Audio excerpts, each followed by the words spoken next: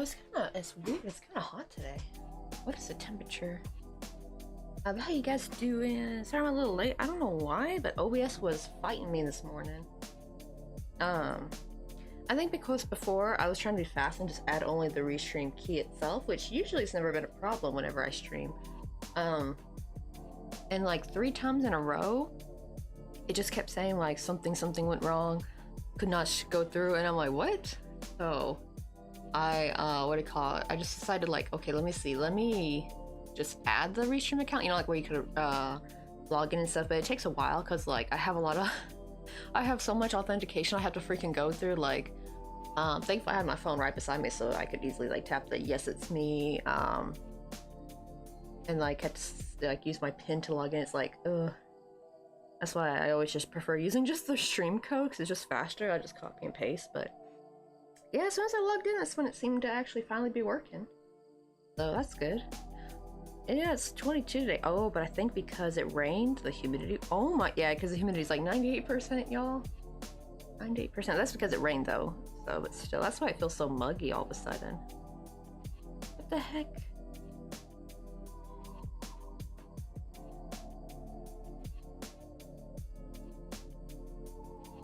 Okay, let me put this aside. Also, let me get some water because I'm parched.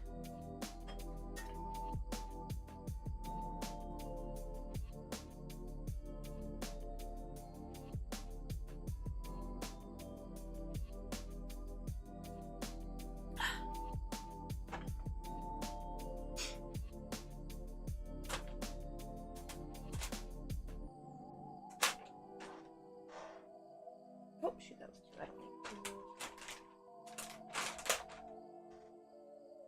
Gonna give my glasses a quick clean.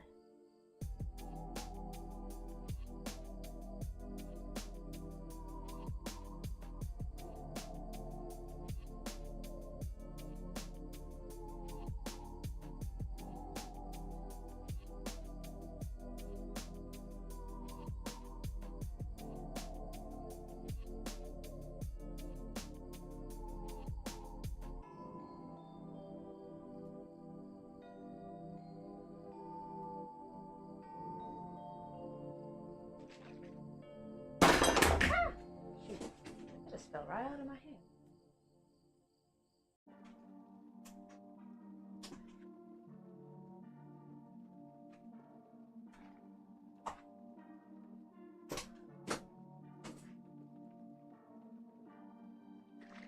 Yeah, I just got a little protein shake. The problem is, I think because today is kind of warm, the the condensation made it just slip right out of my hand when I was trying to shake it. Oh my god. At least it didn't burst open. That would have been a disaster if it did that. Let's see, oh, how much more stuff do you need for the little house? So, we just finished this bottom panel. I'm thinking before I start crocheting the sides, I actually want to go ahead and maybe sew the panels up, like the front and back. It just hit me that I technically could have started with just crocheting this piece, and then I just could have like gone through, I guess technically having the good side down, it would technically be the front loops. But no, I guess it is the back loops, yeah. So technically I could have rejoined with the back loops and then crocheted the panel, and all I would have had to do was just like sew up the sides instead of having to sew each panel onto the square. Like, so we're gonna do that for the sides definitely. If anything, that'll actually help keep things accurate too, because like if you just make all the panels separate and sew them together, sometimes there's room for like maybe if you add an extra stitch and there's like maybe it's too long or too short, or sometimes tension, right? Like sometimes with tension it'll look kind of wonky, even though it's the same exact stitch count. But yeah, we're gonna sew these together. I think these are the same stitch count. My gosh, I hope they are. They should be. Let's sew these together first before we start working on the side. I think, ooh, I wonder, is that, so you guys can't see the tier either, right? I can't see, it just has a question mark for the tier, so, ooh, I wonder if that's like a, is that like a hint? Because they said they're supposed to be like Pokemon that are wearing Halloween costumes, but they're only for tier A and tier B. So I'm wondering if they like put a question mark. Also, oh, where's my PNG tuber? Uh-oh, where'd she go? Hold on. I just realized she's not here. Well, I probably gotta refresh it.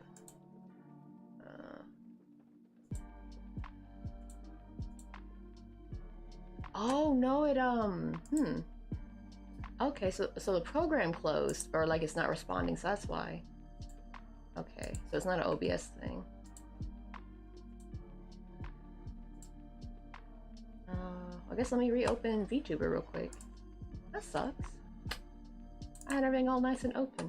Also, Stream Avatars crashed earlier. Is Stream Avatars running? Let me see. Okay, it looks like at least Stream Avatars is working, thank goodness. But yeah, that crashed earlier too. That's why I was a little bit concerned, because like earlier when I was trying to go live, both computers' monitor screens went black, and I thought the computer shut down. I was like, whoa, what the hell? And now it came all back, and that's when like the OBS error message popped up saying it couldn't stream. And I was like, what the heck? You know? Like, what's going on? There we are.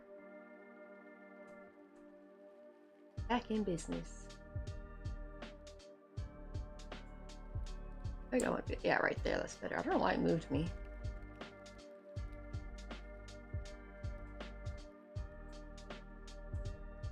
Also, just to make things easier, let me go ahead and get video configuration opened. I use it for whenever I need to show anything close. There we go. Get that pop. It's easier to see if I have it over here. Let me a quick sip of my protein shake. This is just something I can like sip on all day. For some extra protein, it's goat's milk protein. So it's supposed to be, I don't know, they kind of said there was really not much difference between like, what do you call it, dairy protein and like goat's milk protein. But I wanted to try because I never tried it before. It doesn't really taste that much different to me.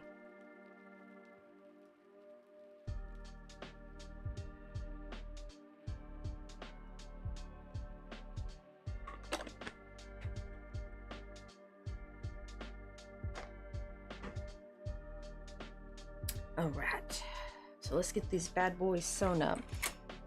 Okay, where's my correct needle? Actually, I want to see if I can use my dull tip needle, because that is the problem when it comes time to sew stuff up, is always... Oh, I have to rejoin on here. Also, let me see if I can pinch these little yarn thingies.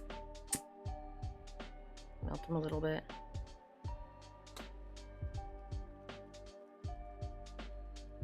So they don't come undone.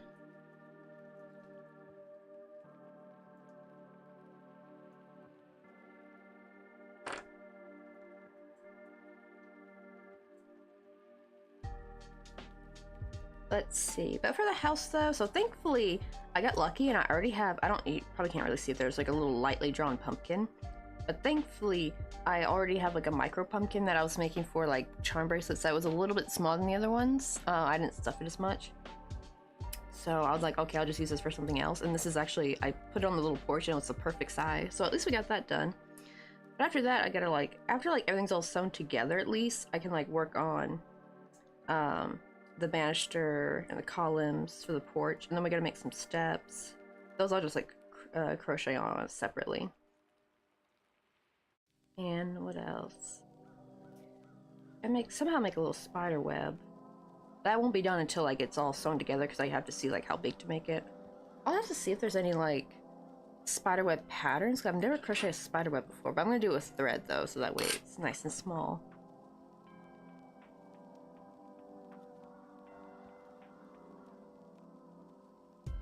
Let's see, this needle might be too big. It's like that. It's like more the needle size itself is fine, but the needle head is kind of big, so I might not go through. Let's see.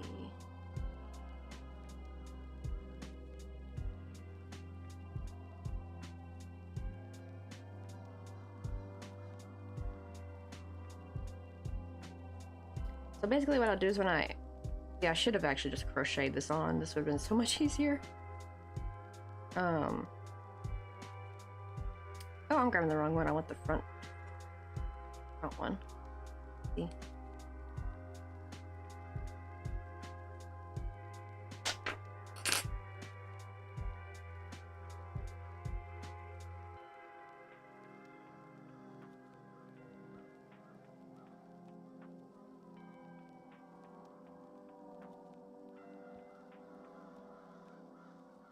and what you do is, for this side I'm gonna go through the back loops, and then for the piece I'm sewing it on, I'm gonna go through all the loops, because it's kind of the same as if you would have crocheted on, which I'm thinking like, oh, I should have done that. It would have been so much easier. You know what? I think that's what I did with the gingerbread house, because it's been so long since I've made it. Well, I don't know. I think I wish I had some pictures, like progress pictures. I might somewhere on an old phone. I made that before I got my current phone. So it's possible. Also, I'm gonna leave this yarn tail a little bit over here for later if I ever want to, if I need to like sew up anything extra on that side.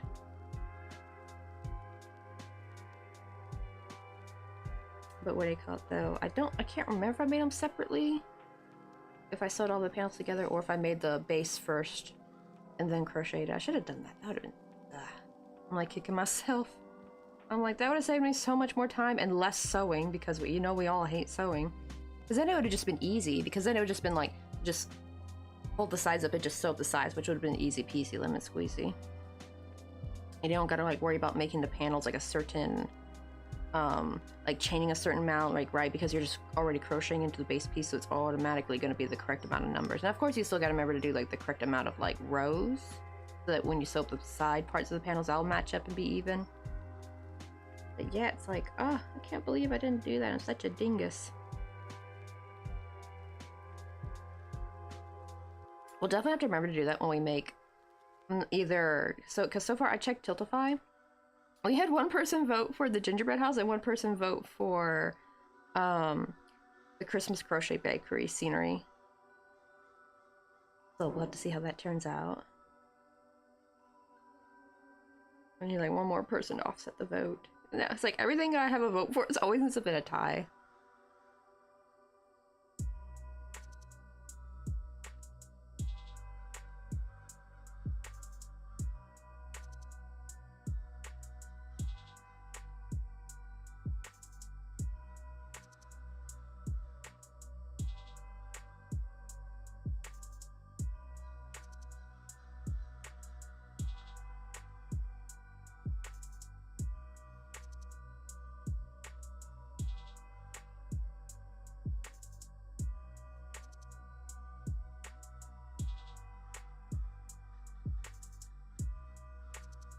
See like how nice it's turning out. Basically what I like to do is before I put the panels on, I like to sew the bottom ends of the panel, and then I would actually add the actual paneling, like the stock card and all that, or like cardboard. Like usually for smaller things, usually the thinner cardboard is better, but always if it's too thin, you could always like layer it up. That's what I do as like and you could think of like things like old cereal boxes. You don't have to like go out and get fancy cardstock. I think that's what I actually used to use back in my parents' house. I used to use actually the cereal boxes. Just sadly now I don't buy cereal in Korea. I don't really have any like thing like that really, like leftover thin cardboard to use. Like most stuff's like in a bag. Like the shipping boxes will be a bit those are too thick though.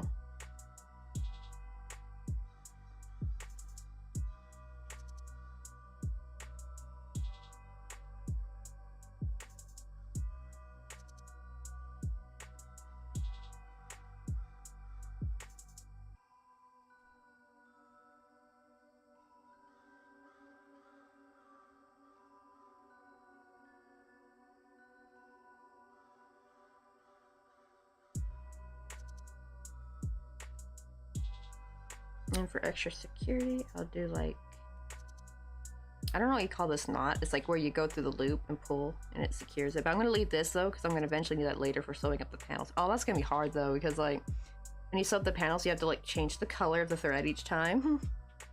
That's going to be a nightmare.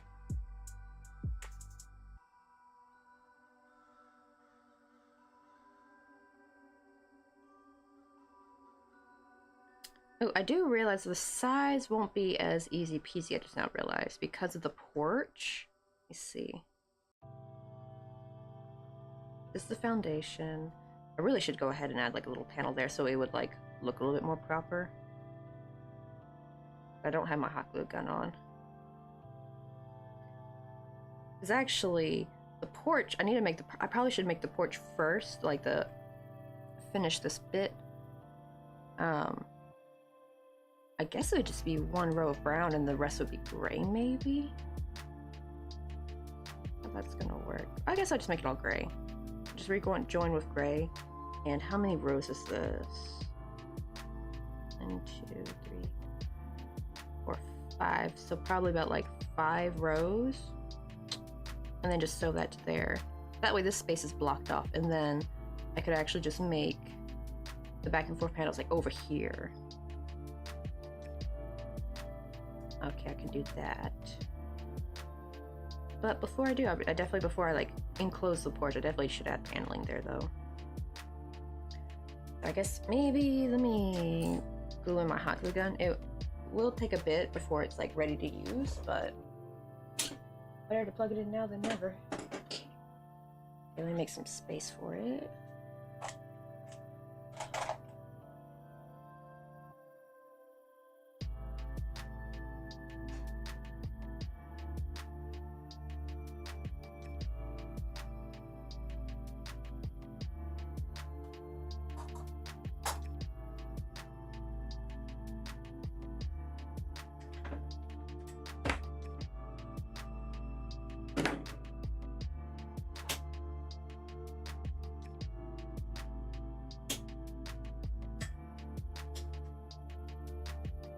Let me go ahead and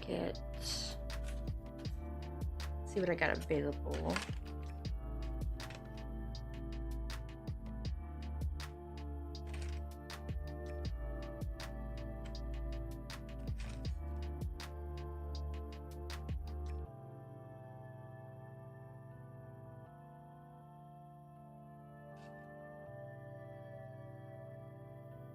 This one's long enough. Okay, where's my scissors at?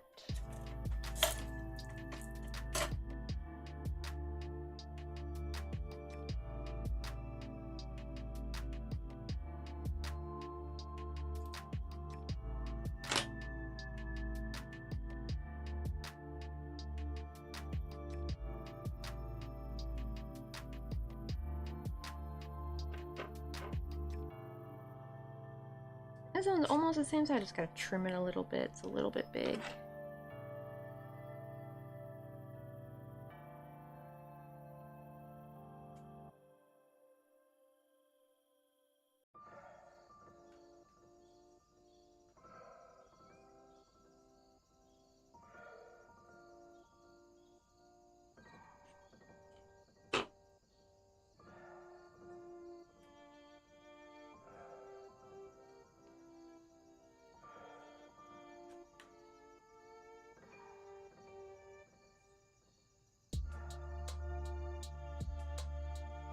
I also like to cut, like, kind of dull these corners a little bit. It seems so, if they're sharp, they will sometimes kind of poke the crochet.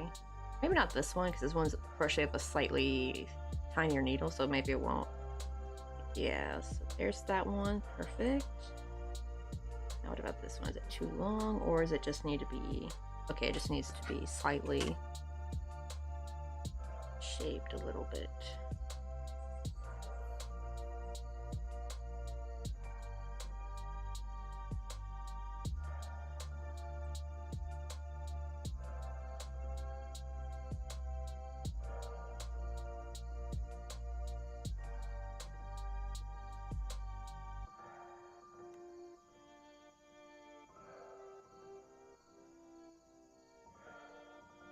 Ooh, okay, so not only do we have a beach here type, but it's also event spawn. So let's try to go for that. Maybe we'll finally get a Halloween Pokemon. I don't know if it lets you know. I hope the game lets you know if you caught a Halloween Pokemon. I mean, it lets you know when you caught a shiny, so I would assume it would tell you. There we go. I accidentally cut up a little bit too much on that corner, but oh well. They don't have to be perfect. It's more like you just need a good amount in the middle.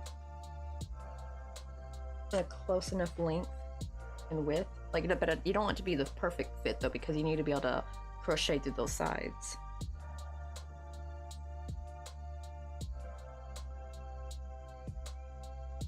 Okay, I'm definitely going to pull out probably like a bigger sheet of cardstock, Because I try using my scrapyard stock first, because I don't want to use the good cardstock. I kind of use that for like earring holding cards and stuff like that. But these are bigger pieces, so I'm definitely gonna have to like go grab some.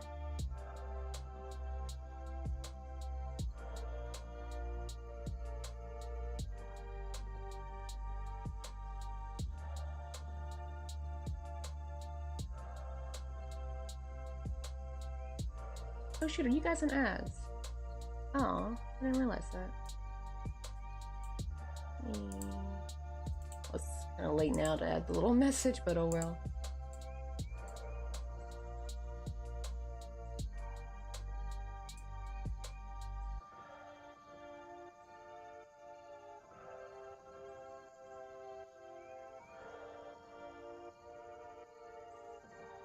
At least, yeah, this is because it's the first one. The first one they always play at the stinking like 32-minute mark. And after that, it shouldn't be till like the next hour. Oh my god, whose car alarm is that? Oh my god.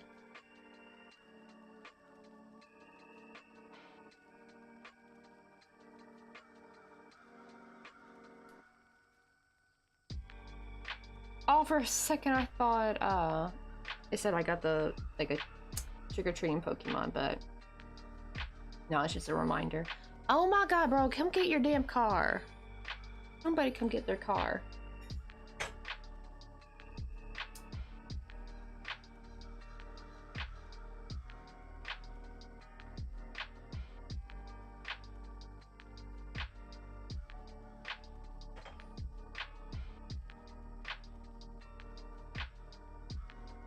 Is hot enough? No.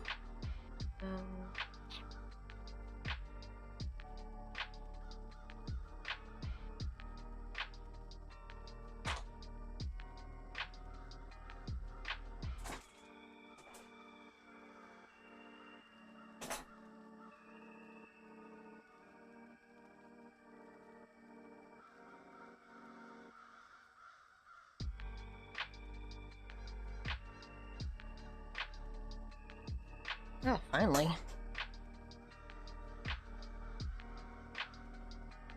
It's still warming up, so let's go ahead and sew on. Thankfully, I have this one already attached.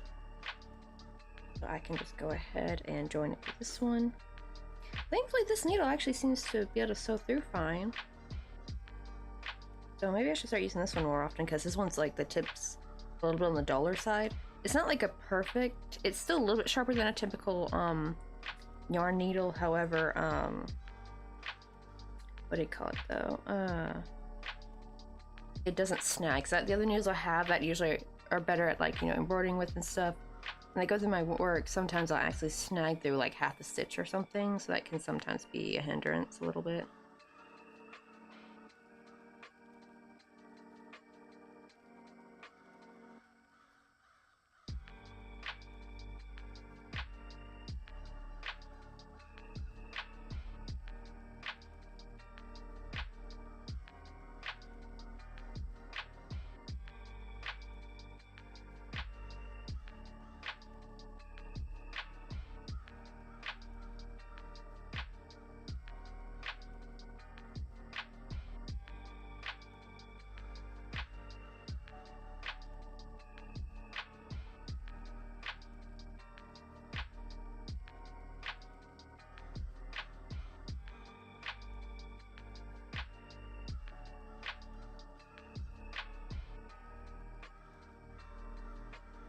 Hey, Thunderpup! Yeah, still working on the house. Oh yeah, this is gonna be like one of my bigger projects because I have like so many little details I need to add. We're finally adding the panels to the bottom, and I had an epiphany yesterday that I realized I could have just sewed the bottom base first and then just crocheted back and forth, like just rejoin, right, and work through the back loops, and I could have just made the panels that way. I will say it would have been a little bit harder adding the single crochet edge, but I still could have done it. I just would have had to rejoin to do it, whereas I had to like finish off and then rejoin for the bottom and then add a single crochet edge. But yeah, that would have saved me a lot more time and a lot less having to like make sure like I chain this the correct amount right. You don't have to do that if you're like crocheting onto the panel already. So I'm definitely gonna do that for the next structure if I ever make one, which will probably be either the gingerbread house or the Christmas crochet bakery. Because we're doing, what do you call it? We're raising money for the Breast Cancer Research Society, and not society, research facility, and what do you call it? So on my Tiltify, I have like a little incentive. Like when you donate, you get to vote towards whether you want to vote for like which will be my next project. They're all Christmas themed, and so far one person voted for the gingerbread house, and one person voted for the bakery scenery. So we have a bit of a tie, and I'm hoping more people vote because like I don't know what. I guess if there's a tie, then I'll just do a poll in chat, I think. And then we'll see there. That'd be hilarious if there's another tie there. But yeah, I think I'll just keep doing polls until we reach an agreement.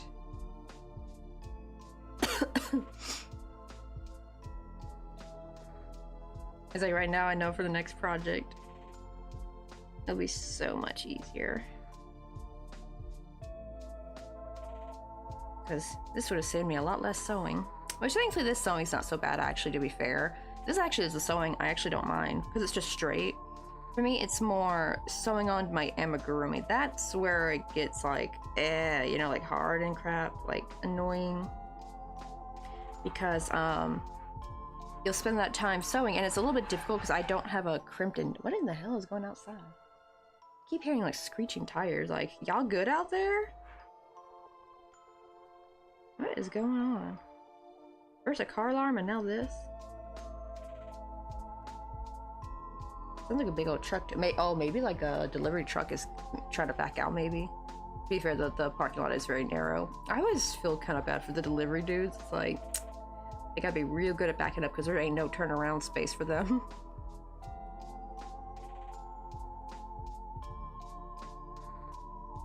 But, oh shoot, I forgot what I was going on about before the car distracted me.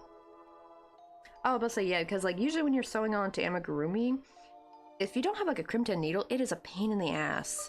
Because like you're trying to really get to that spot you need to get through, but it keeps like not hitting the stitch because like your needle's straight and you really need to, because if you have a crimped in needle, it helps get into like those little crevices, and I don't, and it's so annoying.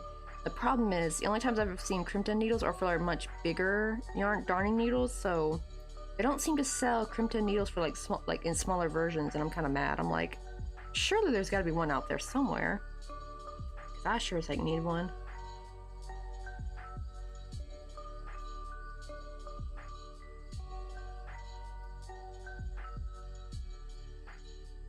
Maybe there will be one day. Maybe I need to go to like a fancy sewing shop or something.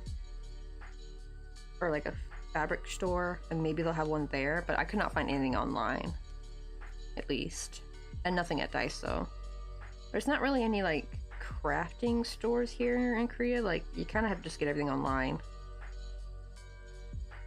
Oh, this is one I did not go through.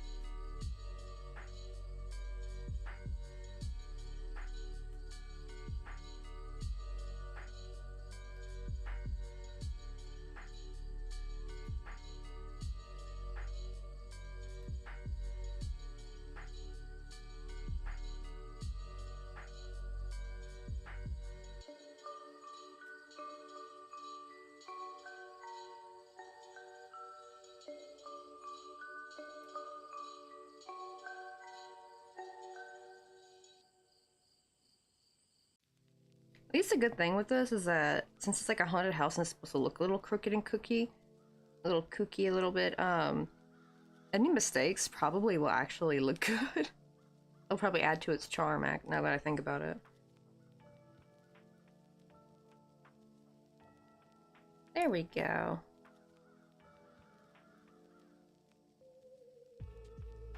Okay, let me just secure it one more time.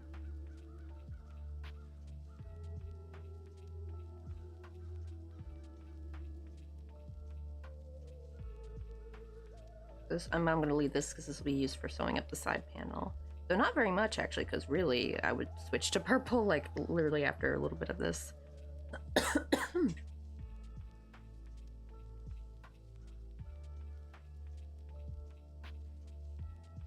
So now let's get, okay, oof, uh-oh.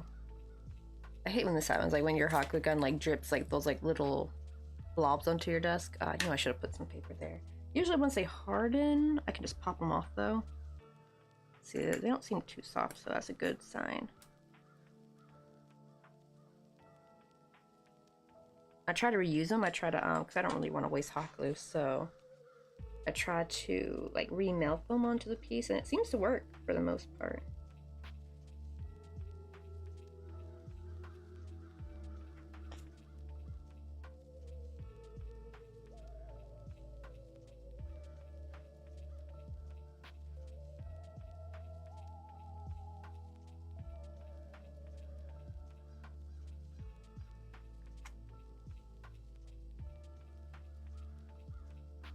And just squirt on just a little bit of fresh hot glue.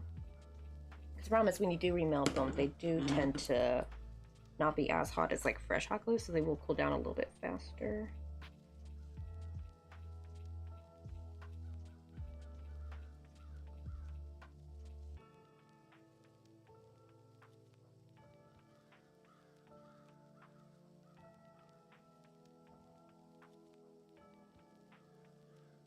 There we go.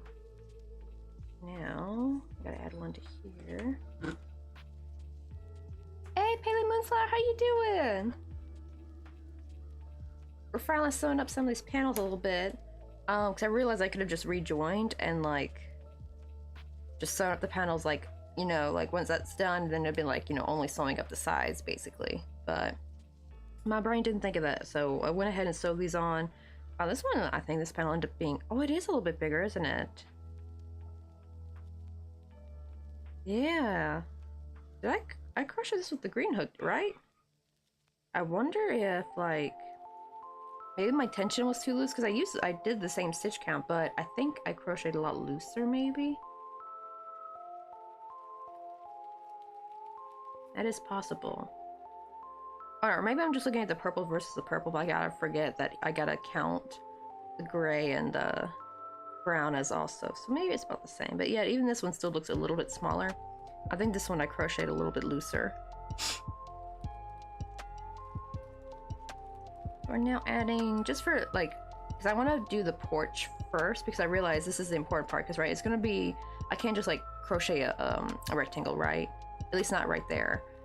I need to first fill in the gap for the porch first, then wherever I finish off, then I can start here and crochet back and forth there. Actually, wait,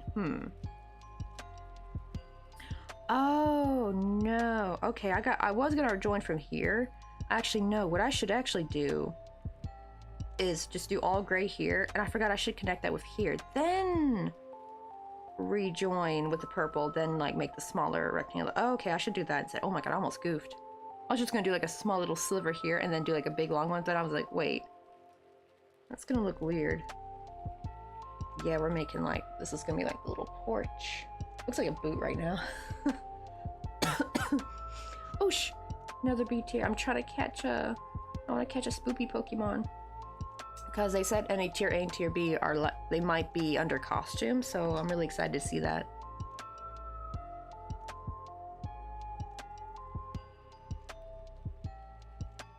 I want to really death grip my protein shake, because like earlier in the stream, no one saw it, but like I went to go shake my protein shake, and because the condensation is a little bit warmer today, it just slipped right out of my hand and flew across the room. And I'm so happy the cap did not burst off, because that would really be horrible if it did, because that would have been a mess.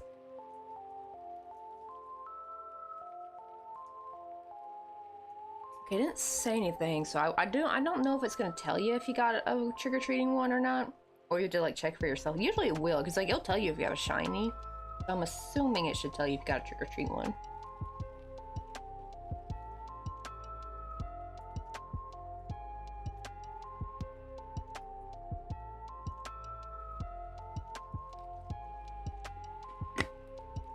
I guess it's super rare. I mean, I hope I catch at least one.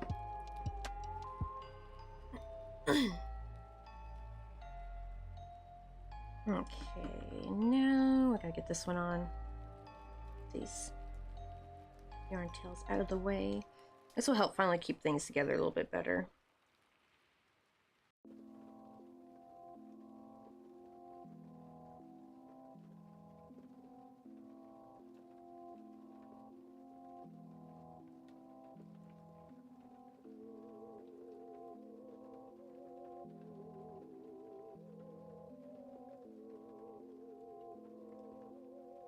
There we go, finally. Yeah, it takes a bit. I try to reuse, it's like, you know, like when your hot glue kind of drips a little bit. I try to save those drippings actually and reuse them. You just have to like literally press your hot glue nozzle to, and they'll remelt into the piece. I used to throw them away. Now I try to remember to keep them. Oh my god. And also hot glue guns are notorious for just falling down. It's like they never want to stay upright.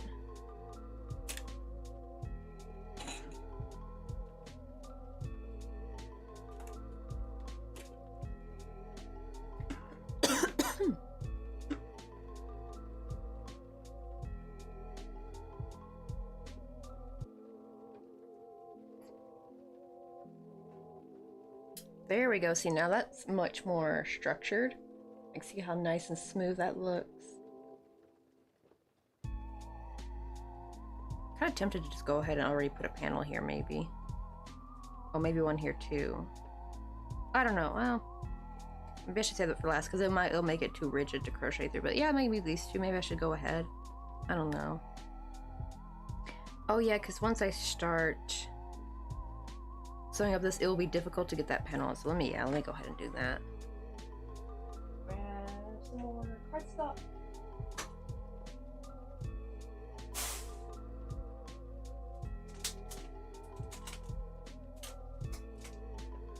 Oh, I actually have some scrap. Okay, never mind.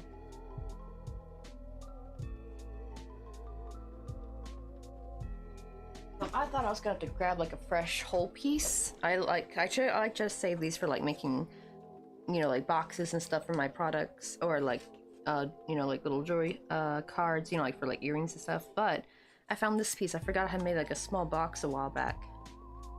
So I forgot I keep the bigger scraps over there, because there's like no place to keep it over here. Let's see.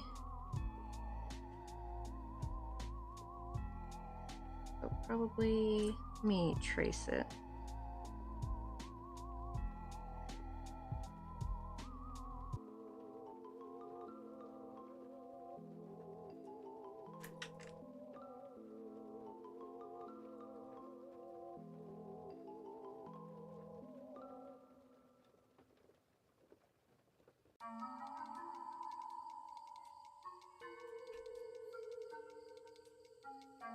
And usually I'll go in a little bit less. Because usually like what you trace on the outside is going to be too big for it.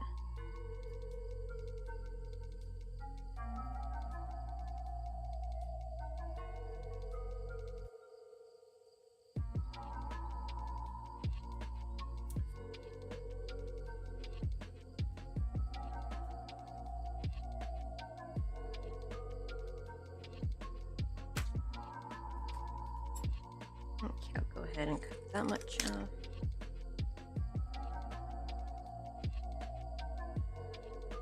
And these bits can be used for like Put in my little smaller scrap bin. I'm really glad I saved this because it really just saves me money. If I was like to throw away these each time, man, that'd be such a waste. Uh-oh. Oh, is... Oh my god, I thought that was OBS for a second. It said USB not recognized? Okay, I don't know what USB you're talking about, computer, but okay. Go off, sis. I didn't try plugging nothing in.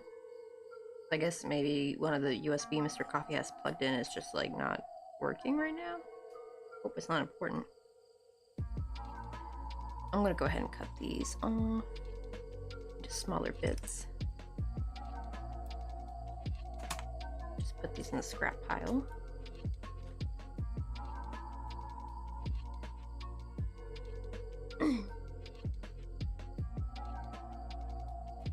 How's that look? Ooh, perfect, right? Like it doesn't affect any of the stitches on the side. Beautiful, that's exactly what I wanted.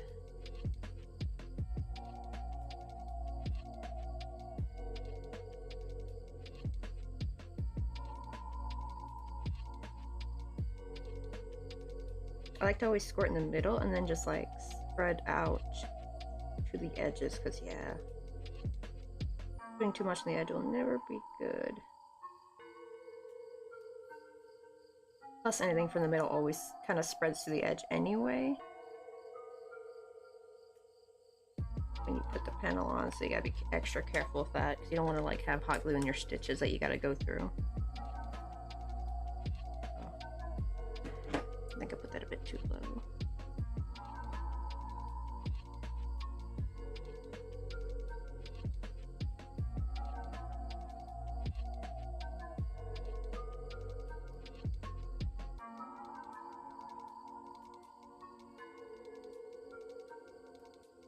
It just always looks so much better once I get some paneling on.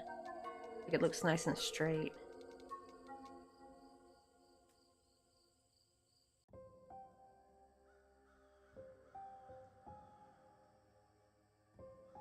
I'm debating if I wanna... Probably the stairs will be brown, I think, when I make the stairs. But I'm gonna make them kind of like open.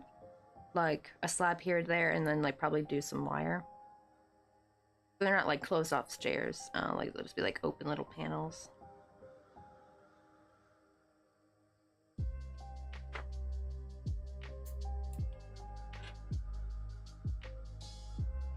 Okay, I need to put some glue here. So you see this panel kind of coming off in this bit. Thankfully, there's usually sometimes some residue glue on the nozzle. That's usually just enough for this kind of stuff. Yeah, if I tried to squirt glue in that spot, that would just be a disaster. What about this side? Is this side? Yeah, got a little bit.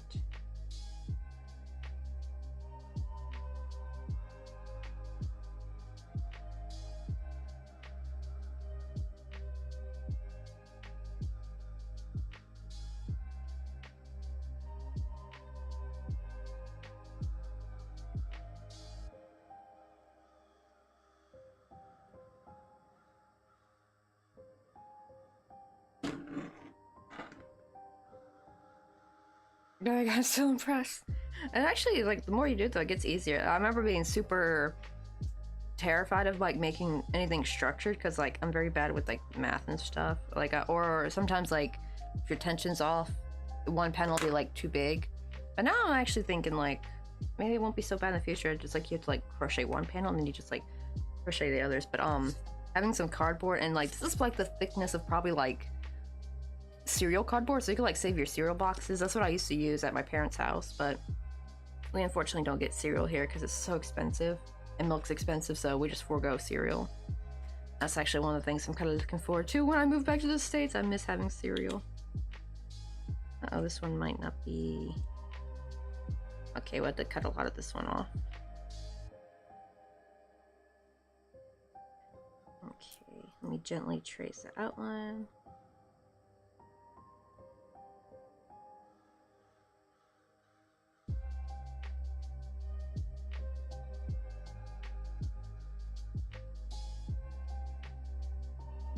And what I do is I just kind of go in,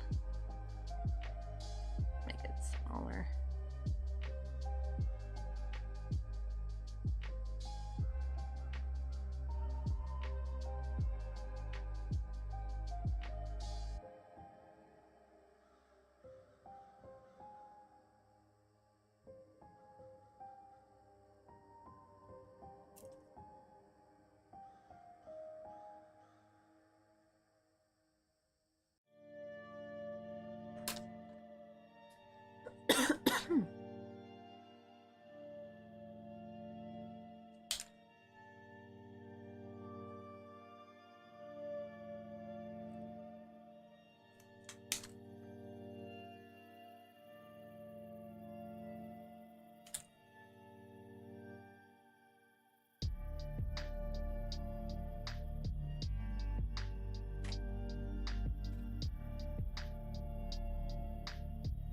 Oh, forgot to round these out at the bottom.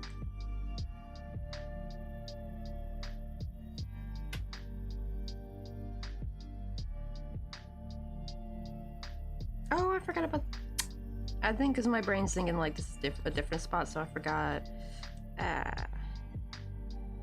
This is better for the top. So I'll just... let me get like a little piece of...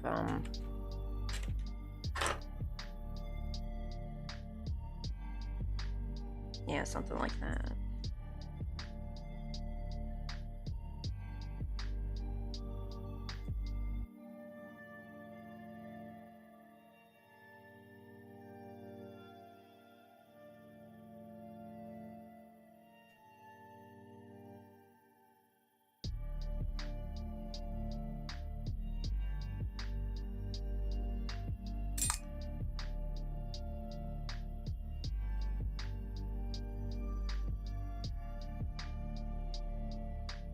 Let me do the big one first.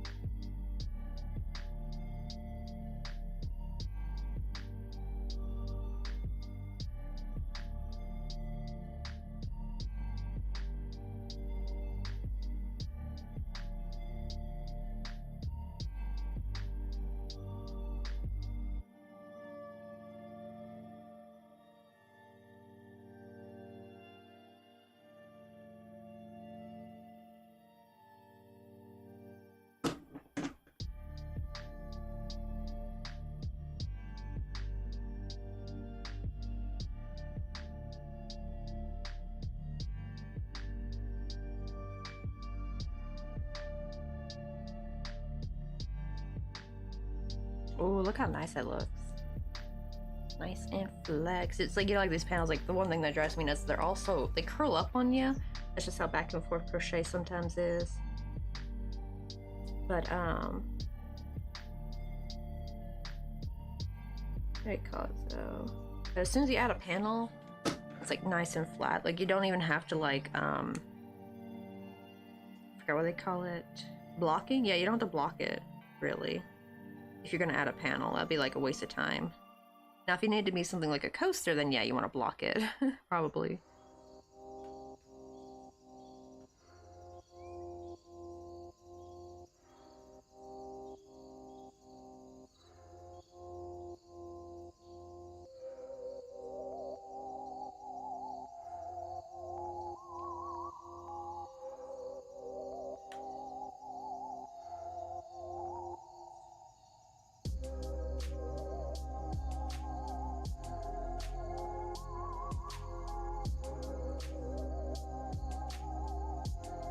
Actually, let me see. Oh yeah, I was like, there's a bit of glue right there, so let me try to reheat that. If I can get this in a better bending position.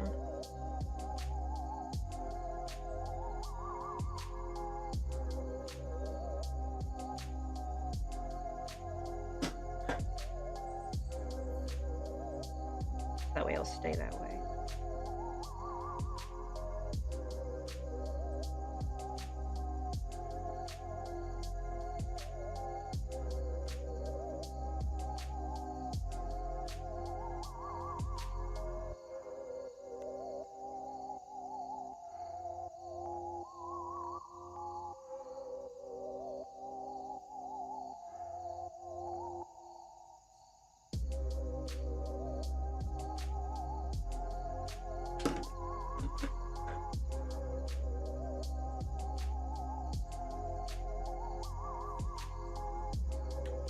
I put some hot glue there, so I'm gonna try to get to bend at a 90-degree angle, so that way when the hot glue cools, it'll stay that way.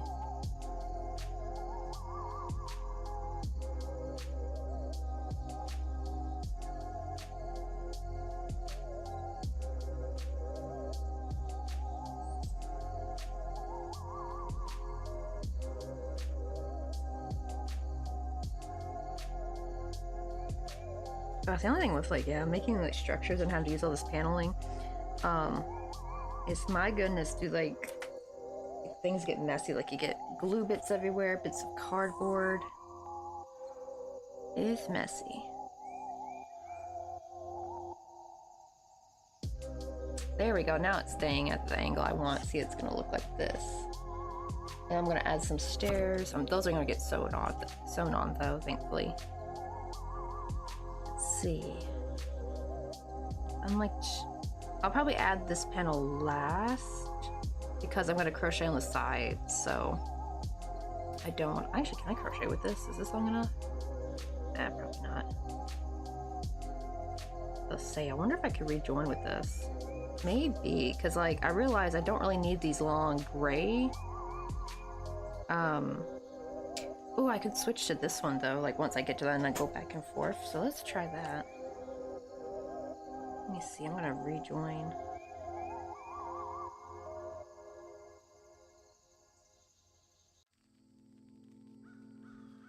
I'm gonna use this instead, so I don't waste.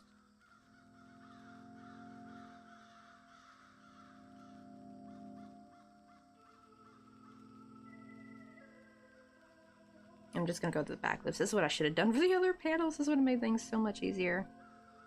I didn't have to like keep chaining and sewing. This actually would have looked, it would also look a lot cleaner too if you do it like this.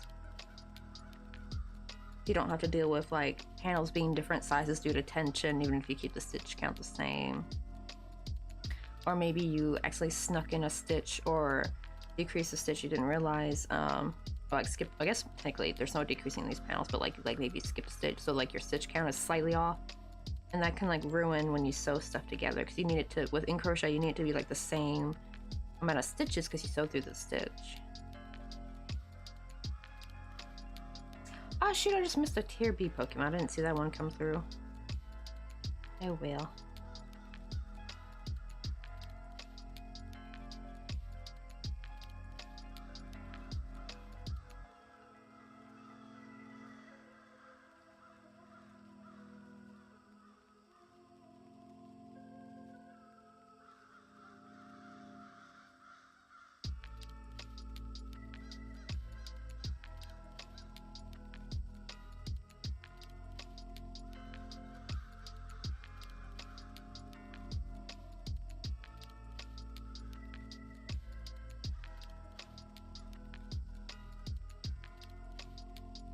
Oh, this was like just enough to do this one row.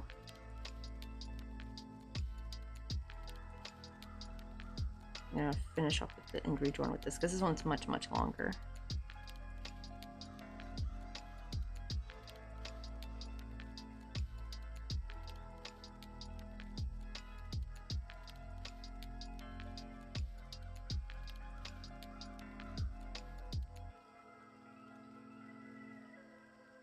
How many rows is it? It looks like 3 there. Looks like 4 over here.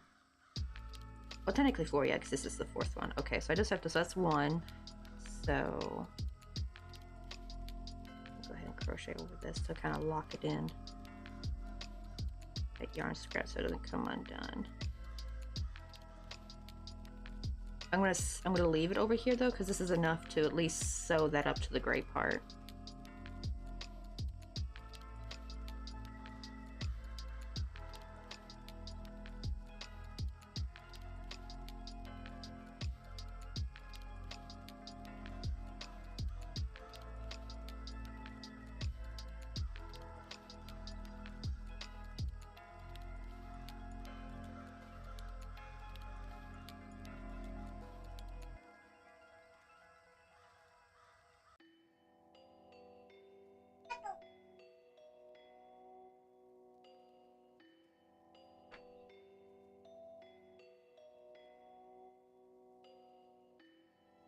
Oh, I thought it was Mr. Coffee. No, it's one of those.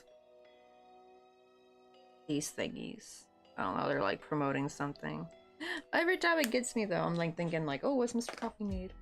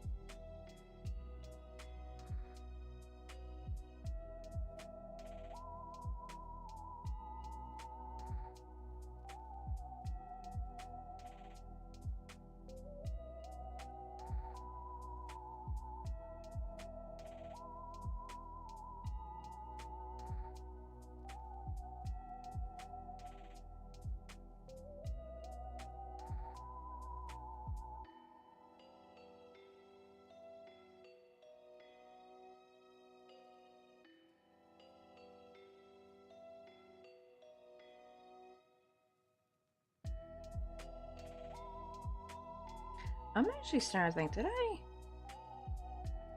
This panel stitches look so much bigger than these, and I'm wondering if maybe I accidentally crocheted this one with the pink hook. I don't know if there's a VOD of this one, because there was like one day where we forego using Restream because it was not working. Wait, did I still stream with the VPN though? I think I did. Okay, so maybe there's like a Twitch bot. I'm gonna check and see if I crochet with the pink hook. That one's slightly bigger than this green one. The green one's close to like my 1.4 and this one's close to like a 1.3, I think. So very similar, but they do make much smaller stitches.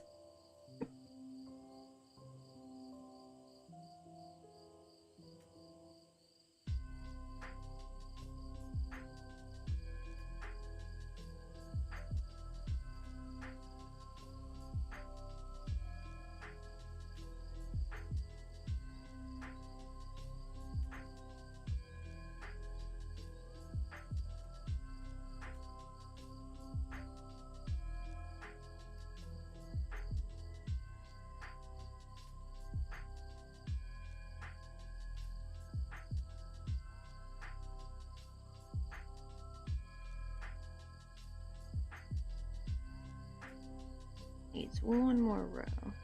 Uh-oh, this row's getting short though. Oh no, I thought it'd be enough. I gotta do one more. So I might have to rejoin.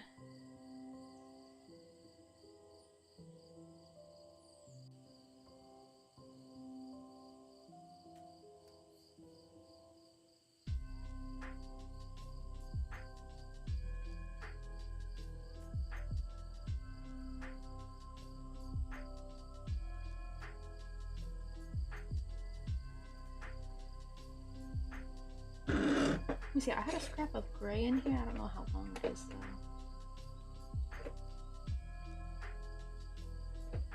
If I could like use that. Yeah, maybe this will be long enough to get to the end.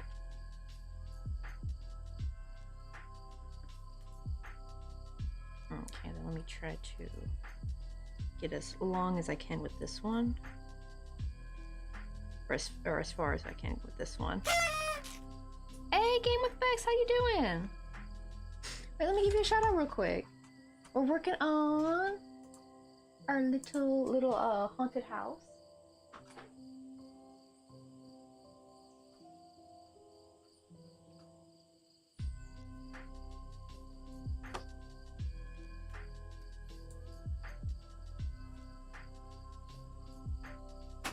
But how you been doing? How is your not Halloween, I almost said Halloween, but how is your fall going? How's your October?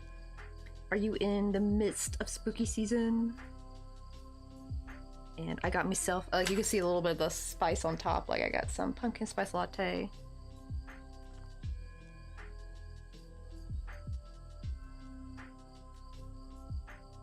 Oh dear, I think I made it a bit too sweet. Crap. Oh well. I just remember not to add as much sweetener next time. Yeah, I even thought this morning when I was putting my sweetener, and I'm like, is that, I don't know, did I put a bit too much? And yes indeed I did. Okay, let me move this over here because I want the yarn tail to go over there. But we're trying to get the side of the foundation just high enough so we can set it up to the porch. And then we can work on the side panel. Oh, lucky! You got October birthday. Oh, wait, hold on, let me pull out. Get these out of the way. Let me pull out the biscuit. Hey Caleb, how you doing? Today's a bit of a messy stream because we're doing the paneling and it's always so messy, but what would you like to decorate the crochet table? We got so many little characters. We got the Fortnite Loot Llama, we got a wedding penguin. We got Molong with a strawberry. We got a regular cow. We got a strawberry cow. We got Pushing at the beach. Got Christmas penguin, gingerbread house. Let's Crank from League of Legends. Douse the derpy duck with his little toasty bag.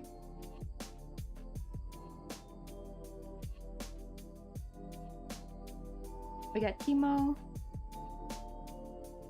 And, oh, we got like a little cactus dwarf. It's got like a creepy smiley face on the other end. This was when I was trying to practice how to needle felt onto crochet. But yeah, you get to pick what gets to go on there. We got Petunia the bunny wearing her Chuseok hanbok, because Chuseok is like Korea's like Thanksgiving time. And also we got the original Petunia that I made last spring, I believe. No, not last spring, maybe the spring before. I don't know, maybe it was last spring, I can't remember. Oh, little Umbreon? Yeah, let me give her her little pegged leg. I gotta give her like a little needle.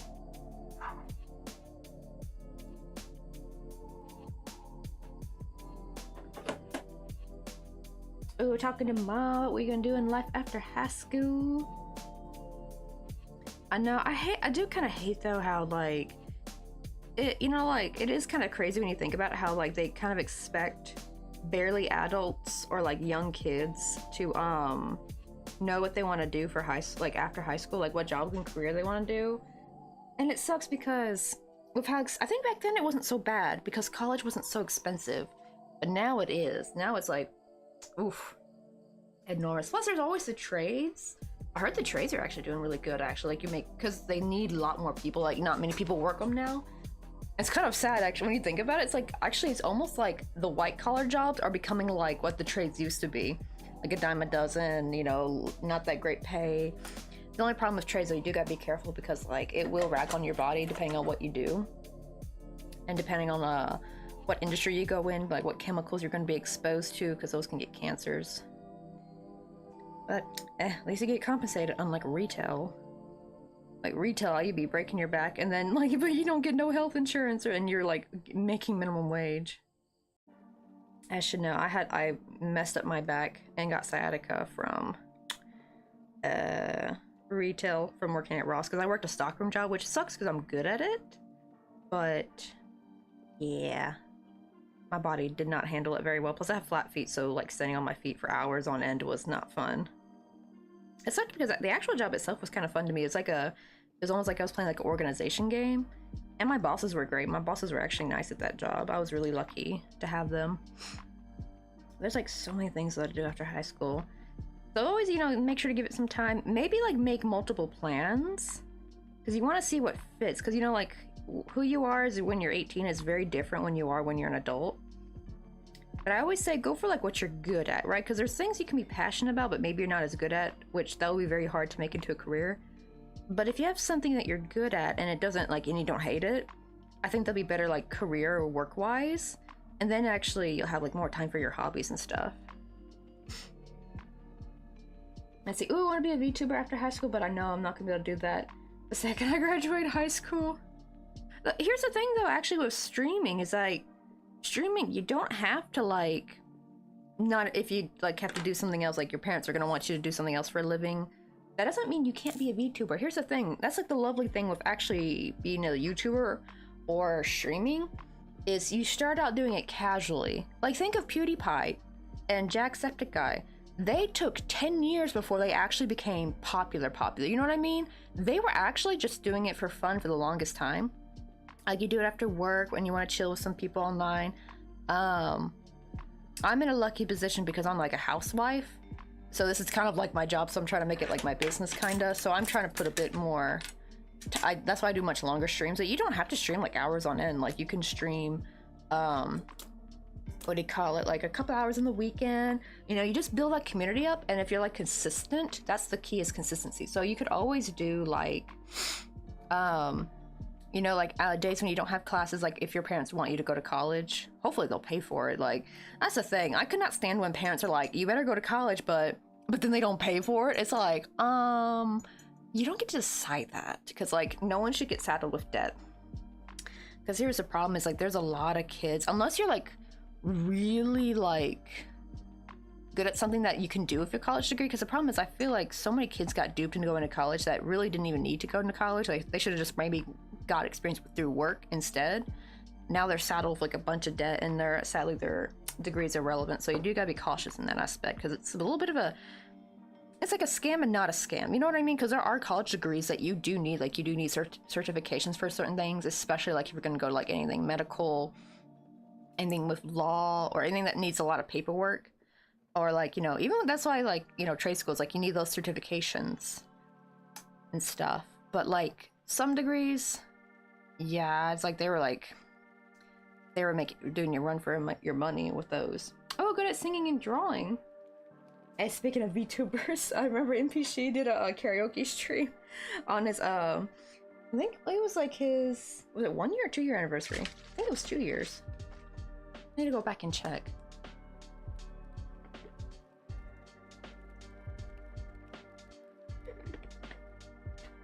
That's the beauty of streaming though, is that it's something you can do casually. Because that's what a lot of YouTubers and streamers did. They just did it casually before they went full time. Like you can be going to school and doing it after, because it can be a little bit stressful depending on what type of job you have though. So I would always recommend trying to find a job, because I know like people complain about 9 to 5s, but usually with 9 to 5s, as long as you don't have the type of job where they like harass you after hours, 9 to 5 is not so bad, because think of it, you got the whole evening to yourself, and you got the whole weekend to yourself. That's the problem with like, because I remember when I worked for Ross, I like, right, it's minimum wage. However, I never had a weekend for like 2.5 years straight, because I would only have Thursdays off. And that's because I had to force it off, because they tried to make me go on Thursdays as well. But we also would get a lot of Saturday trucks, so I had to come in on Saturdays. So I would have Thursdays off, and then I'd have Sundays off. And it's like I never had a full weekend. I only had like 1 day off. You know, like you don't get those 2 days off. Wait, how did I start streaming? So originally I started with YouTube on my phone. That didn't go nowhere really. That's why I recommend, if you're gonna do streaming, definitely start with Twitch. Because I know some people say streaming on YouTube is better, but I think you're not gonna really grow on YouTube, I think. It's like YouTube just doesn't have the same, I don't know, algorithm for streaming like Twitch does. Because I grew, and I've seen a lot of the crafting streamers grow so much faster. I think maybe gaming could be a little different. Like maybe do gaming, maybe you can still do well on YouTube. I don't really know that aspect of, actually, when I think about it, I think I actually got more people in from the YouTube side when I would game a stream. Remember, like I used to do more game streaming, which we will actually do in a little bit, because I need to do a Halloween community game stream. Probably close to Halloween. It won't probably be actual Halloween day, but like maybe close to it. But yeah, like, what do you call it? I think so. Maybe gaming's not so bad, but like for crafting, it was like crickets. And I would stream on my phone, and I just got like absolutely nowhere. Okay, actually, I might not sew this up just yet, because I realize, well, maybe should I add a small panel here? Maybe let's do that, because I want this to be, because it'll be hard to add a panel later once I already, because right, it'll be hard to get inside that little bit. But first I started with that, and then Mr. Coffee, well, we were saving up for a desktop PC, and when we finally got it, that's when I started streaming actually. So that August of 2021, yeah, 2021 is when I started streaming. And I only did like crochet streams like a few times, but I noticed that the gaming streams didn't do as well compared to the crochet streams. And then when we moved to this apartment in spring of 2022, that's when I went like mostly full crochet streaming, maybe occasional throw in a game stream here and there, and that's how that started. Save that over here because I do need that yarn tail. That's how I started streaming. I just like I was consistent on the YouTube side, and I just could not get past 10 viewers on YouTube with my phone. Granted, it was only once a week, but I think YouTube streaming only works if you're like an established YouTuber. But if you do plan on doing like gaming stream, Caleb, definitely make sure to take lots of clips and stuff, because then you can actually turn that into like YouTube material. And if you get like a good following on YouTube, then you can like do some like, or you can do restreaming, what I'm doing right now. I think Twitch allows it now. Just be cautious, because you're apparently not supposed to be doing what I'm doing, which is having the chat on stream, where if it was just a Twitch chat only, that'd be fine.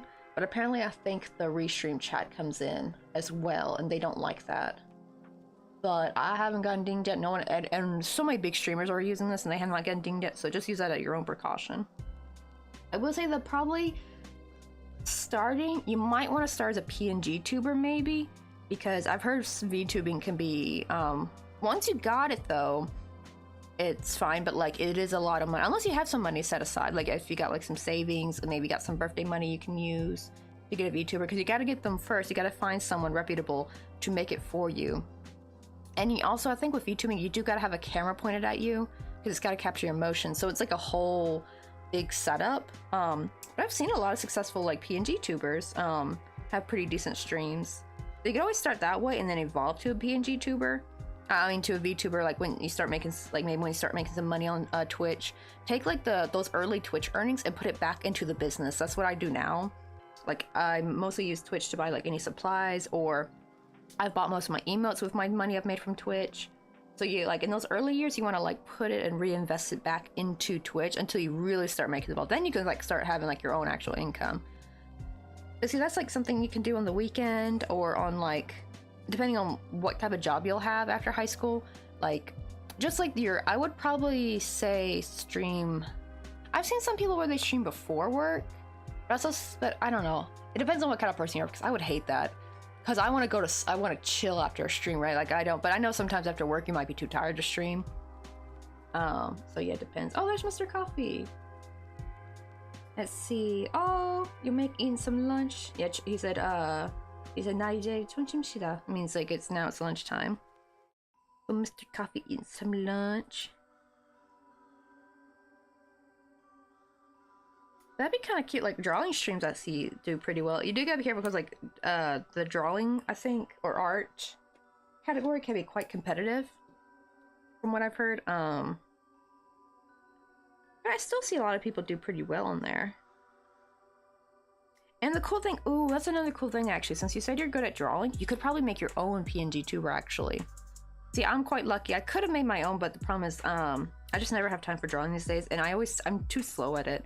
I thankfully had one of my pals, Stephanie. She actually made me this PNG tuber. Now the little extra bits you see me wearing, like let me show you. Those are just clip art I got from Canva that I just like took. Uh-oh, what is that? What the heck? It's like, do you recommend Windows PC? What kind of alert is that? I thought, oh god, that scared me. I thought like, what they call it was, I like this one, the little dapper one. Got the masquerade one. Oh yeah, that's the one I wore most of my freaking Shimmerversary. And it's funny too, because Cracky Jellyfish had donated, because it was only for like, if you had donated gifted 3 subs or more, or I think 5,000 biddies, you could change the PNG tuber. And she gifted 3 subs and she's like, here's the 3 subs, but keep the mustache. So I was forever stuck wearing that gosh darn mustache. Oh yeah, I got the kitty gamer ears. I don't think you could really, yeah, you can see those are like little bows. Cat ears, fox ears, bunny ears. The bears are kind of boring. They're not that great looking. They're more too plain, I think. I need to find some better bear ears. Oh shoot, let me sneeze out real quick, hold on. Oh my goodness! Tell us what come on in. It's the love spud attack. Oh, I love that little, oh my god, the little potato with the sunglasses on. He a cool little spud. Hey, we can grab some coffee? You want to go get some coffee? Let me give you a me? shout out real quick. Got my little wireless keyboard right here. Oh, did I think I knocked over Umbreon. Gotta set her back up.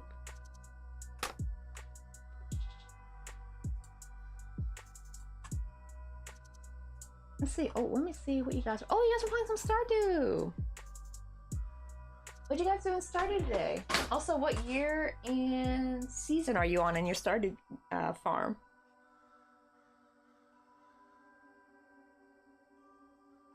Kev, you know what I thought I was gonna be an anthropologist. That's what I wanted to do. And then you find out that every damn, like, it's so weird, right? Because you would think like, oh, that's so honorable, right? You want to be like kind of like a scientist or something, right? And then every single adult, like my senior year of high school, was like, you should think of something like more realistic. And it's like, wow, way to crush a dream. Like, oh, I kind of hated that because like growing up, they're like, you can be anything, right? They sold that lie to us so good. And then as soon as you get to high school, they're like, honey, you need to think more realistically. Like maybe a nice little office job, blah, blah, blah, blah, blah, blah, blah. Like, oh my God, it's just like, liars. I swear, they swindled us. So yeah, I really badly wanted to be like an anthropologist and maybe like work for a museum or something. That ship has sailed. But however, though, I'm kind of glad because like I've actually really found my calling is really like pattern making. Like I'm really good at like just freehanding things. Like just over this weekend I made like the cute like little ghost little ghosty pumpkin house that I'm gonna hopefully try to make a pattern before Halloween hits because I need to finish that. Let's see. Oh wait, it was your first time playing? Oh my goodness. And I'm loving it, and it's year one summer day 15. Let's go. Okay, so you got through your first spring.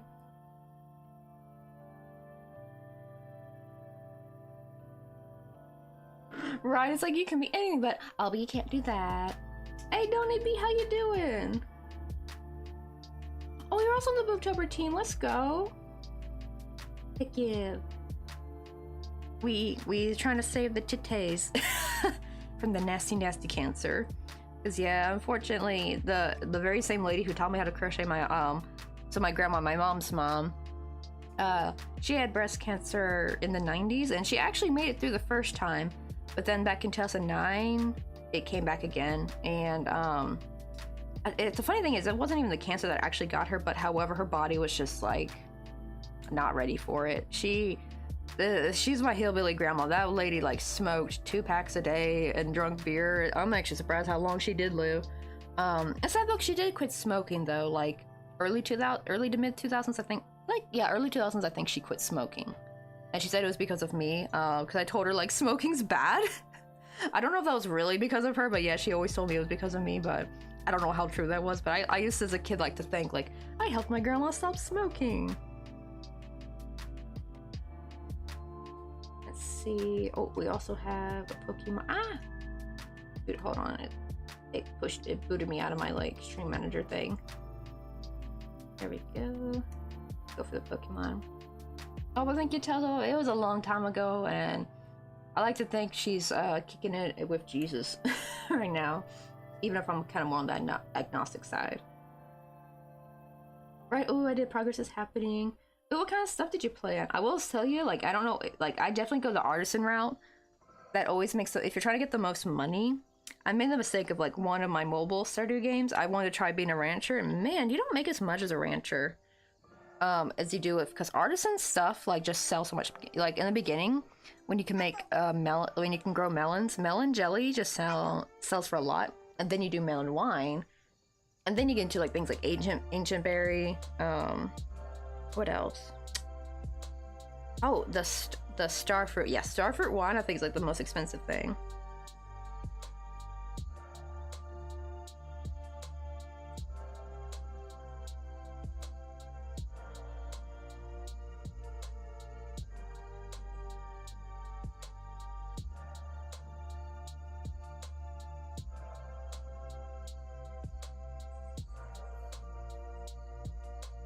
Mr. Coffee said he never knew Kool-Aid was Kool-Aid. And by that I mean like he thought it was spelled with a C. He just found out today that it's been spelled with a K. To be fair, they don't have Kool-Aid in Korea, so as my husband's Korean and we live here in Busan, South Korea. So he's only ever seen Kool-Aid in America, and I guess he just like overlooked the packaging and never realized. He's bought Kool-Aid before. They just now, I think he was trying to see if like the stores in San Diego sell it, because he's about to go to San Diego for a business trip, and I told him, get lots of Kool-Aid. I still have yet to get a rare candy too, actually. Now speaking of that, Pokemon community game, I want to also get the little trick-or-treating Pokemon. That's why I'm trying to go for any like tier B or tier A Pokemon. They said those might be under costume, so I guess it's like a special edition Pokemon. Let's see. Oh, I want to be animal focused. I have a little crop situation. That's good to know about the jelly. Oh, here's the thing. Artisan, it's not just with like, it's also with animal products, because like when you make mayonnaise or anything with animal stuff, that actually also sells for a high profit. Because I think if you're like a rancher, your raw animal products will sell for a little bit more than they normally would have. But if you have artisan, anything you make with those animal products, like say mayonnaise, I think, oh yeah, cloth, I believe, like any stuff like that, that's gonna be even worth more. Like those are just the money makers. Like they make a lot of money. Wait, what's restreaming? Oh, that's what I'm using right now. It's called, if you Google Restream, it is something you like sign into and you add your Twitch to it. Or it doesn't have to be just Twitch, you add like, well, you have to add both. Add your YouTube and Twitch. And for the free version, which is what I use, you can only do 2 platforms at a time. But if you do, I believe like premium or something, like you pay for it, you can do like other platforms as well at the same time. I just stick with the YouTube and Twitch because, you know, like Twitch VODs expire after I think 14 days, but YouTube won't stay, so you could actually have some, you know, forever VODs on like YouTube. So just try to make sure your YouTube and Twitch sound the names, like try to make them the same or as close as they can be, because, you know, sometimes like some names will be available on some platforms but others won't be, unfortunately. Because like my YouTube, I have 2 E's, right? Because I got lucky. But like on here, somebody already had coffee and crochet, so I just put 3 E's by my name. Because thankfully the other person doesn't stream. I always check occasionally to see if they ever do stream, but they don't. So I felt like, you know, I'm just gonna put 3 E's. Because I think if they did stream, then I would have changed my name a little bit to something like, oh, coffee and crochet TTV. Well, yeah, that's too like cringe, I think. That's too gamer cringy, like putting TTV afterward, but like, I don't know, or like Coffee Live. I don't know. I would have came up with something different.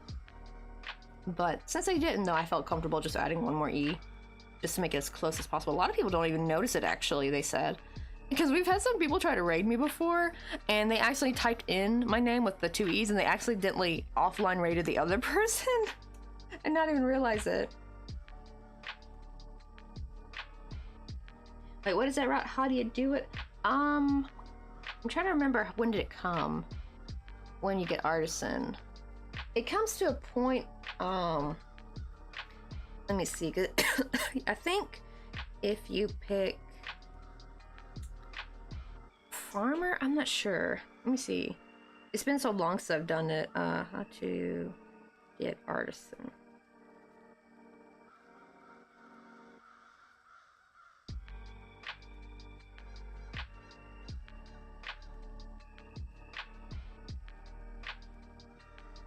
Okay, so first, once you reach level 5, you're gonna get to pick between, I think, tiller and something else. I forgot the other choices, but you want to pick tiller. And once you pick that at level 5, then around level 10, then you can pick artisan, because it's gonna be probably a while before you reach it, because it is like level 10. But once you get that, any of your artisan goods will sell for 40% more gold. Like, that's how much more they sell for.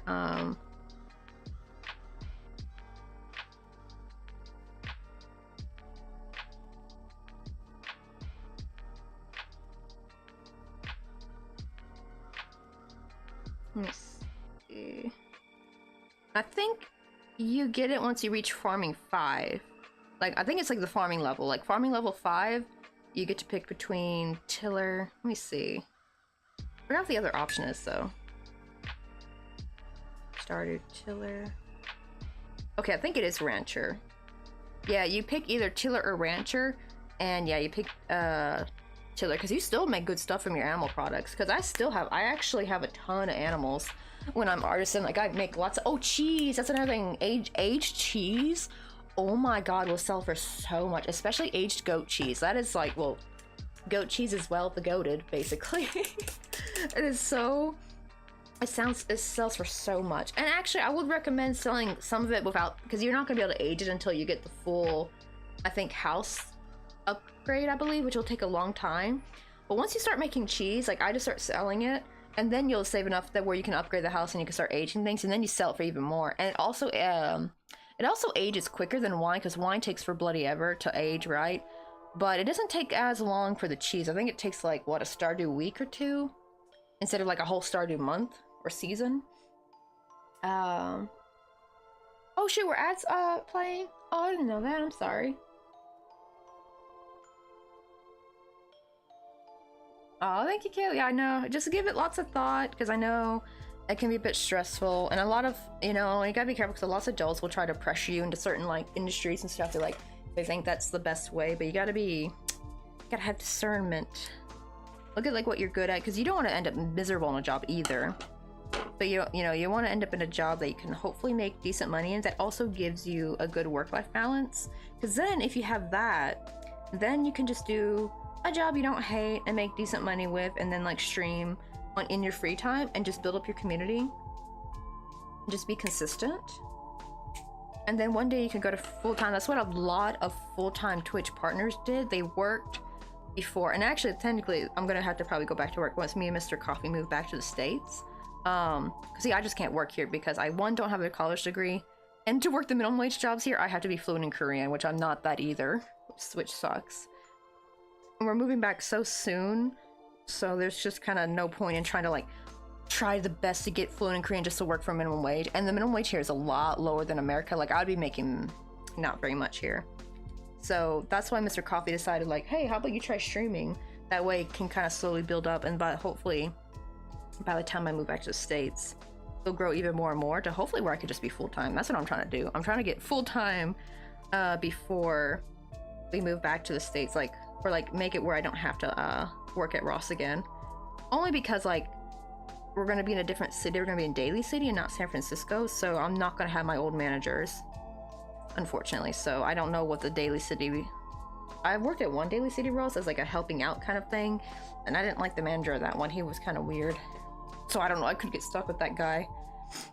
Let me see. Oh, shoot. Oh, I was saying... Oh, yeah, sorry. Tales of Love. I was saying, so once your farming reaches level 5, you get to pick between tiller or rancher. Pick tiller, because then you'll get because whatever you pick at level 5 changes what you're gonna be able to pick at level 10, and then at level 10 pick artisan, because you're still gonna make a lot of money on your animal products. You just have to process them, which doesn't take long. It takes barely any time for like the cheese machine to work, like collect milk and eggs, because rancher only makes your raw animal products sell a little bit more, but people said compared to artisan products, like, you know, like the cheese or the aged cheese versus just selling milk, it just doesn't hold a flame, you know, to what the artisan products sell for. Oh no, you already picked rancher. I did hear you can maybe change it though. You might have to look into it. I know I made that same mistake when I did a mobile game one. I think I quit playing it, so you just don't make as much, unfortunately. This one's still a little bit too thick. Thin it out. I gotta be careful because I really don't want to get any glue on these stitches, because I gotta go through this again. I'm trying to get it more like over here. Or because it's gonna be hard to get some paneling on this particular corner. Okay, that looks good. Okay, let's be very careful.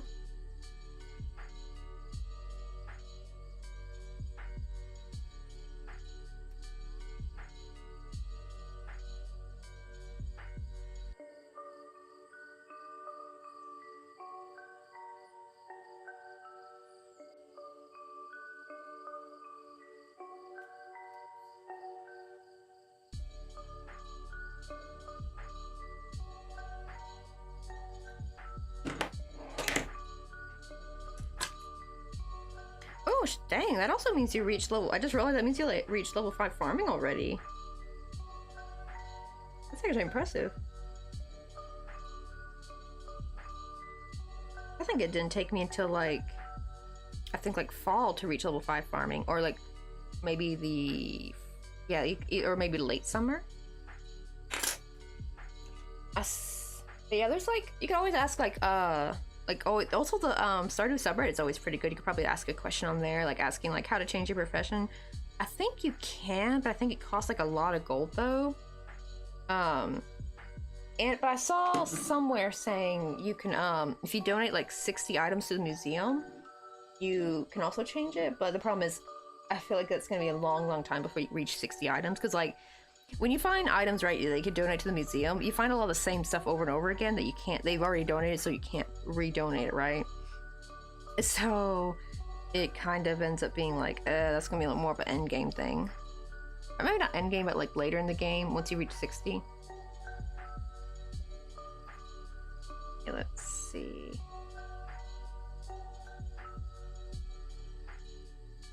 Okay. Let me sew this side up. Actually, I might use my thinner needle for this. Let's see. Oh, gonna look while I do the post stream things, but I'll have a good stream. And thank you for the welcome. Thank you also for the raid Tales of Love. And I'm excited because I always like playing Stardew. Even I was like a late Stardew Valley player. Like people have been playing it so long before even I think I started 2 years ago. It's so much fun. I love that game. Like I just have so many good memories playing it. But have a wonderful evening and do all the self-stream things, like, you know, do your skincare, Make sure to get something to eat. Also, if you're in the States, I know it's probably late for you.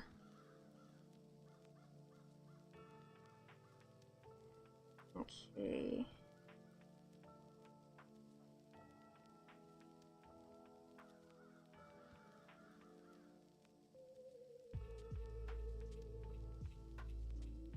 Let's save this.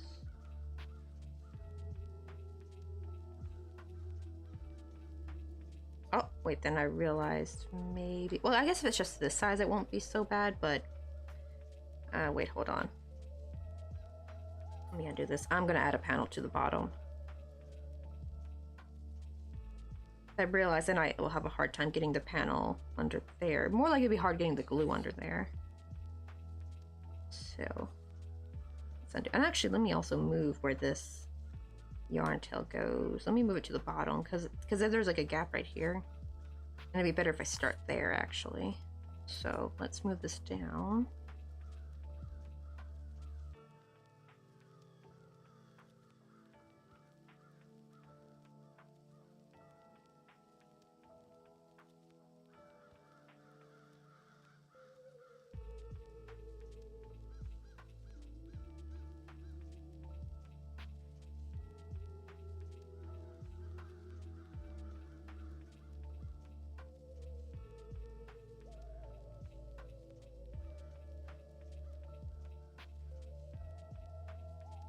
There we go, perfect. Okay. Where's my cardboard at?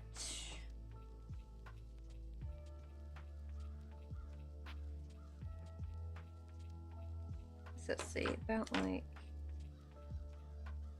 right here. And right there. Actually, wait, no, it needs to be lower than this.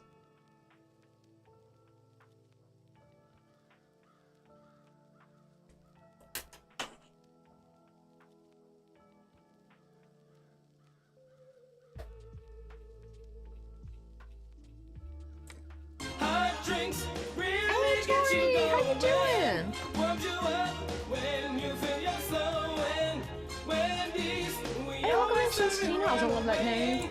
I don't know, I just like the name Gina. I think because of Bon Jovi. From Living on a Prayer. Some coffee? You want to go you get just don't really see that many with people me? named Gina these days. I hope it makes a comeback. It's such a pretty name. Let me see what you guys are doing today. Oh, what is Pumpkin Panic?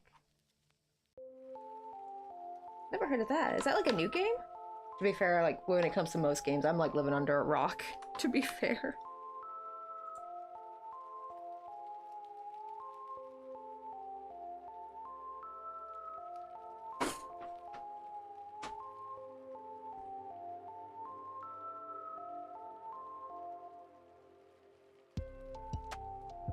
Oh no, Tori didn't copy the raid message.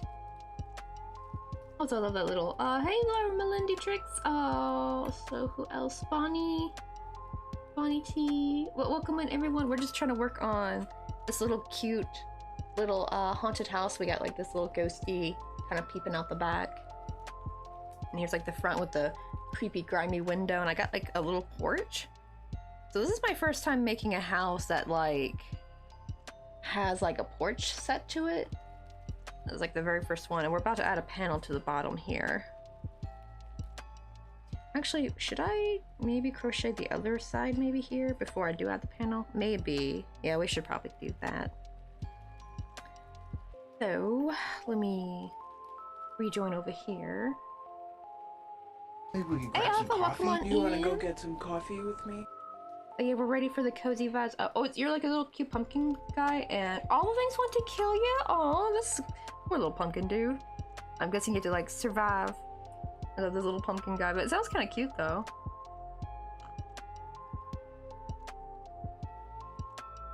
Let me guess, are you like running away from like a bunch of teenagers that want to smash you or something?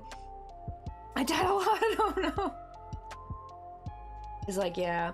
That was one of the things I hated that teens would do on Halloween, is going around smashing people's pumpkins and stuff. Like, jerks. You have like no, absolutely no Halloween spirit. Hey Jeff, how you you doing? We're finally getting some little bit of progress done. We finally attached them to the base pat thing. Oh, and we decided, like, I realized I forgot we had this little ghost to name. So we decided to name him Doodle, like the ghost you were like naming yesterday. I think he looks like a doodle because one of his eyes is a little bit bigger than the other one, so it looks kind of cute. So we got little Doodle here. Oh, really? Okay, so it's like a skinwalker. Oh, got a clown and a deer so far. That's so funny, actually. It's like first like skinwalker, clown, like two spooky things, and then like deer. I'm guessing it looks like a deer that's probably rabbit, though. I'm guessing it's probably not a cute little Bambi deer.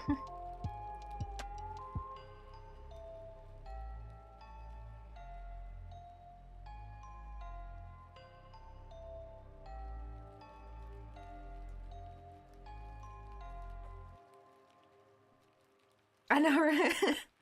Little Doodle. I feel like that is a pretty cute name for like a ghost, especially because he's like peeping out the back. Like one of those kids that like wish they could go outside, but their mom's like, no, you can't go out, you'll get pneumonia, or something like that. Maybe like Doodle could be like the ghost of a sickly Victorian child, or something. I wonder what like Victorian name would be very close to Doodle. Probably is a name out there somewhere. Because now I want to come up with like a Victorian name for him, and then like his nickname would, like his childhood nickname would just be like Doodle. And this little guy needs a whole backstory. But, oh, also before I get Tori, if you got any, also if I know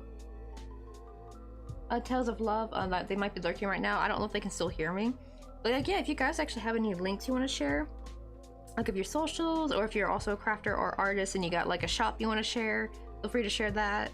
Linktree is always welcome because Linktree's got like the everything, right? Like it's got all your links in one. If you got something like that, yeah, feel free to share in the chat. We have links open in here for this very reason. It's like, that's why as it goes, he finally went outside. His mom was right. I know, right? Oh my god, yeah, we can make him like the sickly Victorian child with tuberculosis or something. Man, tuberculosis really had them peeps in a chokehold back in the day. Like, everyone was scared of it. And for good reason.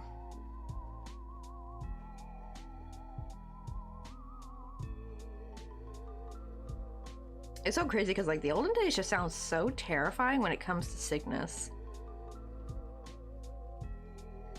Like, I feel like even with COVID, I feel like the Black Plague was still way worse, I think, right?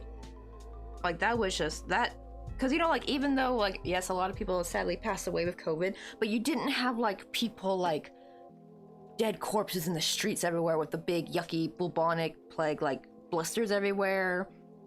Like you didn't have that. Oh god, it didn't like have to come and they had to like come and clean up corpses out of the cities and stuff like, oh, that is just horrific. Like, how did people like survive that time? Because I would have been like, nah, I'm running for the hills, I'm getting out of society, because like, no way. That too, I've actually heard Spanish flu was way worse. Isn't it funny? Like, we hear about the Black Plague all the time. It seems like the Spanish flu is always like way worse. Like, it got the Spanish influenza. Hey, ain't that the thing that got Edward Cullen, I think? Edward Cullen, especially like when he played, or like Robert Patterson when he played Edward Cullen, he did look like a sick Victorian child, honestly.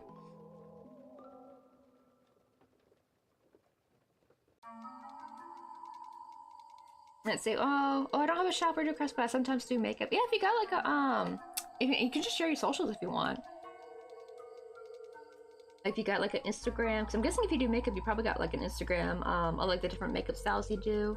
Actually, we even have what do you call it?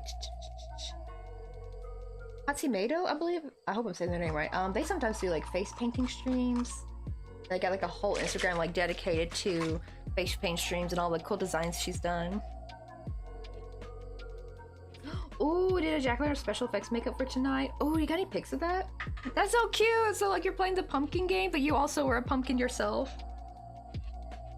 I don't know if you know Cat and Casa, but like, This was like a stream from last year, I believe, but like she played a game called Bee Simulator, and this girl had a whole ass bee costume. It was perfect. It was so adorable. Like she just dressed as a bee for this game.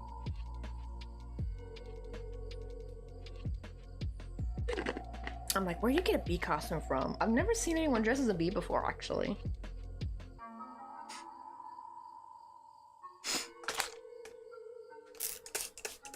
Oh yeah, the black one. Ugh. I'm guessing you get the just ugh. Like back in the day, sickness was terrifying.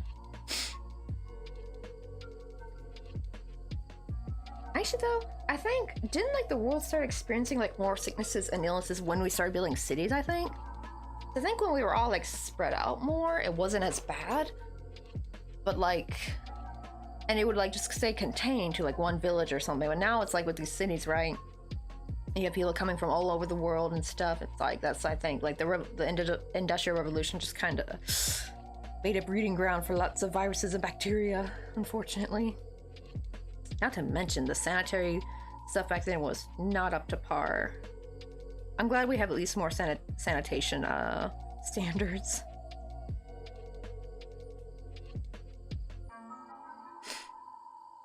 Let's see. Oh, I just got an idea for drawing out of the blue, but I'm too tired to try them. Oh, then write the idea down. That's what I've heard they say to do. Like, keep a journal on you when you get an idea for something, but maybe you're not in the time or place to be able to draw at the moment. Write the idea down in as much detail as you can about the idea, and that way you save it for later. Whenever you have like writer's block, then you got something to draw. Hey, Coldburn! Wait, we gotta give Coldburn a shout out. Is it?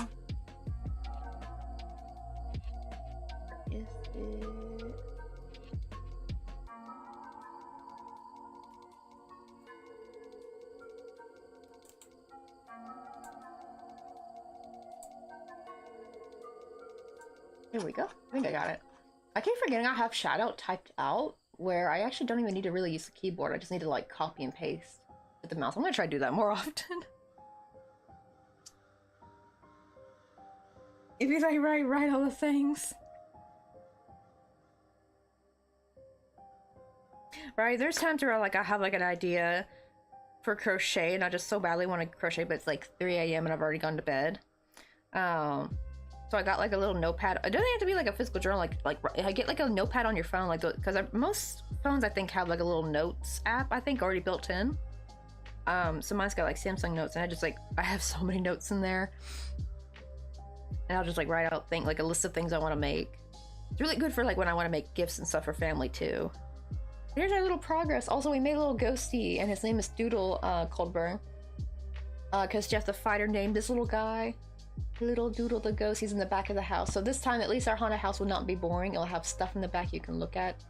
And I'm also gonna have like some side windows and stuff, some spooky things. I'm wondering what I'm gonna do for like the side part here. I'm thinking like maybe have like a boarded up window, maybe? Or like a window with like a board slab nailed to it. I think that'd be kind of cute. Ah, no! I hate when this happens, it starts frogging. Let's get that back on there. Because before I glue that panel, I need to hurry up and crochet this side. Because this also needs to be sewn in. So this will just make it easier if I already crochet here. Because like, what if I get glue on the edge and then I can't crochet through here? So it'll be better to be safe than sorry. I had to crochet 4 rows, so we just did 1, so we gotta do 3 more. It is kind of awkward to crochet all these panels. It looks so weird. Like, imagine someone coming in who probably doesn't crochet and they look at what I'm doing. They're probably wondering, what in the actual F am I doing, right? Like, from this side, it looks so weird. They're probably thinking like I'm unhinged or something. It's like, no, it's just the paneling. Here's the real side on the front. It's like it's a very trust the process kind of thing. I feel like when you do like structures in crochet, you have to do paneling. It is very much a trust the process because it will look like shit before it actually looks good. It will look so wonky until you sew everything together, and then it's like it just all comes together like wow, how did that happen? It's like magic. Oh, so not this one. But I do, oh, I forgot to show you because you weren't here yesterday. I whipped this up over the weekend actually. So I do have a cute secondary haunted house I just whipped up out of nowhere. I should have been working on other stuff. I was like, you know what? I need to make some pay patterns. I was trying to come up with some ideas. I'm like, what's something I can make fast but still has lots of detail that'd be good for a paid pattern? And I made this. I do need to change the belt though. So when I'm making this again, because I gotta take pictures, progress pictures for the PDF, I'm gonna scooch the belt down here. So I gotta change, like at least the stitches are the same. I just gotta change where I do the color change. So I just gotta change that, because probably this will still be the same, like, because that's just embroidery.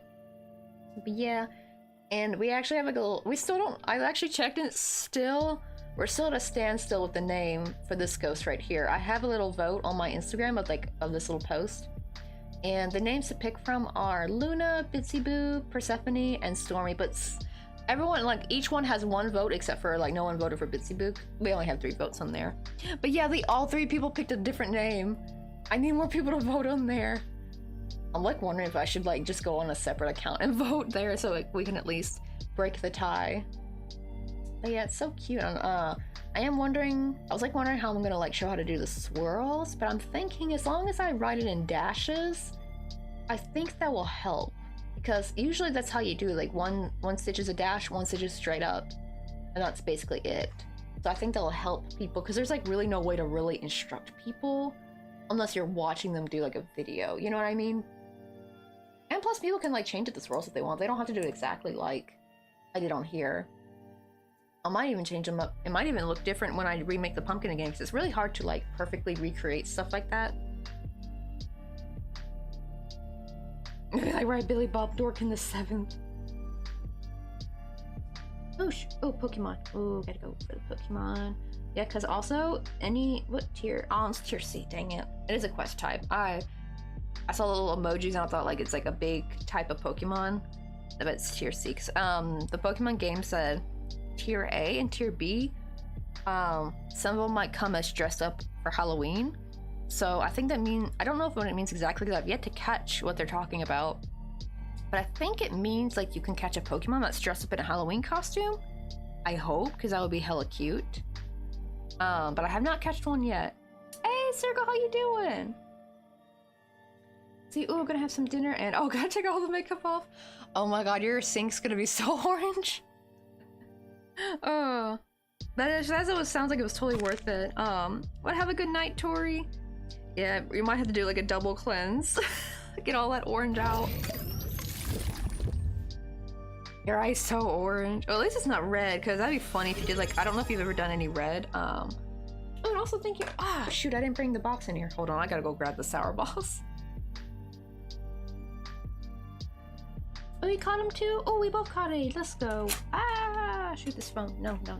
It almost fell down, but I caught it in time. See, like the jack-o'-lantern with the serpentine, like dragon going through each hole. Oh, and the dragon has a derpy face.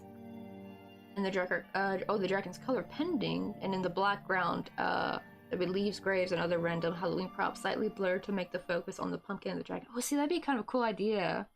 Right? Yeah, make sure to write those down.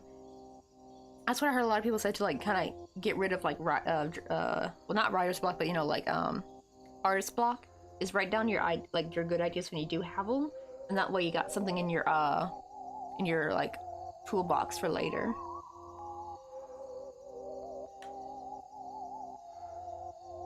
Oh no, I do have a devil that's going to hopefully be for Wednesday. My skin, I hope my skin don't hate me so much.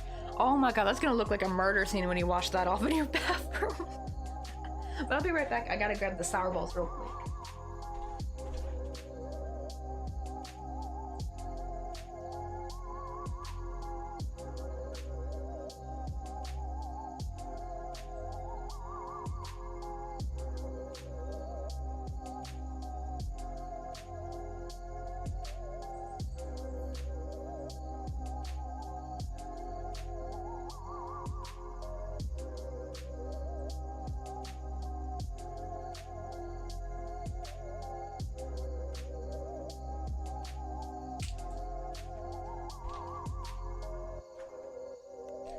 There we go. I only got blue though at the moment. I need to get green. I want to keep getting red, but they don't I keep being out of red. It's sad because like I kept seeing red and I passed it up because I didn't know how it would taste. It's, the red one is plum flavor, so if it was like cherry flavor, I would have bought it. But I was a little hesitant because I didn't know how plum flavor would taste. But now it's every time I go, they don't have red. Let's see. Hey, Boosted, how you doing? Let's see, we're about to eat this sour ball. At least now that it's cold, they're extra sour. Oh my god. Oh wow, I want to half right the bat. Like during the summer, the sour balls were not as sour. And now that it's colder, they finally are. Because like the humidity would melt the inside sour sugar with the taffy, so it was like it kind of mellowed out the sourness of it. Oh, that is sour. Oh my god. But it's so good though. I love sour balls. This is like my favorite sour candy here in Korea called Aisho. Like literally, the brand's name is it's sour. And it's soda flavor. Which you're gonna probably think Coca-Cola soda. No, this is if you ever had those Japanese ramen drinks, like the one with the marble in it, like those like cute like little Japanese sodas with the marble you gotta push down. This is like the original flavor of that soda basically. And it's so good. There's also candies that are like this flavor in Korea. I'm gonna really miss. I mean, technically I can get access to it in my hometown, thankfully, because they do have Korean candies at the International Farmers Market. Just it's like out of the way and you gotta go to it and it's like a little bit more expensive. Oh, you have those? Yeah, they're really good. It's just unfortunately in summer they were not that sour. It's supposed to be the taffy part is not sour, it's sweet, right? And then when you bite into it, the sour powder falls into your tongue, so it like shocks you. But in the summer, because they were like literally they were kind of melty when I would open them up. Like they were kind of, I had to like pull them out because they were like all stuck in the wrapper. And I think what happened was the sugar got melted in and it kind of like absorbed into the taffy, so it kind of became more like a sour Skittle. So like the shock effect was kind of not there anymore. It was still good though, obviously, just not as sour. Oh, you're talking about the ramen drink. Okay, my bad. I thought you were talking about the sour balls. Yeah, oh my god, I used to like nearly break my damn thumb trying to push that bead down as a kid. I guess my thumbs are not like now I have no problem, but as a kid it was really hard. Like I remember trying to push it and I'm like scared I'm gonna break my thumb. But it was kind of fun though. The first time I ever tried them was actually at this Chinese mart called the Great China Mart. Like literally that was the name of the place. My dad and us would used to shop there all the time because he would get a lot of like herbal Chinese medicine stuff from there. My dad loved his ginseng. Maybe that's why my dad's so damn healthy. He does eat ginseng a lot. And that's like a big thing here in Korea. Actually, speaking of ginseng, hold on. Let me take one of my ginseng things. I always keep forgetting I have these. I need to take them more often. Just red ginseng.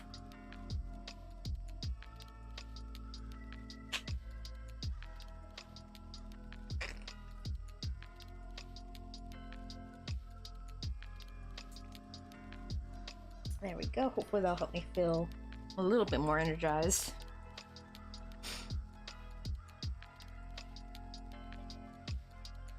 Oh, my sister showed me, that's like fairly new, right? I moved to Korea back in 2019, so a lot of stuff that came out in the US is like still kind of new to me because I've been gone for like 6 years. I mean, I got to visit last year, thankfully, like after 4 years of not seeing my family. I got to visit and she showed me the Sour Patch Kids energy drink. I think I got to try a sip of it. That shit was sour.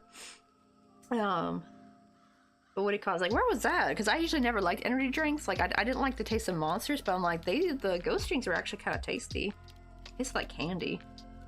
But also, I saw like, now there's like Starburst, like water flavoring stuff. Like, y'all, the water flavoring thing just like, I remember going and being shocked when I went to a Walmart and Target, like seeing all the different like water flavoring. So I was just used to like Mio water and Crystal Light and maybe Kool-Aid, right? That's all I knew of. And now there's like all kinds of things. There's like, and they have like the pink one too. Like I should have grabbed one actually, but I was mostly there for Kool-Aid. I spent most of my money on getting Kool-Aid because to be fair, that's cheaper anyway. But you do have to add your own sweetener or sugar to Kool-Aid though. That's why I got it, because I add stevia to make my Kool-Aid. The erythritol one, because if you don't get the erythritol mix, it's kind of stevia's kind of bitter. But yes, stevia erythritol mix is like pretty good for Kool-Aid, because it's got the cooling taste actually matches with certain flavors of Kool-Aid, actually, in my opinion, like a fruity flavor. For chocolate, I wouldn't recommend. That cooling effect just ruins chocolate. It's just really weird. Or sometimes I'll mix a little bit of both. I'll mix like half and half sugar and half the stevia erythritol mix. It's basically Trivia, but it's not Trivia brand, but it's like the same thing. Oh, I miss some now. Yeah, now sour neon gummy worms are my fave. I love gummy worms. I love anything chewy and sour. Like, I remember being so confused as a kid because they always like, because I was a girl, so everyone's like, "Oh, you must be crazy for chocolate, aren't you?" And I like chocolate. Yeah, chocolate's good, but nah, I was more feral for like sour stuff. Did you like Jeffify? Did you ever have like those? They're by Hubba Bubba, and it was like this sour squeeze you wanna go gel. Get some coffee with me? It looked like a toothpaste bottle, and you would just eat, like, you would squeeze into your mouth. It was this like sour gel. Probably wasn't the greatest, but I don't know why, but I was hooked on it. Also, who is that? Oh, Banana Cheyenne. I love that name. That's so cute. Banana Cheyenne. Kind of reminds me of like the like Banana Anna like stuff. I had actually like I think some body wash named Banana Anna. Best smelling body wash ever. We need more banana flavor like smelling things actually, because banana scent is really nice. Yeah, I was crazy on those things. I just like I would like chug one in a whole day. Like I would just carry it with me when we'd go like walking the neighborhood or riding our bikes. It reminded me of, kind of, I think what it was as a kid, I was pretending like I was like the episode of Jimmy Neutron. Oh, it's like the movie, I think. Remember where Carl is eating the astronaut food and he's like, "That's toothpaste, Carl." He's like, "Oh, minty." Like, you know that scene? So I would pretend it was like that, except for I hate anything minty though. I can't stand mint. I don't like chocolate mint. My mom loves chocolate mint, and so does my sister. But I cannot stand anything minty. I hate mint with absolute passion. I'm just sadly one of those people where mint tastes like toothpaste to me. Like, the only time I've ever liked anything slightly minty was maybe spearmint. It's peppermint I don't really like. Spearmint's fine. That's like the only mint I will like is spearmint. And there was like this weird Orbs. Is it Orbs? Not Orbs. Orbit. Yeah, Orbit. Like that's the gum, right? Like they had those little gum chew things. It was bubble gum with a slight hint of spearmint. And that was like, actually, that was like a pretty good combo in my opinion. I never knew bubblegum could actually kind of be paired with mint. Well, it was more of a spearmint flavor, I think, not a peppermint. I think peppermint would have ruined it. But yeah, they kind of matched kind of nicely. But yeah, I don't like chocolate and mint. Ugh. I'm sorry, Girl Scouts. I don't like your thin mints. Right, you love chocolate chip mint. I think for people who like mint stuff, I think the mint probably doesn't taste as strong. You know what I mean? Because like, you know, Korean people don't really like cilantro. They said it tastes like shampoo to them. And then we find out that's actually due to genetics. Like, how crazy is that, right?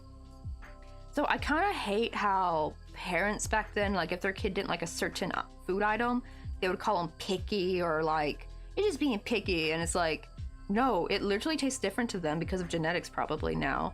I do wonder how much our genetics play and how stuff tastes to us, right? Because like, I love pizza. I love marinara sauce, right? Like I love anything with tomato sauce on it. My sister, she doesn't hate pizza, but she hates like the tomato sauce on pizza. So she can have like pizza that has like cheese sauce or like no sauce or like barbecue pizza. That's fine. She just doesn't like tomato sauce pizza. As a kid, she used to say she hated pizza and people look at her like she's crazy. But when she got older, she could like articulate more like what she kind of meant, because she hated spaghetti too. She hated the marinara sauce. She loves raw tomatoes though. So I think what it is she doesn't like the taste of cooked tomatoes. You know what I mean? Like, I love raw carrots, but I hate cooked carrots. I can't stand cooked carrots, unfortunately. Okay, I think I got one more round to do. Oh, right, you hate fish.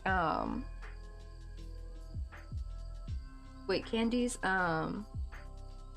Yeah, it was, let me see if I can find it boosted. It was like a tube of Hubba Bubba sour gel or something.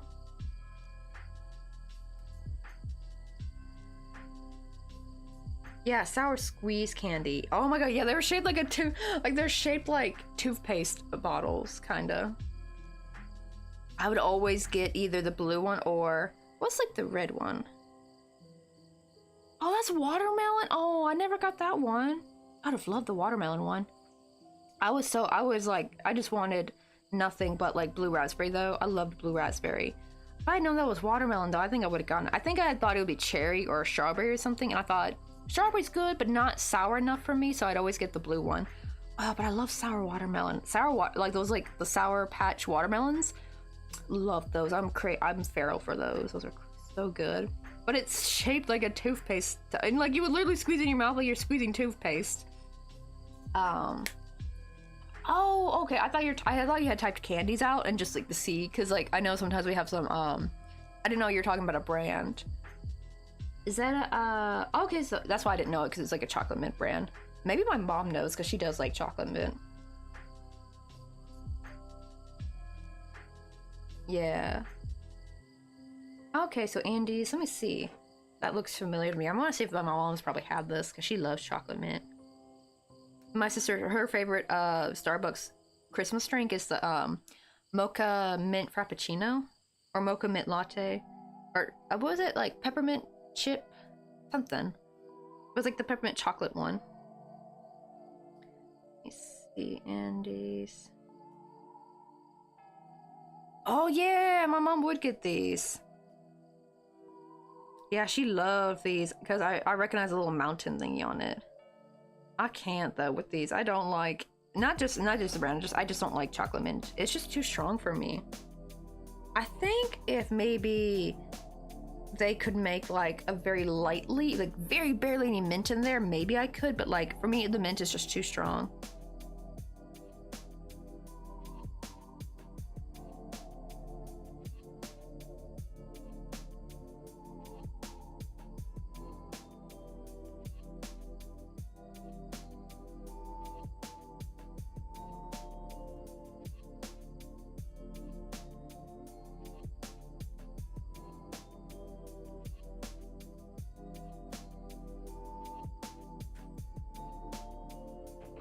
Oh yeah, it's got a little light green bottom to it. Yeah, I think, oh my goodness, yeah, seeing all that green, that would probably like up the amount of like, my brain would think it's probably even mintier than it really is, probably just seeing that.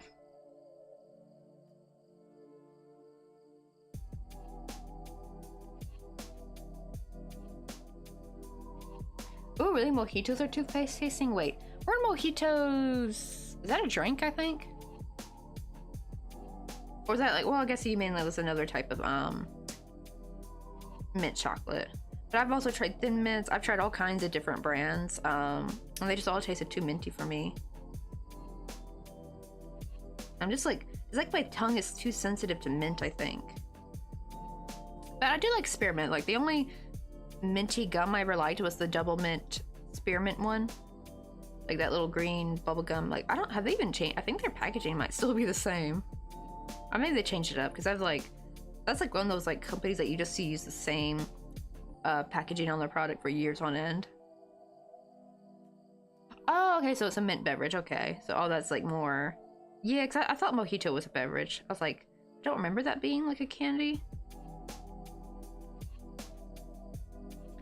Ugh, right, reminds you of dentist mouthwash. Ugh, right.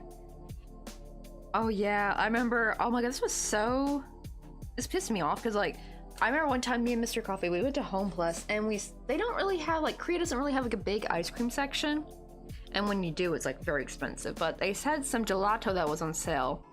But guess what the two gelato flavors were? Mojito and mint. Like just straight up mint, no chocolate. They just had mint flavored gelatin, or yeah, gelatin. How do I say it? I hope I'm saying it right. It's just like, what? Like, that's the two flavors, and they're both heavily minty. We chose the mojito thinking it would be more lime flavor. Nope, it was barely any lime, heavily minty. And it's just like, oh my god. Worst purchase ever. But like, seriously, have some variety, Korea. Why would you have two very minty tasting flavors for your gelato? Like, why? Why not some strawberry or something? I said it right? Okay, good. I'm so always self-conscious if I'm saying stuff wrong. To be fair, my family, it's like I've picked up so many words that my parents would mispronounce, and I pick it up like that, and then people years down the line like, you're saying that wrong, right? And I'm like, I am. Like, you know, like Asiago, right? Like Asiago cheese. I think it's a cheese, right? I just remember we got this as a dressing. And for years, my dad would call it a Schwego. Like, let me get some of that Schwego dressing. Like, when we find out years later, my mom was like, John, don't you... I just found out it's actually called Asiago. He's like, do what now? So yeah, thankfully they call it Asiago now, but it was hilarious the day they found out they were saying it wrong. Wait, did I do... Wait, hold on. Oh, oopsie, I did one more than I needed, actually. Whoopsie, my bad. I think because of, like, I got so focused, I did one more round than I needed to do. I was like, that panel's looking a little bit longer than it should.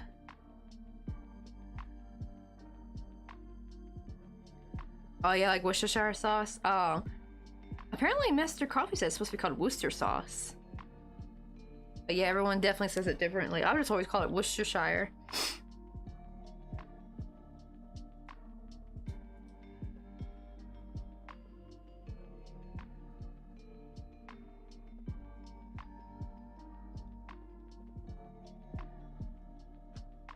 Oh, I need to make a little panel for that. Let me grab one of my scraps.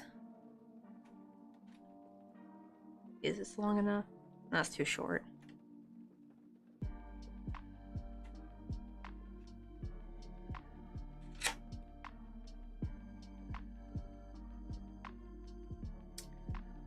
Okay, about...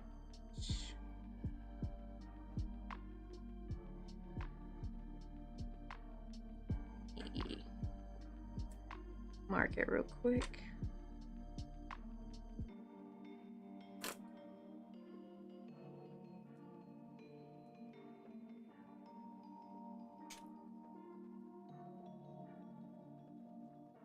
This is still...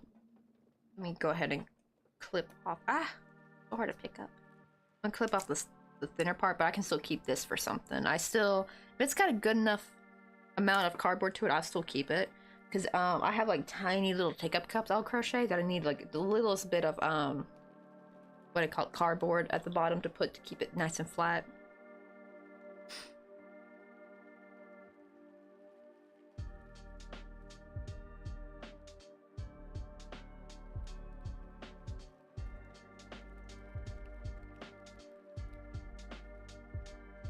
Okay, let's check. How's that gonna be? Is that two? Let me make it just a bit thinner at the top. Just a wee bit.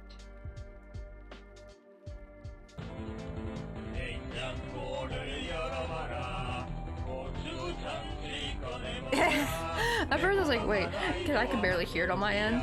The spicy tuna song. One of my favorite Korean memes.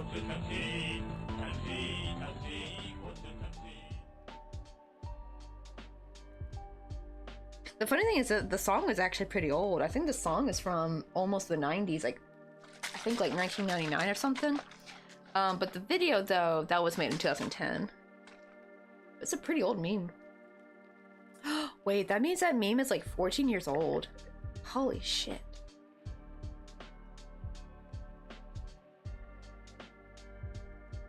Oh, I never seen that. Yeah, I always try to include like, I need to find some more Korean memes that I can include because I feel like I do see like the same memes over and over again for people's alerts or something, but I was like, you know what, let me do something a little differently. Let me try to include some Korean memes. I still need to find the clip of the Korean baseball player who said he had a lot of diarrhea and the poor reporter lady was trying not to crack up because she's like, dude, what? And he's like, yeah, I had a lot of diarrhea. Like the boy, he just doubled down. And it's so funny. So it's like, I guess because in Korea they're like, I don't know, it's weird because like even Mr. Coffee said even for what he did, that's still a little strange in Korea. Like you just don't come up to someone saying in an interview, right? You just don't go and say that. Like it's okay to talk about it casually with family and friends, I think. Like they're a little bit less taboo about talking about like It's called salsa in Korean, which is so funny because it sounds like salsa. And I remember one Korean language learning program, they had like a funny joke about the whole lesson was a story about a girl and her mother who got salsa from eating bad contaminated salsa. They went to I think a taco shop, and apparently the salsa gave them salsa, which is diarrhea. Like, oh my god. But yeah, like that dude was like, ooh, had no filter whatsoever.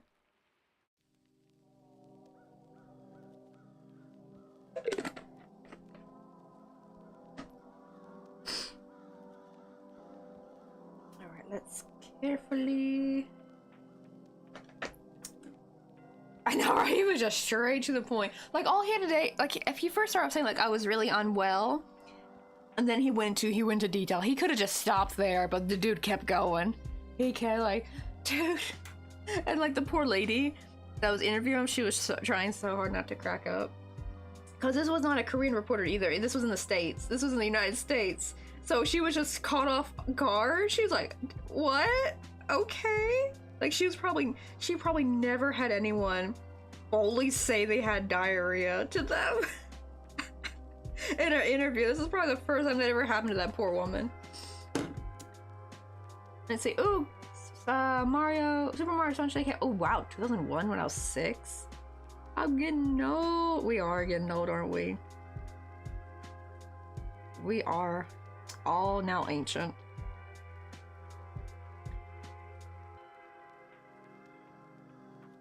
Okay, there we go. Now I can... Let me get these out of the way because I need these later. Let's glue this panel on. Wait, let me check. I might need to make sure it's the correct size. Okay, it's looking Gucci.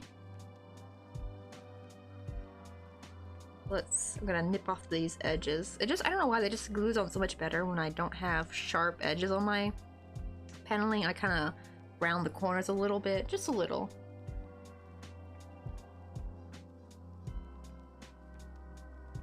Oh, that's true. So Mario, just Mario? He's like the famous Korean guy from the olden days called EE. Like, his mom named him EE. I forgot what he was famous for. This is like old, like ancient times. This dude, like this famous dude, was named EE. Like, his last name is E, because E in Korean is technically Lee, right? When you translate to English. So he was like Lee, basically. Like, yeah. And the funniest thing is if you use it, because E also means 2 in Sino-Korean numbers, so his name was like number... What? Oh my god, I just realized. If you say his name in English, if you're using it as numbers, then his name is 22. To be fair, that lady would not have known because this was probably before they even knew what English even was. Like, this is like really ancient Korea. Yeah, that poor guy. I mean, it's ancient time. Let me see. That's only say if you say it as a number, though. If you say it in English, you just say EE. I think his mother... Oh, yeah, he's on the, Ochon one? Yeah, this guy. He's on Ochon one. I think in his mother, she's on the, Oman one. That's 50,000 won. That's like 50 bucks right there. Yeah, that's his mom. And I forgot why she was famous. I think she's just famous because she had him and named him EE. I wonder why his name was that. God damn, this dude be born in 1536. Oh, he's a philosopher. Okay, he's a Confucian scholar and philosopher. Oh, he gave himself a different name for his art, and his name is Yulgok. Yulgok? I need to see that in Korean though. It sounds so weird. Yeah, this dude's like super famous philosopher in Korea, and his name is EE.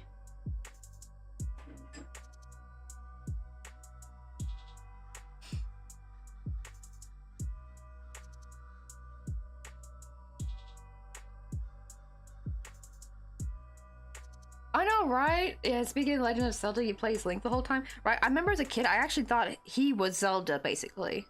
I didn't know who Zelda was. I'm sadly never played any of the games. What do you call it? 'Cause I didn't have, 'cause I think you'd have like a what like devices? I don't know if they had. Did they have games for the Wii? We never bought any of those. The Wii, not that I know of. We bought a lot of Mario stuff. I think we mostly bought Mario games. I think for our Wii. But I never knew what Legend of Zelda was until I started streaming. I saw that a lot of people played it during my time, actually. And I thought his name was Zelda. So for the longest time, I thought the blonde dude was Zelda until I found out his name was actually Link. I'm like, oh. Oh, really? Okay, so at least we're not all crazy, right? We all thought he was Zelda. Let's see. Oh, since we already have this on this side, let me see if I can. I need to get it over here. Ooh, can I? How about this? How long will it be if I glue it? Yeah, that'll be long enough. Okay, I'm going to first sew it through here. I'm going to actually glue it and just have it come out that side because we already have this one over here that we can sew with. And I don't want to rejoin on more yarn. I want to use as many yarn tails as possible.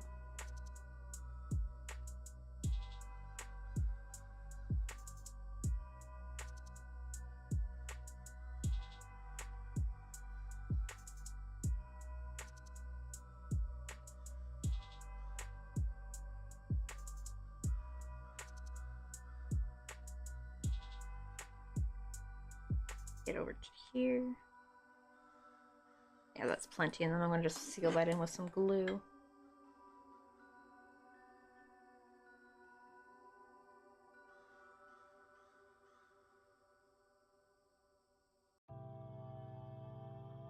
Just gonna make sure to make that upright because that's gonna make it. Yeah. I leave it flat. See, this one doesn't want to bend properly, so let me try to remelt. That's a good thing with a hot glue gun is you can always like remelt the hot glue with the nozzle if something is like too stiff in the part you need it. So see, I can like bend it. So now these can be nice and straight up like they're supposed to be. Wait, oh, do I know what the Mario's original inspiration was? Actually, no, I kind of don't, unfortunately. Oh, gotta lay down, but see you around, CC, and later, Jeff. All right, Boosted, have a good night. I know it's like, oh wow, it's already almost 1 p.m. here. Damn, time's going fast, y'all.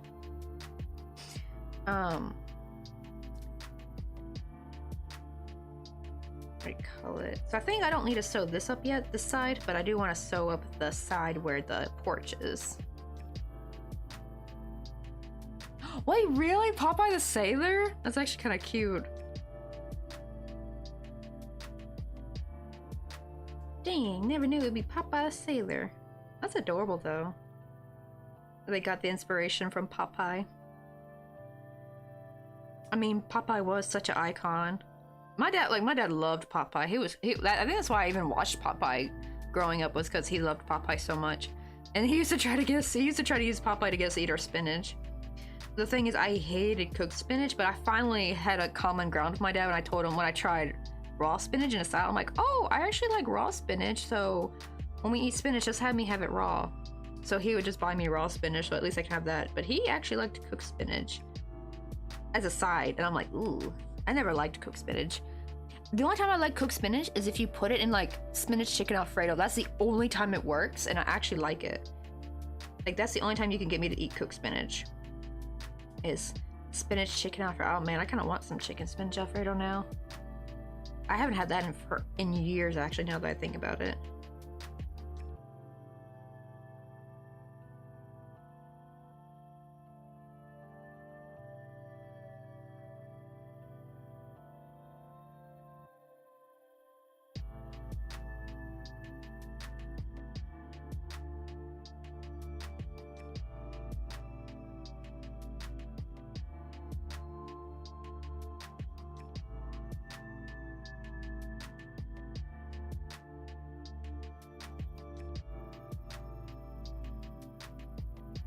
You know what I realized? I wonder... I should get some of my white stuffing. I don't really use that much, and I like really tear it apart, make it really wispy, and that could like be used as fog, I think, like on the scenery. That'd be kind of cute. Would that look weird? I'll have to see what it looked like before I glue it down, but I think that would be kind of cool, actually. Maybe that would work. Oh, you know what? This actually might be too short. So actually, let me just fish that over there. Let me cut this.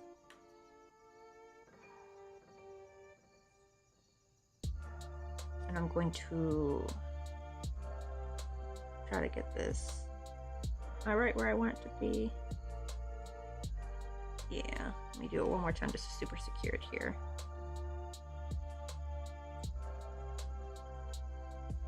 Then I'm going to fish it through this side.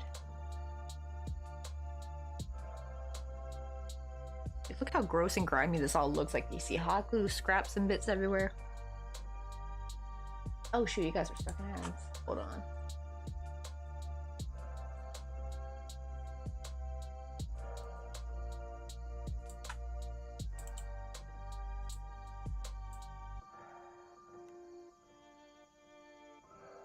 Oh wait, let me see. Donkey Kong box art.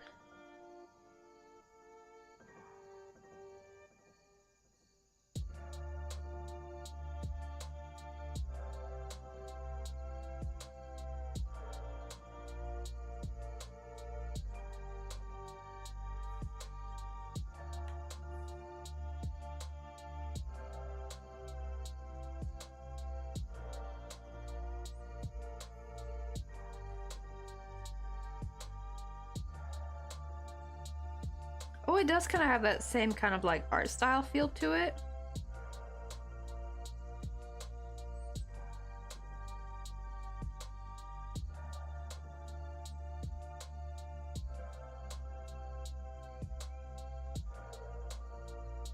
Oh yeah, that look. He's sure. Oh my God, Mario straight up looks like Popeye right there. He does. Oh my goodness.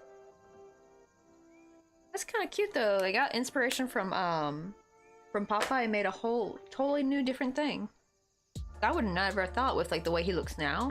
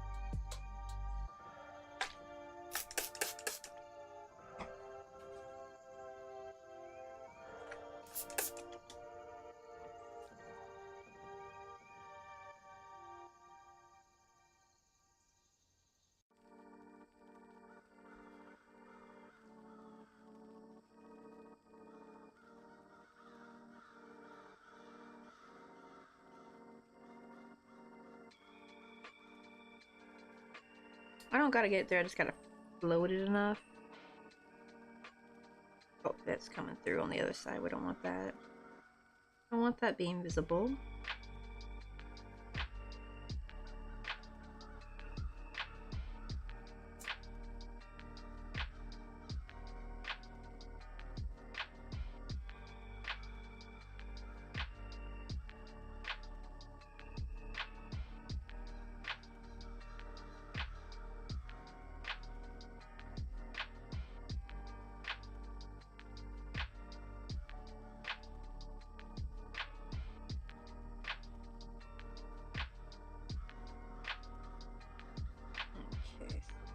About how many did I go through on here? 1, 2, 3, 4, 5, and 6. Okay. Oh, perfectly lines up too, because I just want to make sure, because there's been times where if I do it from this end, I'll accidentally mess up.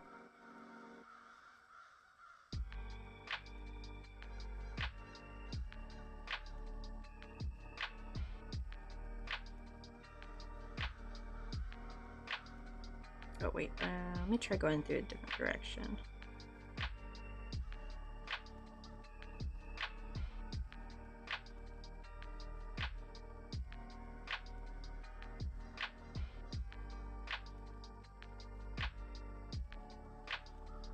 I know, yeah, the resemblance really is uncanny. That he looks straight up like Popeye, like the art style was super similar. That's kind of cool though. Like the inspiration, but they still kind of still made something original though, you know what I mean? That's what I like about like when I go on Pinterest, like I see so many ideas, but I try to still like make my own original idea, absorbing from what I like all the creativity I see like on Pinterest from other creators.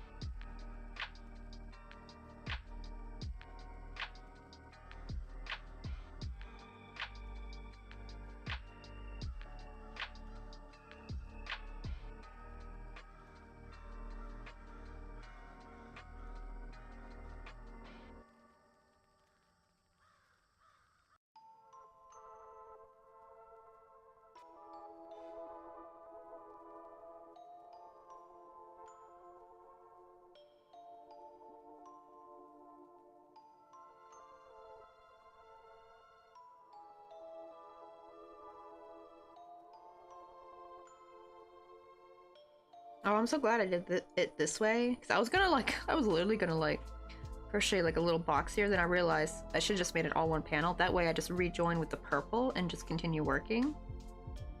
So much better. Okay. Wow, look, now it actually looks like a little porch. Now it's actually holding itself together. Definitely want to add some stuffing down there. Oh, let me also... This part's done, let me finish it off. If it doesn't come undone, we don't want that. Oh, actually, you know what I'm gonna do? Thankfully, since we're using hot glue, this is what I'll normally do, where I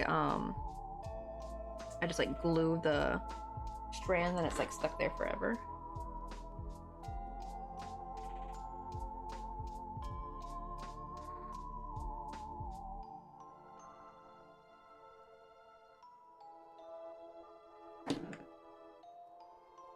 Actually, I can use that as stuffing now. Not very much, but I need to add some more there later.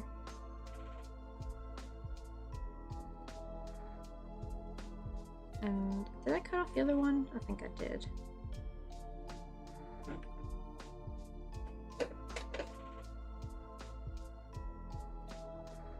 But to make sure it'll stay in there, I'm gonna actually add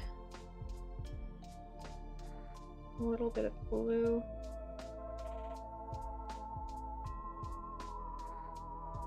In there.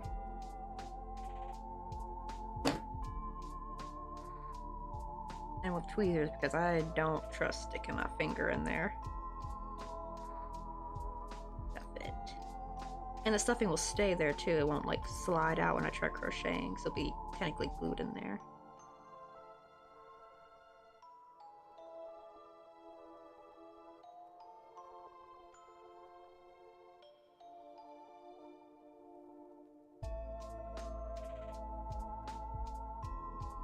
That way the porch won't be hollow and cave in.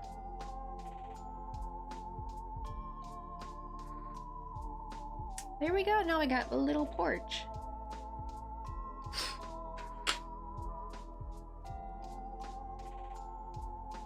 I was gonna almost sew this side up, but then I realized that would actually make going back and forth difficult for the purple part. So I'm gonna leave this part still loose, and then I'll just sew it up once the panel's done. So I need to see how many rounds are left. So 1, 2, 3, 4, 5, 6, 7, 8, 9, 10, 11, 12, 13, 14, 15, 16. Okay, I gotta write that down, 16. Let me make sure it adds up on the other side too. Make sure it's even. Oh, well, wait, no, I take that back. It'll be different. Oh, wow, this looks taller. Uh-oh. I think this panel is bigger. Oh, you know what though? It's actually okay because we're gonna add a roof anyway, so that will kind of help. cover for it. Yeah, that's like way bigger than it needs to be. Look how tall that is.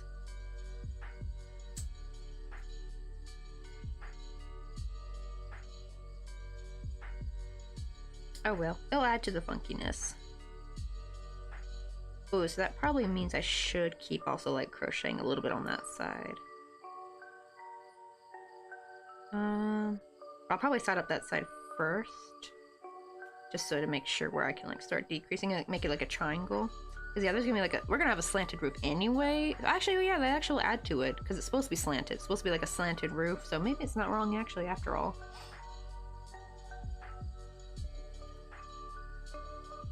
Oh yeah, they even like the concept, right? Yeah, trying to say Pauline.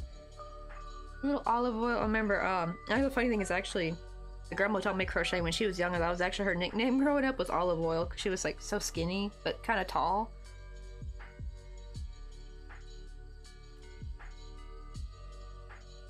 And then she'd joke like, because I always say she was like normal weight for like an elderly woman, so she would always joke like, I wish I was skinny as when they called me olive oil.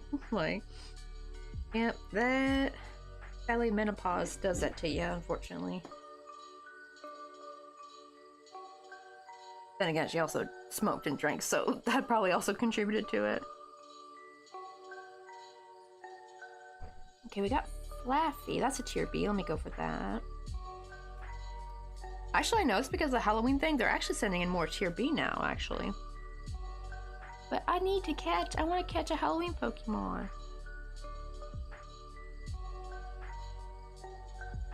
Okay, so here's how it's looking. So yeah, I'll just have to like start decreasing to make like a triangle shape on the other panel. But I think what I'll do is I'll crochet 16 rounds each side, sew it up to see, that way I'll know not to like go over when I try to decrease it, like to get it to go more that way. Okay, so let me make sure not to accidentally crochet over that. Let us... Okay, for this one I gotta rejoin this side. Ew. Or wait. No, I rejoin on facing this way. Okay, almost made a mistake. Let's rejoin on. Where is the end of this? There we go. So let me put this back. Get here. Get over here, little needle. This one back too.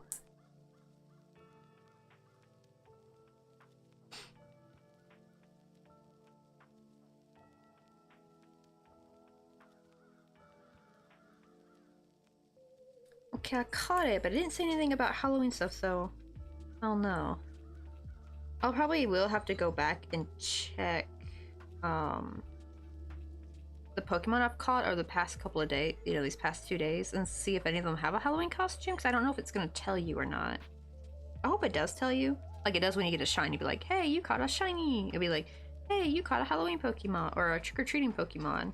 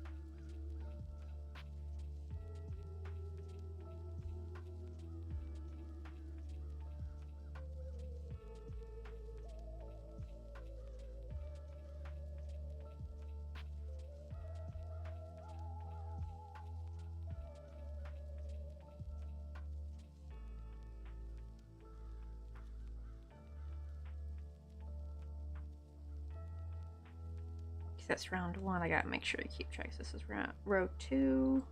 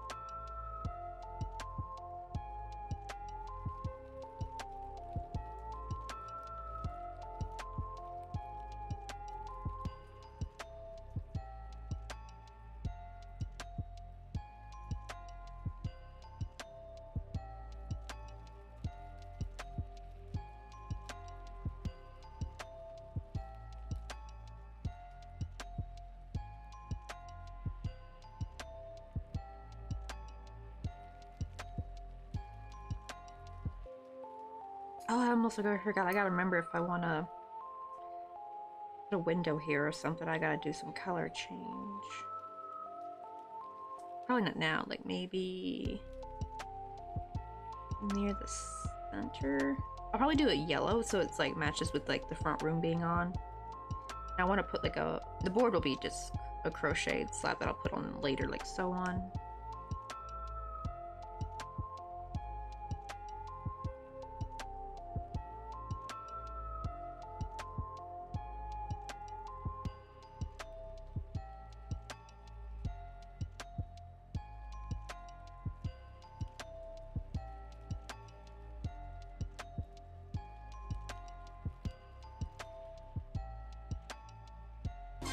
Hey, Stream Moss, how you doing? With the Stingray. Or Stingray, not Sting. I don't know, but I'm like thinking of what do you call it? Like a Stingray.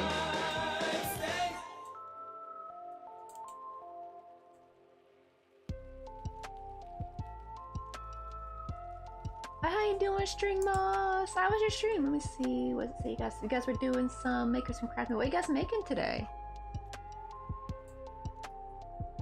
I go through? Okay, yes, I went through. Also, if you got any links you want to share in chat, feel free to. We have links open. I gotta remember to. I keep forgetting to make. I gotta do that by the end of the day. I need to make a command that has like a little message telling raiders they can like if they especially if you're like an artist or crafter, if you got a shop link. Or if you just want to share your social medias. This is actually a link tree that's got like everything together, like your shop and your social medias. But if you got that, feel free to drop it in the chat. Oh, Streamer School, we just worked on a row of each of my works in progress. Right? Like trying to gotta get. So basically you just do like, you have like a bunch of whips, right? And you just do like a row of each one. That's one way to kind of start working on them. I know I'm so bad, I'll just like, I leave whips to die, unfortunately. The good thing, at least, with the small crochets, I don't have as many whips like I did before. Oh, mostly post on Insta. Wait, let me open that up.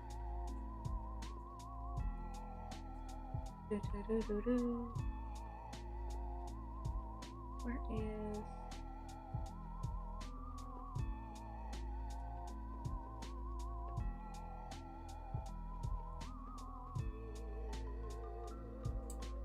There we go. Oh, I love the I love the little money bag pouch. That's actually a cute idea. Oh god, how cute would that be for like right, you keep your pocket change in there, and then you go to the store and be like, hold on, let me pull out the big bucks, and you pull out that. That'd be so cute. I also love this little cardigan. Not cardigan, I mean vest cardigan.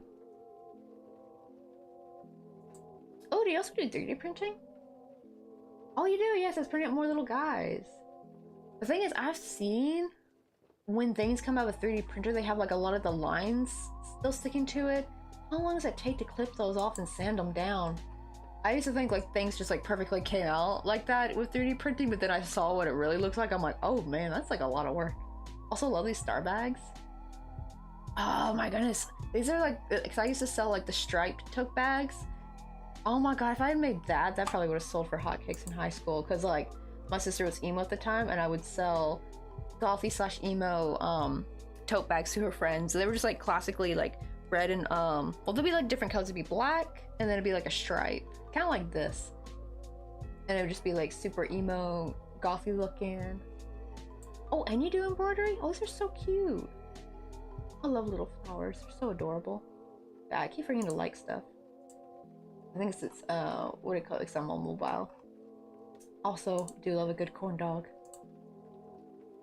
Oh, speaking of corn, have you ever tried making a corn dog into a pen cozy?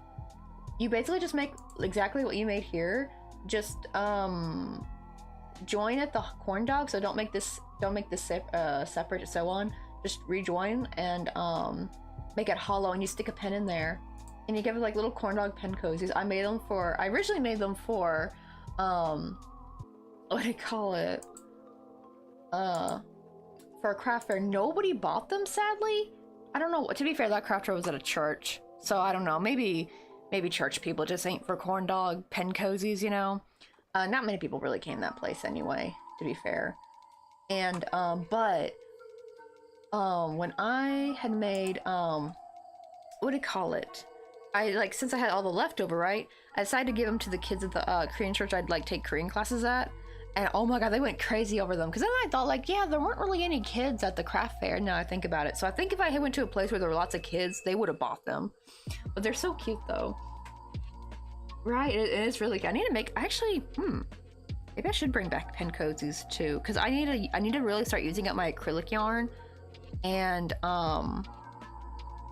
right, like, because I was mostly doing smalls of my acrylic yarn. If I can double up the strand, I can still make bigger things with it. And I'm actually thinking maybe I should start making pen cozies again. Would people buy would people buy pen cozies? Granted, they might be expensive because of the shipping. At least minimum. Actually, well, for pen cozies, since they're bigger, the shipping will be like $25. Unfortunately. See, that's the problem. It won't be worth it until I move back to the States. But I want to use up my acrylic yarn before I go back. Or maybe I'll sell them in Korea then. I'll start listing them on my nearest. I need to list stuff on there.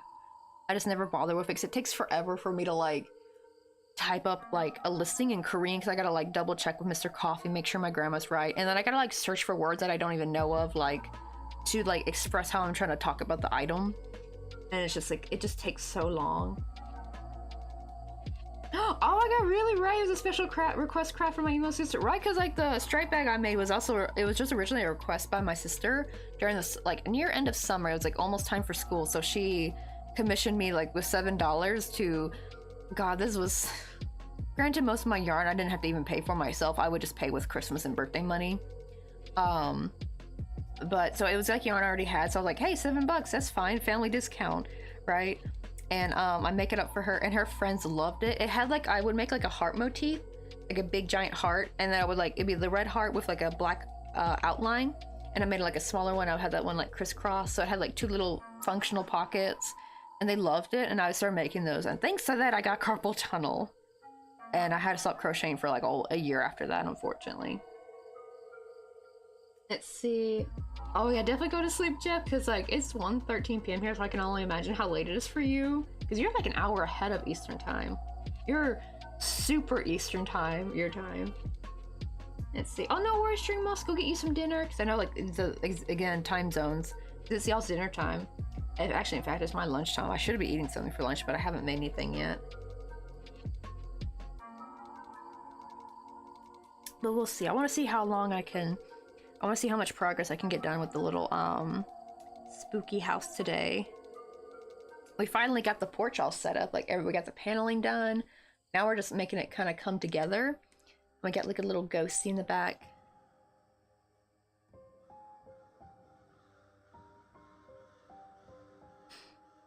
I'm wondering, yeah, I feel like, yeah, pen cozies actually might sell in Korea. Then I don't have to worry about expensive shipping.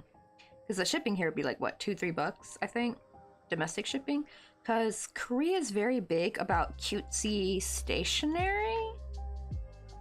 So maybe I should start doing that. Because I have a lot of this cotton yarn I call it my corn dog yarn, but I don't really crochet with that much anymore because thankfully I have like the same color now. in milk cotton, so I don't even bother with the cotton anymore. But if I double the strand up, then it'll be easier to work with, because working with a single strand, you have to be very delicate. But as soon as you double it up with 2 strands, then it's a lot easier. I'm thinking, yeah, maybe I should start making some pen cozies, because a little bit of Y2K is coming back in style.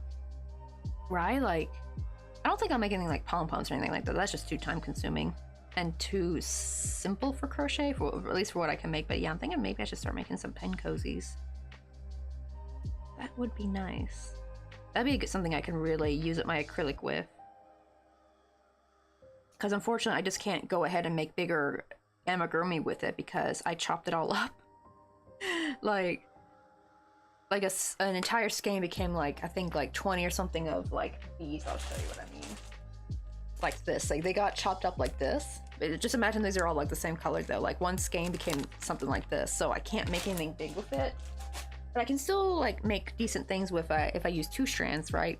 It's like it's 4 strands, and half of that I can still stretch it without having to constantly rejoin on yarn. So yeah, that might be a good idea. Ooh, I definitely need to do that for getting close to Christmas, because Korea, their back to school is technically after Seolla. That's when the new year starts, because like I mean like new school year, by the way, not just new year but new school year. Actually, I don't know why America doesn't do it this way. Actually, I never knew why we ended our semester. I guess then we wouldn't really have summer break then. I remember being shocked, thinking like, damn, so kids in Korea don't have like a summer break. I mean they do, but it's like only like I think a week or 2. It's not like us where it's like 2.5 months. However, though, they actually get off 2.5 months, I think 2 months off for winter though. So their big break is actually during winter. I'm like, oh, okay, so it's just opposite. Because yeah, their semester starts in the winter, or technically like after the new year. Hey, big strong girl, how you doing? Oh, actually, speaking of, oh, you want to see some really pretty bookmarks? I've been thinking of, but these I can still do with my thin crochet. But I could probably make some of these with the acrylic too. And also, hey Moonrose. Right, be like, oh, that's what my grandma would call me. She would call us Chicky Poo. I wonder if it's like a regional thing. Because my grandma, she's originally from Memphis, but she also lived most of her life in Hardy, Arkansas. Let's see. Where is it? Where is Pinterest? I need to show you some of these beautiful. I think I saved them in flowers. Go crochet flowers. Okay, let's try to find. Yeah, look at these. These are so gorgeous. These are bookmarks, but they're made with the thread though. But they're so intricate. This person is making like such beautiful flowers. Look how pretty these are. But that's the thing. I'm thinking I could make some more simple, like cute amigurumi style ones with just like the acrylic yarn. And then like maybe if I want to make some really elegant flowers, like make these with thread. They're really pretty. Oh yeah, this one right here. I think they even had a pumpkin one or something. Like, look. Oh, this is too bright. Hold on, let me lower the brightness a bit. There, can you guys see that a little? It's hard for you guys to see that, I think. Here, let me. Maybe I need to like make the focus up all the way. Maybe that'll help. You can see it a little bit better. There you go. Now you can really see it. But look how. Oh, it's got like a little plum. Or no, it's a bud. Never mind. She has a peach one though. I need to find that so I can show you. They have one with peaches on it. And it's so pretty. Where's the peach one? Should be in here somewhere. Oh, here's a pomegranate one. Here's her pomegranate one. Look how gorgeous that is. But I can make more kid-friendly, cutesy ones. Yeah, see this one looks like they made it with a little bit slightly thicker thread compared to their flowers, but it's still very thin. Look how cute he is. He's so adorable. Look at him, little radish boy. Where's the peach one? I really want to show you guys the peach one. The peach one is really cute. Let me just maybe put in crochet peach bookmark and see if that pops up.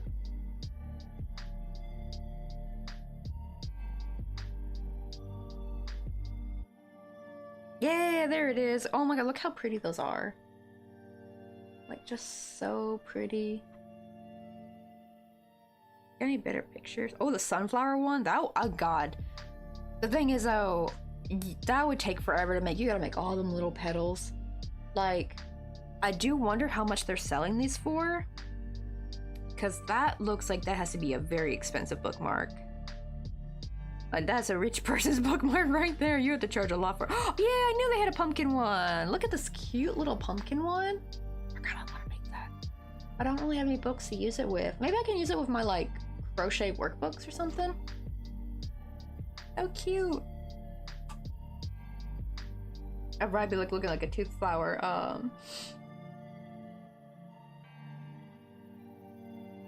That's sure, because with the acrylic I can make bigger flowers without compromising on like, oh, here's the other pumpkin. I think this is one they actually, the other one looked like it was stained. That's why it was like very pastel pumpkin. They got like a more orangey pumpkin, but look how adorable that is. But you can tell it's the same person because the photos are very similar. I think, is that a peach one, I think? I can't tell. Is that a peach? Or is that a lime? I'm not quite sure, but those are real cute though. Oh, the little clover. Actually, that one will be easy. Like, see, this will be some, like, the clover one, probably super easy peasy, but the really intricate flower ones, like, that's gotta cost in the hundreds of dollars. Like, that sunflower. They're using not only thread, but they made the flower really big, which means they did a shit ton of rounds and layers and doing all those little tiny petals. Which, that probably at least took a couple things of embroidery floss now that I think about it. Probably took, like, a whole skein, I think. Yeah, bookmark bracelet probably would sell well though. If good enough for a bookmark, it probably would sell quickly. That's true, yeah. I always wondered how popular bookmarks were. I'll ask Mr. Coffee if bookmarks are popular here, because any kind of stationery, like any kind of like things to kind of help make your study time more cute, more like, you know, make you more enthusiastic about studying, because, you know, Korea is very big about study. But at least nowadays, they're trying to embrace like making your environment cute for studying. Back then they're just like, they didn't want you to have like a nice environment. They wanted you to study in the most dullest, ickiest environment. But now they're like, now the new generation's like, the parents, like the 30-year-olds are like, I want my son and daughter to have like a cute study area, have cute stationery, right? Like they've rejected their parents' idea of like how to study. I think because the parents thought like if you had too much cutesy stuff, it'd like distract you. But they fail to forget that there's people like me who like, we actually get motivated by when we buy stationery. I'll get into like a study frenzy if I get new stationery.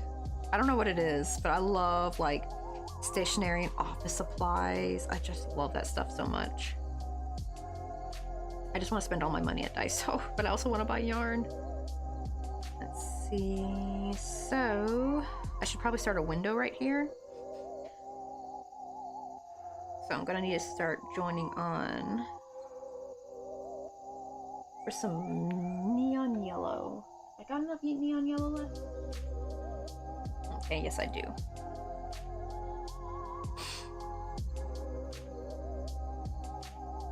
That sure does seem,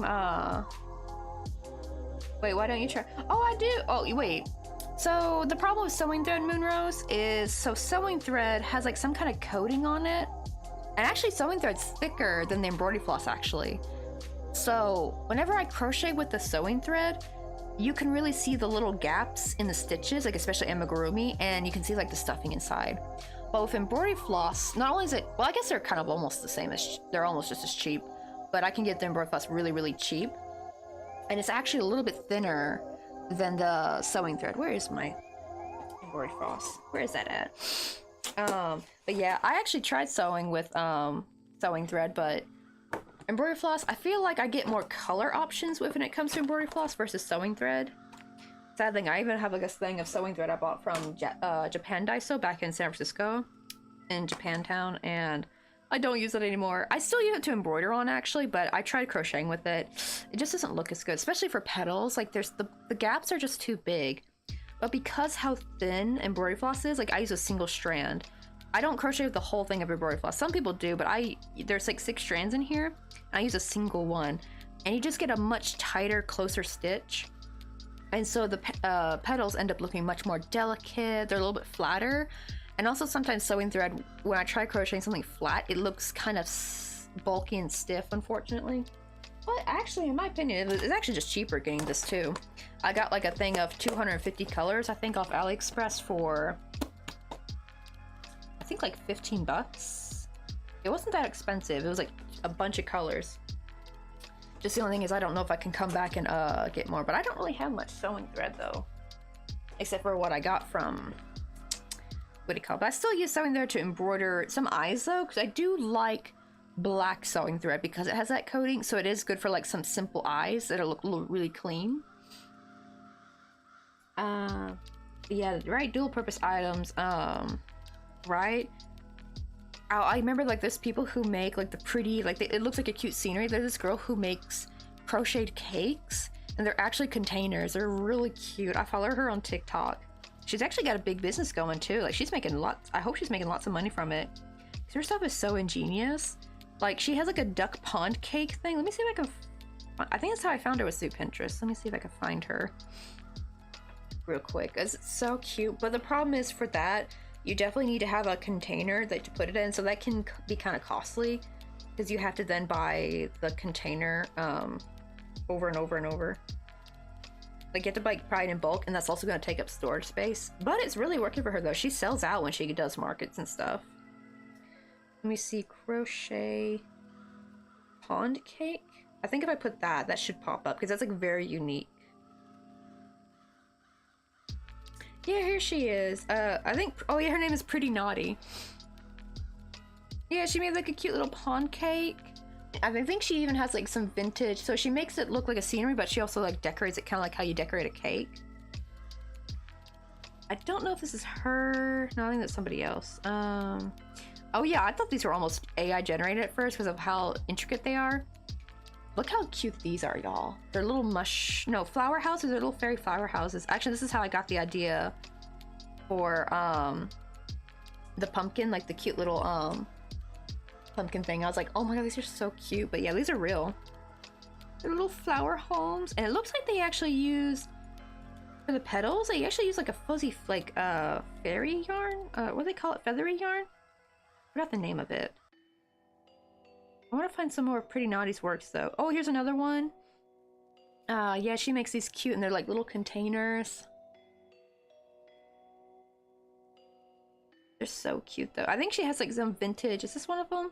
No, this is somebody else's work, but I think that's also a container. This might not be her. It doesn't really look like it might be her work. It could be, maybe. Just the style looks different. Yeah, it's like stuff like this. She has like some vintage heart-shaped cakes. Like, look how cute these are, and they double as containers. They're like jewelry containers and stuff. Like, how adorable is that? Right, I'm back on the TV. Yeah, right. I'm hoping they would sell well. More. The problem is, I'm like, well, I don't know what I should charge for them, right? Because the problem is, if I make like the more delicate, intricate ones using the embroidery floss, like I definitely feel like those should be much higher priced. But if I make some with my normal, like, you know, thin yarn, then it could be a little bit cheaper because this is one, easier to work with. I can make it quicker, and it's just as cheap. Let me see. I did how many did I do here? 1, 2, 3. 1, 2, 3. 1, 2, 3, 4. Okay, let's switch to the yellow. So I want to make sure I make this thick enough.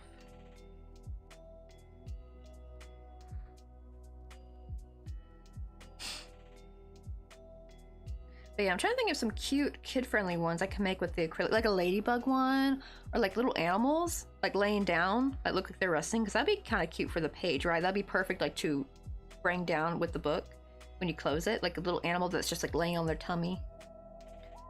Like a little capybara one would be cute. A little froggy, like, oh, I should make some kid-friendly bookmarks.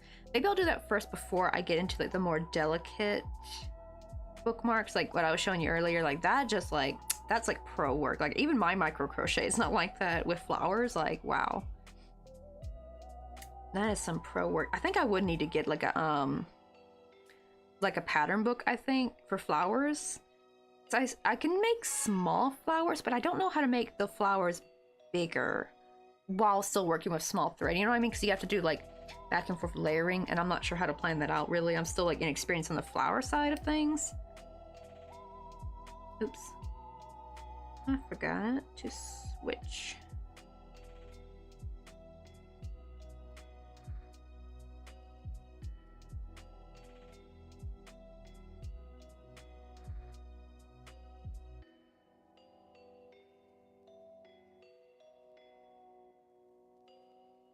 There we go.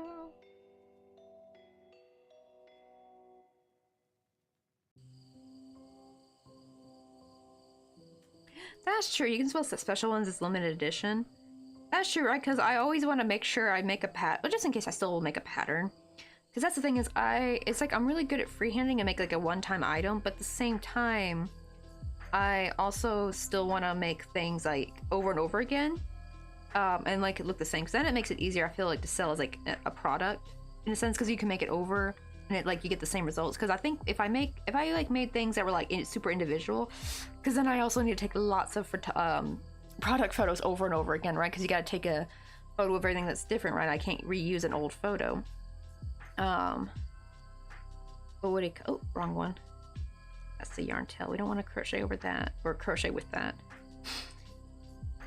But what do you call it? Yeah, so it's like, I feel like if I at least make something that I can easily remake it, like make the pattern for it, so it can be like the same, and like obviously there'll be like some slight differences, but people won't be able to really tell, right? Because, you know, like tension, so some objects will be a little bit bigger than others, but they're not going to really know that, right? Unless they have like another that same object to compare it to. But as long as they all look the same, like they would in the photo, then I can like really streamline it. Just my goodness. I really need to get my patterns together. Oh, and I didn't, let me see, can I just float this over maybe? Such a short distance. I forgot to carry my yarn, but I kind of don't want to though, because then it would show on the correct side and we don't want that. Let me try to pull through, but loosely.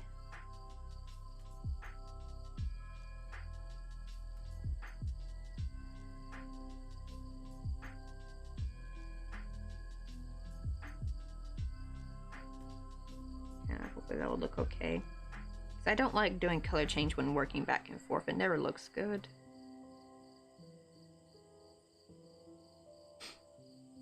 Oh shoot! Oof, just in time. Ooh. Oh, it's tier C, never mind. Well, it's still the special event, so. That's true, yeah, trial and error when exploring patterns of your own work. That's true, because actually, especially, like smaller patterns, like things like these were turning out pretty consistent when I was making these as earrings, like the little cute little cauldron. Actually, I got them right over here, right? Like I got them ready to go. They were pretty consistent over and over again, like small, simple things, but yeah, it does get a little bit harder. That's why I'm thinking, oh, whoopsie. I'm thinking more like sceneries will be kind of one-off time things, but things like keychains, bookmarks, earrings, pins, brooches, hair clips, I want those to be like easily be able to make over and over again, but I'm going to leave sceneries be like just a one-time thing, because I think trying to make a pattern for an entire scenery will just be like, too much. So much goes into that, like so much detail and the sizing, I feel like it'd be hard to replicate. So I think I'll leave sceneries being more of like a one-time unique item, but like smaller items I definitely want them to be easily remakeable. Let's see.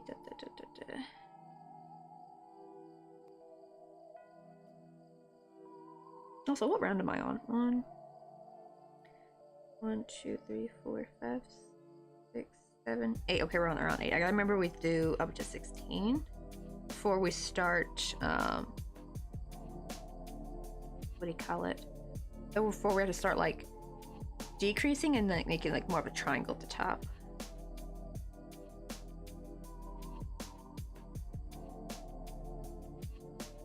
Where is my yellow?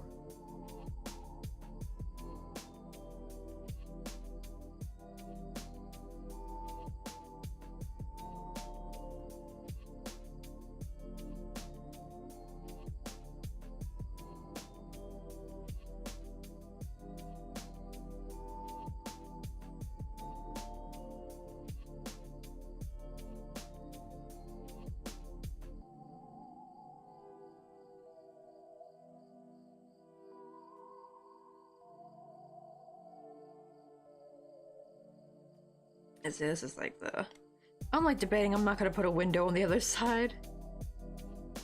Too much.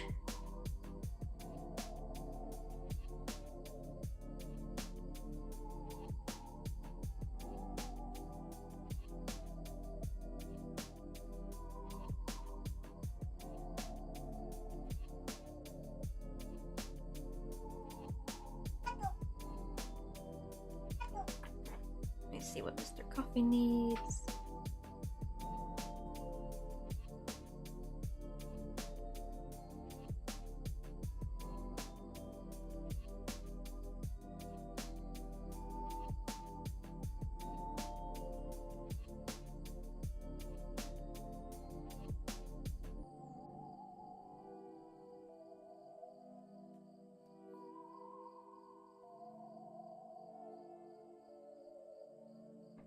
Okay, caught Dweeble. Oh wait, no, it's not a Cheerby. I was like trying to see if it says it's like when am I gonna catch a Halloween Pokemon though? The one with the costume on. I'm still waiting on that, but I just saw Dweeble is freaking Tier C, so yeah. Not eligible.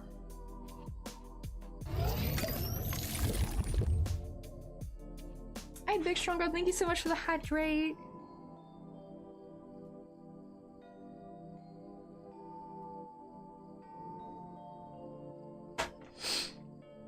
Making sure to keep my kidneys in check.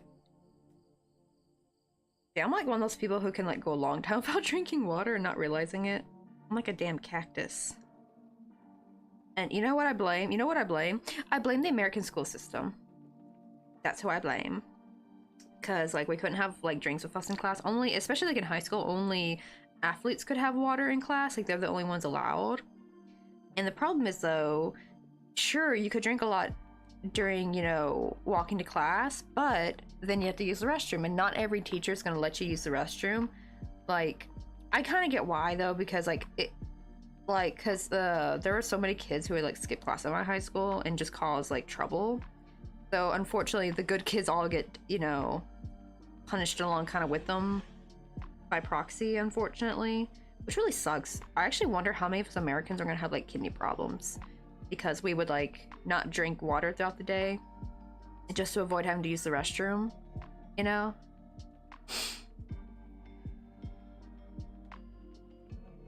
Right. Oh, I've been working on my projects, but I've been lurking and relaxing because, oh no, migraine. Oh, do you got any Excedrin? My mom gets migraines a lot, so she always makes sure she always brings a bottle of Excedrin with her everywhere. Okay, I think that's enough for the window. I don't need it to be too high, so now I can finally not color change anymore.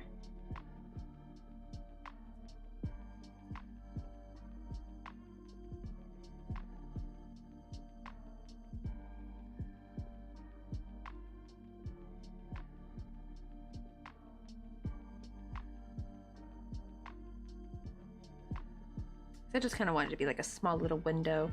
Then I'm gonna put like a little wooden plank over it and like put some little French knots with gray yarn to make it look like nails. So it looks like it's kind of boarded up.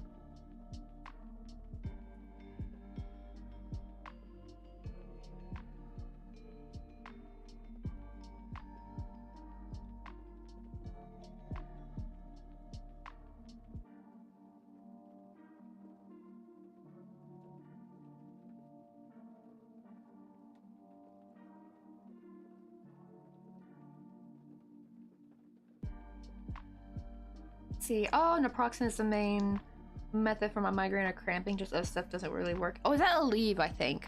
Oh, is that why? Because like, so my favorite migraine medicine here in Korea is called Toxin, and Mr. Coffee looked up and it's basically naproxen. Best shit ever. Like that makes a migraine go away so quickly. I don't know if you know the K-pop rapper. I don't know if she's K-pop. She's technically more K-rap, I think, but her name's Jessie, and she raps like the little song. I'll show you guys real quick. It's for Toxin. I just remember seeing her for the first time on like LG's is it LG? I forgot his name. YG, like the guy, the singer who owns YG Entertainment, because he used to be a K-pop singer himself back in the 90s. But yeah, like YG had a song called Who's Your Mama about girls with big butts. But it was about Korean women with big butts, which was hilarious because like everyone in the comments were like, bro, that's not even a big butt. I felt bad because actually the Korean girls in the video actually did have pretty decent sized butts for the average Korean woman. But yeah, they were getting roasted. But she was like, she did like a little rap part in that song. That's how I found her. And her voice is very distinct. So I hear her, she makes a lot of commercials in Korea. Like little voiceovers and stuff. Let me the attack. Then make sure this is not too loud. And make sure a little bit louder so you guys can actually hear it. I hope I don't get dinged for this. It's just an ad, so.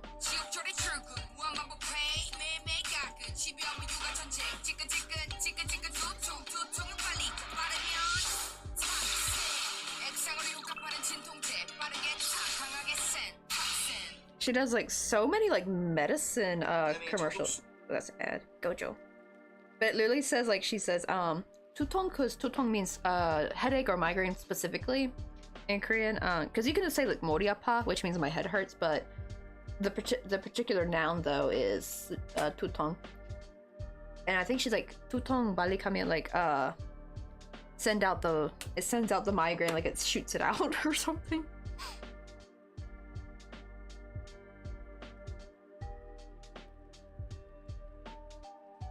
That is true, yeah, you don't want to use it too much. Also, your girl over here used ibuprofen way too much when I used to work for retail. I was a stockroom worker, and if you ever know stockroom, like, right, you gotta lift heavy things sometimes, and it wasn't even really just from the lifting, it's really just more being on your feet all day and having to run around, like running close to the racks and stuff. And I built up sciatica, and like my leg and back would hurt like crazy. And I would never go over the minimum amount, like the maximum amount, but that's the problem, is I would do it every single day. I would be within the amount, like how many you're supposed to take, within how many hours. I would never go past that, but I did it every single day. And guess what? Your girl got gastritis now. My stomach lining is gone. So be careful with that, yeah. So now I probably could never have like ibuprofen again. I'm too scared to, because yeah, that stuff will erode your stomach lining. I don't even know why I took it. I think the reason why I took ibuprofen specifically was not because I preferred ibuprofen, just because it was cheap. I got like those huge, big, like off-brand things from like Walgreens, I think, of ibuprofen, because it was just cheaper, because like things like Advil or Aleve were just too expensive for me, unfortunately. Even Tylenol was a bit too pricey for me, because, you know, minimum wage, so I just got like the biggest thing of the cheapest ibuprofen I could get, and just to kind of help me get through the day. And yeah, you know, I do wonder if I had just like splurged on the other medications, if I would have like saved my stomach a bit, maybe, because then I wouldn't have needed to take so much of it, because it would have worked better. But because it didn't work as well, I took too much of it. I would like take it every single day just to like get through. And now I got gastritis for free 99. How wonderful.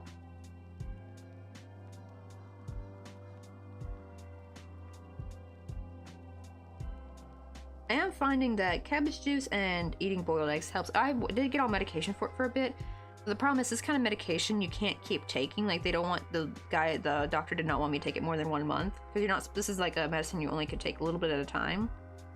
And I would feel wonderful on the medication. Like, my problem went away, but the problem was, as soon as it was done, it came back full force and angrier than ever. Oh, oosh. I almost thought I crocheted over my working yarn. Or sewed over my working yarn. We don't want that. I'm trying to cover this ugly gap. That's something I can't stand with, like, doing color change back and forth, is you get, like, odd-looking gaps and shit. You know, like, at least when you're doing the same direction, the color changes actually don't look too bad.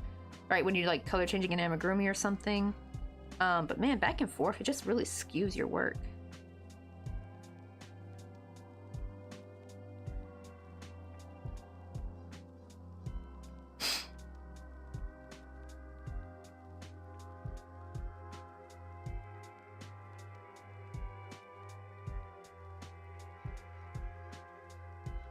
Oh, did I? Oh, I never cut off the yellow yarn. Let's do that real quick.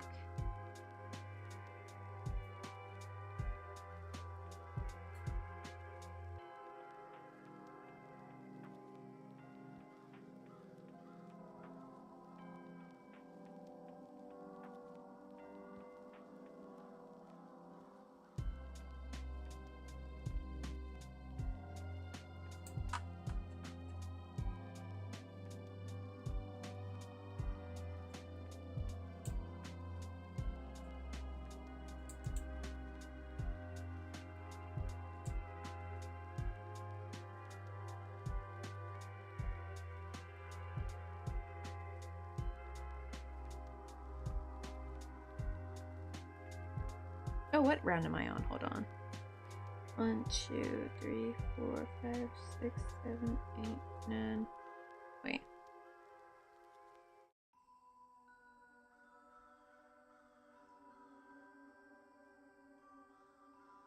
Oh, 14, okay.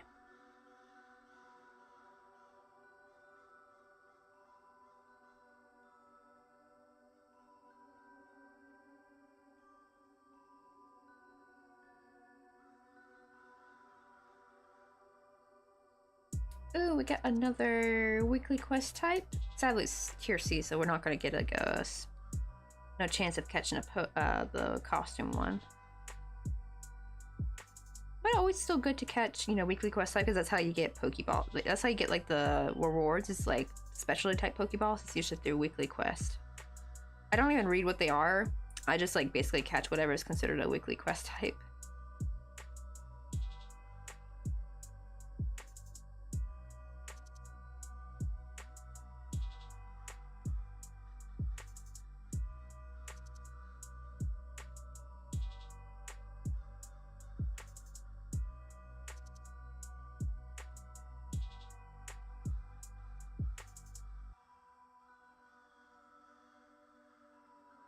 Okay, I think so. How long? Oh wow, we've already been on 3.5 hours, but I need to take a bit of a lunch break because I'm starting to get kind of hungry. It's almost 2 p.m. and I have not eaten, except for my protein shake, which I finished up. That was like more like my breakfast. Because I'm not really hungry in the mornings, but the problem is by the time mid-afternoon comes around, that's when I get hungry. So I'm going to probably dip some rice and an egg or something I can just eat real quick. It won't take too long to cook. I'll like be probably gone like 10 minutes. So we'll go like on a lunch break. I'll like actually say it in the chat, like lunch break, so people know I might be gone a little bit longer than normal. All right, now 16.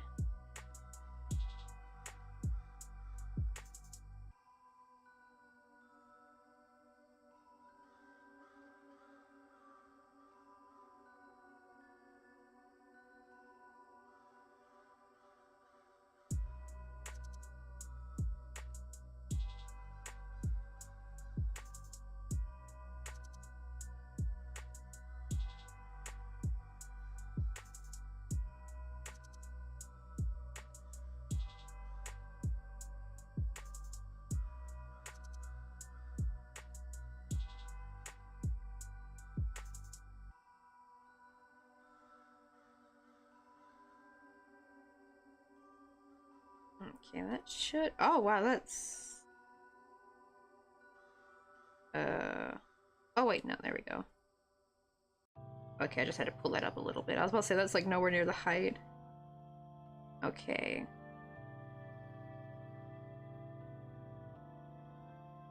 Or maybe because it's a little bit lower. Yeah, I gotta bring that up. Then actually, let me maybe thread this to the bottom and start from the bottom up, because that usually looks better.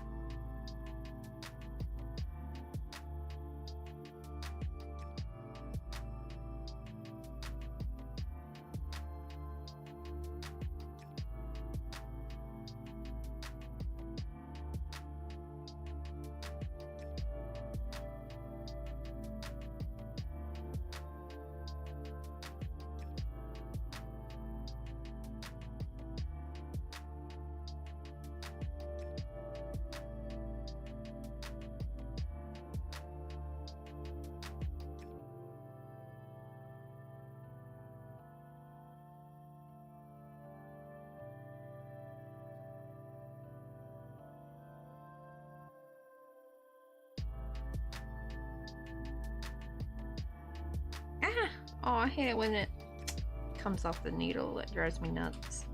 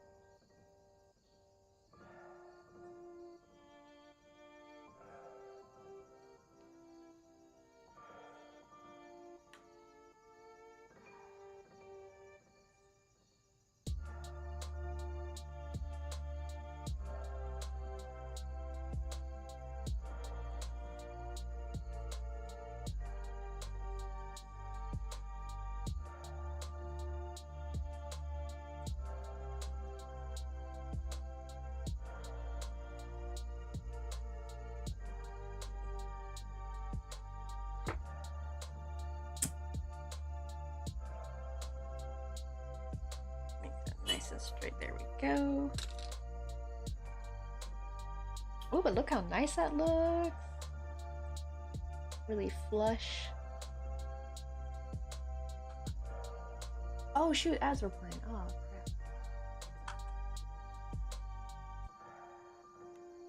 We're about to end.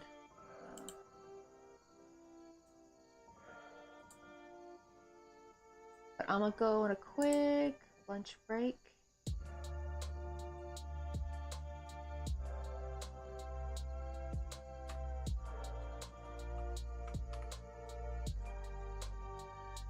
I want to. I just need to warm up some rice, make an egg to go on top. All that is a quick bite. The chicken will take too long. I think for me, chicken will be more for dinner. But I will be right back. You guys can chill on the BRB page. I'll try not to take too long.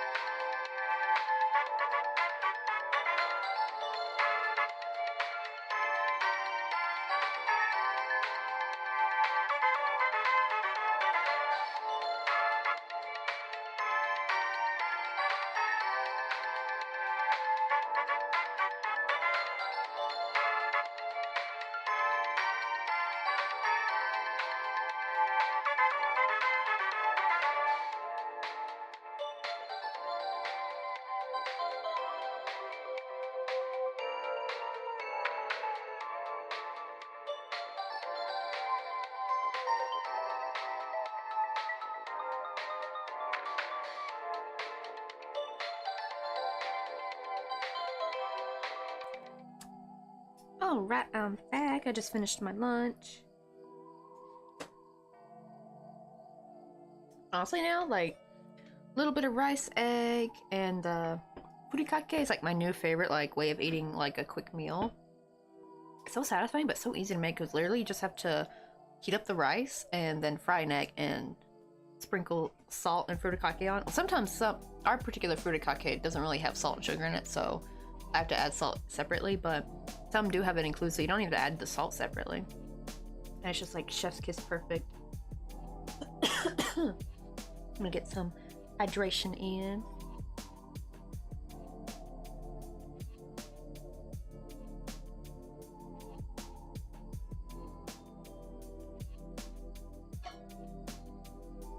Oh, I need to fill that up soon. Let's see.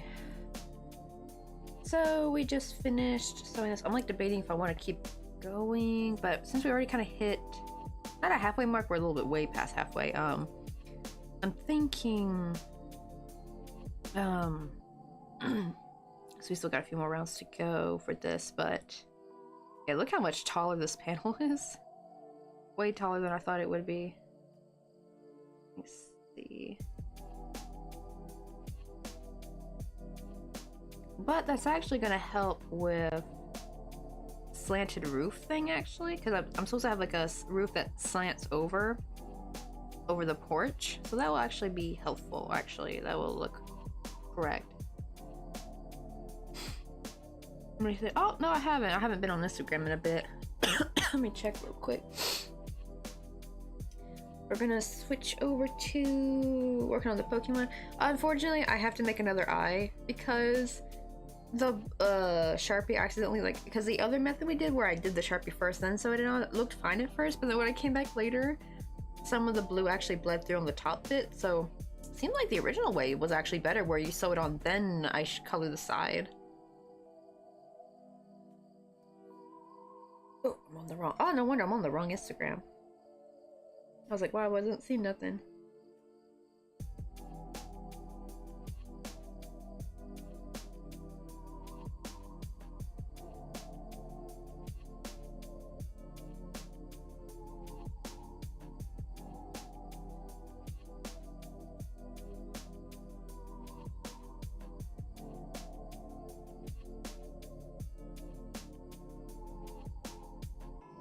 Let's see. Ooh, got some Chanel yarn. Oh, they actually have fleece yarn too.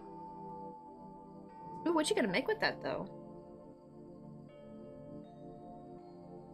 Ooh, and also this neon yarn. I basically have, yeah, like my milk cotton I have in, I think this middle shade right here. Like, look how glowy that is though.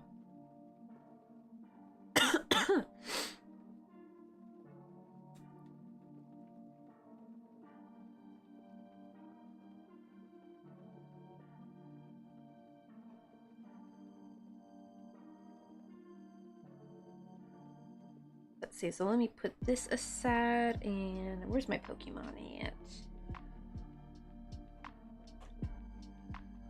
So we gotta make another eye real quick. Unfortunately. Bring him out. I'll show you what I mean. I made these cute little eyes for him yesterday, and I think I just have to make one eye, but yeah. I don't know if you can see that, like, see that blue right there? It started bleeding into it, so I have to chuck this one. This one, the first one we did actually, so I think just doing it on the side was better. I think the problem was when I sewed it on, maybe I sewed it on too soon. Like I didn't let it dry in time. It didn't, surprisingly did not bleed on the sides. But yeah, this eye turned out perfect though. So we just gotta make that again. So where is my thing at? Thankfully, it's pretty easy to remember how to make this. Just I think for the most part it was single, yeah, just like increase up to 12, and then I did the other round halfway using single crochet with the blue, and then when I swapped to the light blue I swapped to half double and just increased like normal. Let's see. Wait, oh, you just now send a book? Because I saw some of the other posts were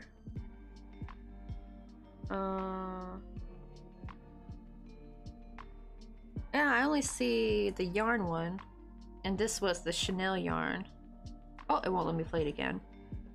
This one says post unavailable, unfortunately, so I guess whoever you sent, whoever posted that you sent, I think they removed it, unfortunately. Or does this include the book? Let me see. Does that include a book on there? No, this is just yarn. Ooh, those are some cute socks though. Oh, they're little froggies. Froglet socks. Oh, that's so cute. Actually, it looks like the game Frogger. Remember, like in the 80s, they had like the arcade games. I think it was called Frogger, right? Because I had like my dad got us like these cool little joystick games. Like they were at the time considered retro because this was like the 2000s when I was a kid. And I got Pac-Man, and my sister got Frogger. But yeah, I think the book post didn't go through, unfortunately. Whoever originally posted, it looks like they removed it. I hate when that happens. That happens a lot when my sister tries sending me funny pictures and stuff, like from a see like a funny post, and I go to see it and it says post removed or unavailable, and oh, and or maybe do you follow that person? Because I think sometimes if you try sharing a post of a private account, it might share it like that as well. It might say unavailable. But usually it happens when the post gets removed. usually what happens is they maybe have to repost it, like maybe they made a mistake and it won't let it edit them. And or sometimes if they had music playing in it, sometimes that particular music gets removed, so you just have a silent post, but you really wanted music, so usually you'll remove your post and then just re-upload it. I had to do that a few times myself, where a song, like I think one of them I've kept up is real, of like my little baby chicks that are available on the coffee page, and sadly the cute song got removed. Wait, not on Instagram, I think on TikTok. Yeah, the TikTok song I used got removed, so now it's just silent, which sucks. 1, 2, 3, 4, 5.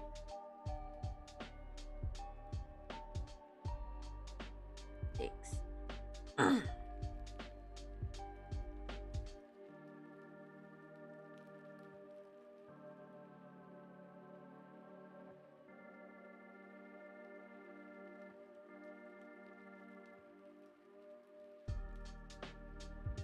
Get on there, because there's not much of this blue left.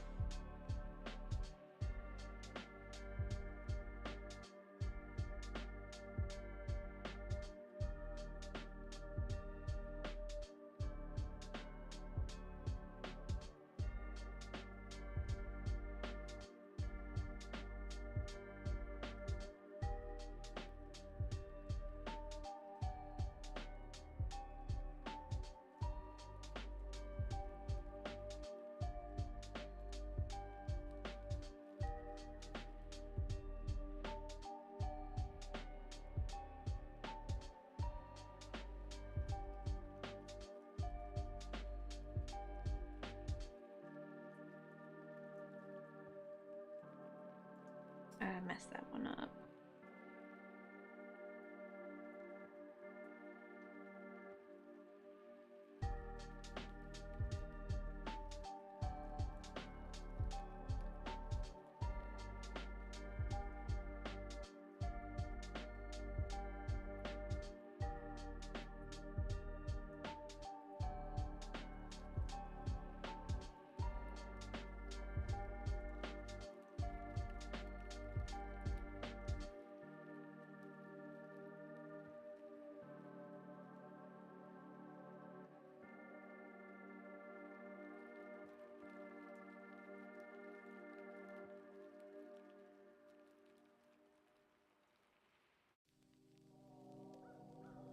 Okay, sadly I have no choice. I gotta rejoin with more, but at least I got to use this little bit up, because I don't like throwing away like the scraps. Like it looked like too much, but it can be used for something, so I want to make sure I used it all.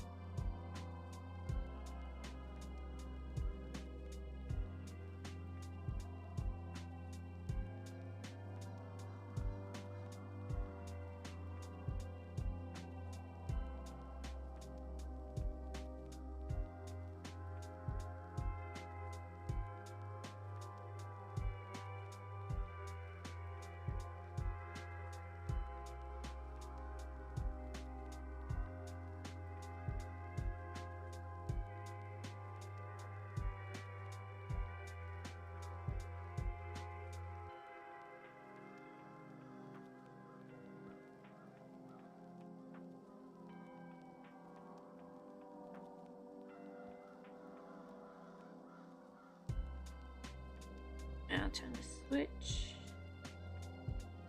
to blue.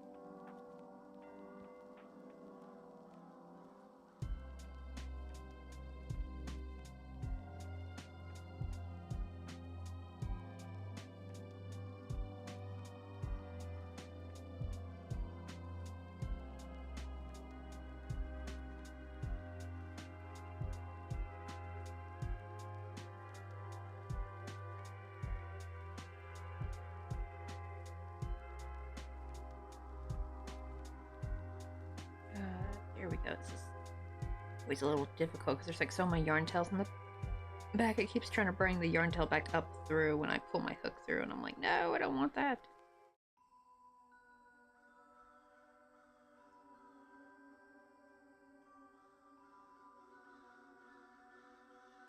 Oh, when did my thing change back? Hold on. Put it back on the witchy hat. What the heck? Maybe it changed when I came. Did it change when I. Was it like that when I came back from the break, y'all?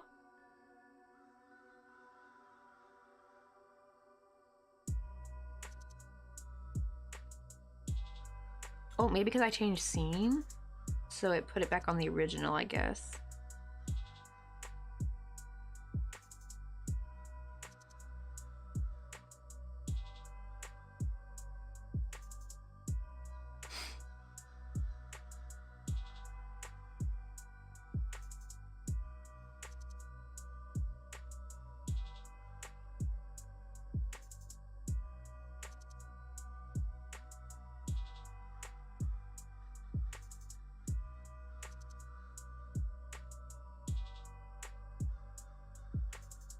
Oh, wait. Oopsie. Oh, it's actually...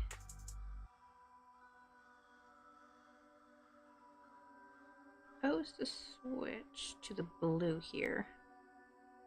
Where's the Workin yarn of blue? Okay, here it is.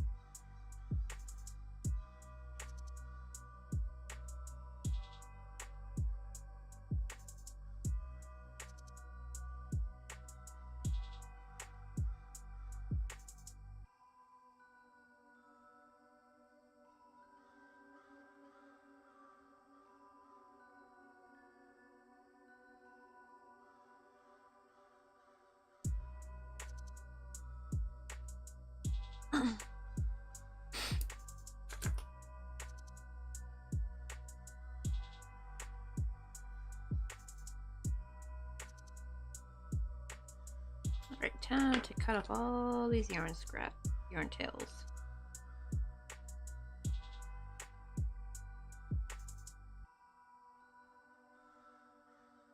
Yeah. Where is what I did with the white?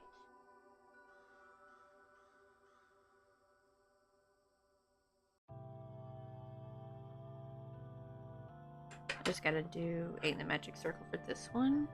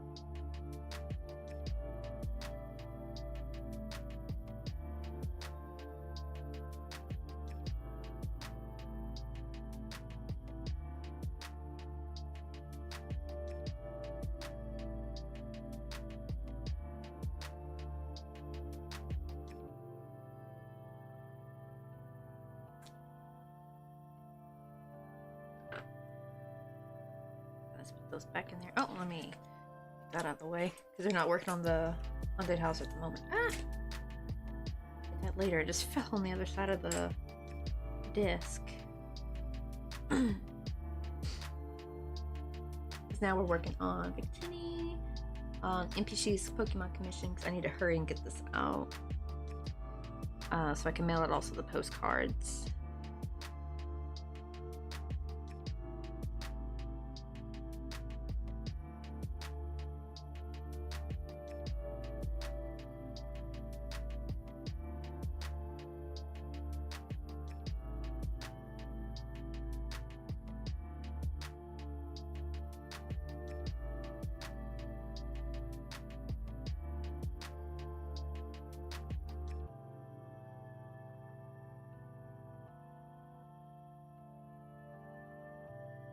Hey, Greggy, how you doing? Nesting dolls are full of themselves. Is it metaphorically and literally? How you doing? Oh, let me show you the progress on the haunted house real quick. We're now working on a Pokemon for a commission by NPShi. We're making Victini. But here we got a good amount of progress done actually. We got some of the paneling going. We finally got the foundation done, and we got the little what do they call it? Porch. And so eventually I need to sew on some railing with oh, you know what? Just realized I probably shouldn't have glued. There's a lot of glue back here, and I just realized, great, how am I gonna get the poles through? Oh no, I did it again. Maybe if I drill, like, I take a big thick needle, maybe I can like drill through here and get some holes to get some metal through. Because I use joy wire to get and yarn wrap the joy wire to make like any kind of pole or stiff object I need for the canister. Ugh. I did not think that through. Oh well. I did that with the first cheeky bar, so I had to like, I think I gently glued it on, but the problem is it made that too delicate. I actually had already made the eyes today for Victini, but one of them, some of the blue leaked through, unfortunately, because I stained it with darker blue. So I don't know if you can see. But yeah, the white shine has a lot of blue in it. You see, right? It got kind of stained, but messed it up. So I gotta make another eye real quick.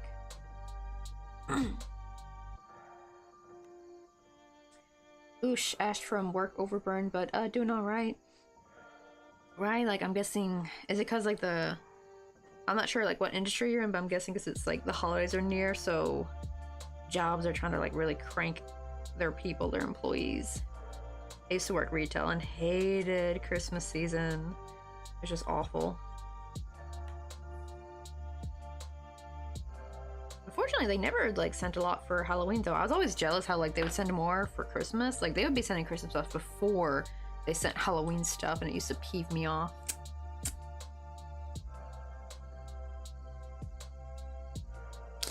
There we go. Got rid of some of the fuzzies. Now, let me sew this up real quick.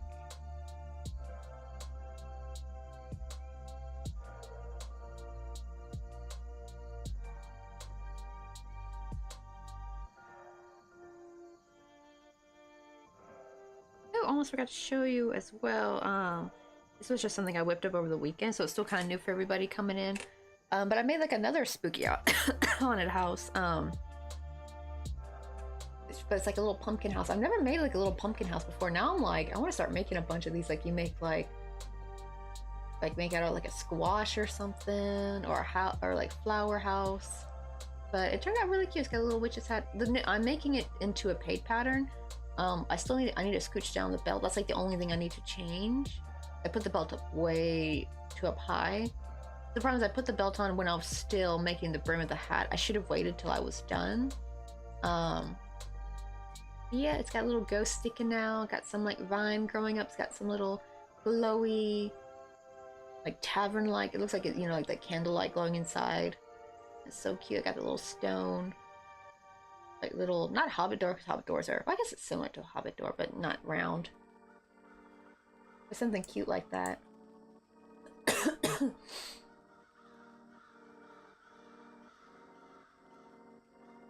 Oh, wait, half our employees are taking indefinite leave to grieve.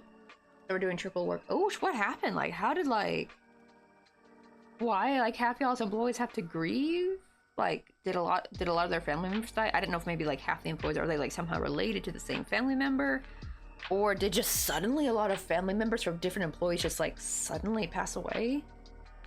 I mean, I know I've heard about COVID coming back, but like, yeesh, I don't know if that's the reason. That is crazy. Or was there like some kind of like terrible accident in your town? I see that kind of happening, like that affect a lot of people, like where a lot of people lose a lot of loved ones all at once. Like, that's just horrible. That sucks too, right? Because like the ones who stay behind, you guys are kind of stuck doing all the extra work, and for no extra pay. Are they giving you extra pay at least? I feel like they should at least do something like boost, you know, temporary pay for this time period for you to compensate for all the work.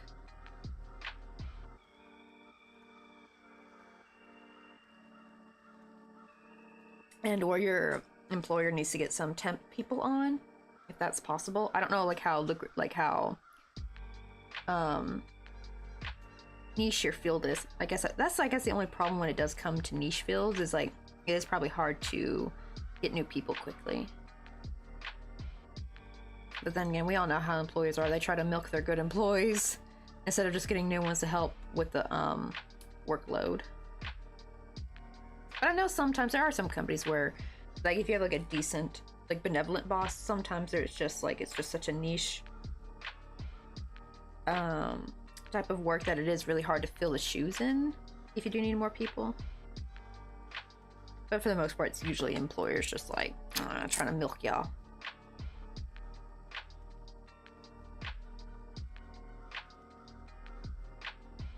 Oh shit, yeah, the Palestine Lebanon stuff, and yeah, no extra pay.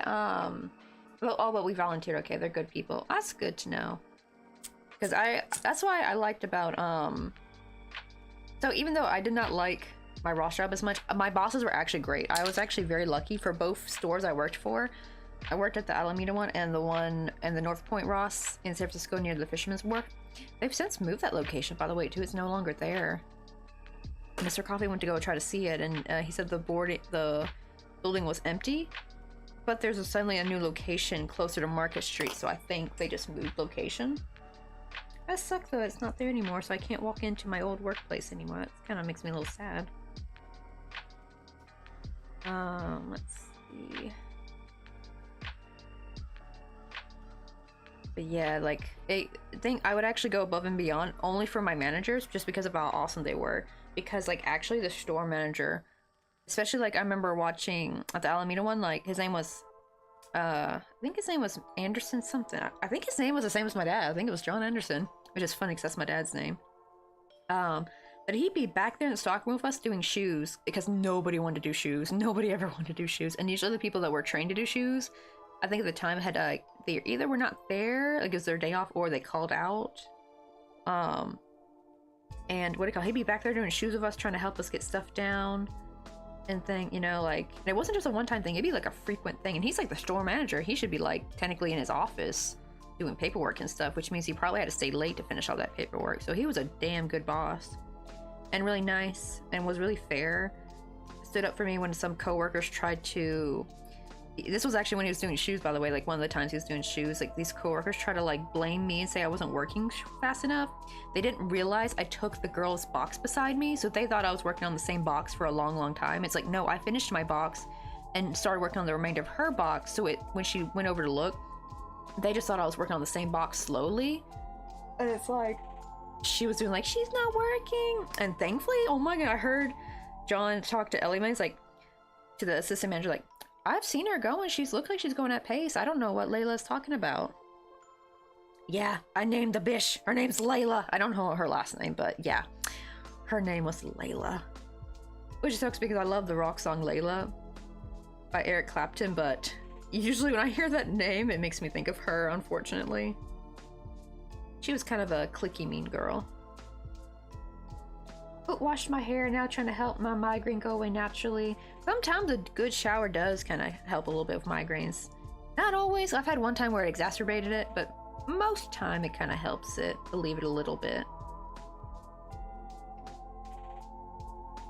But yeah, it's always good to have, you know, if you got like, you will go, that's why I wish some of these like employers would realize that a lot of us would actually be willing to go above and beyond if you just treat us nicely. Like, right, you said the people you're working for are good people. So you're willing to do some extra work, even as stressful it is.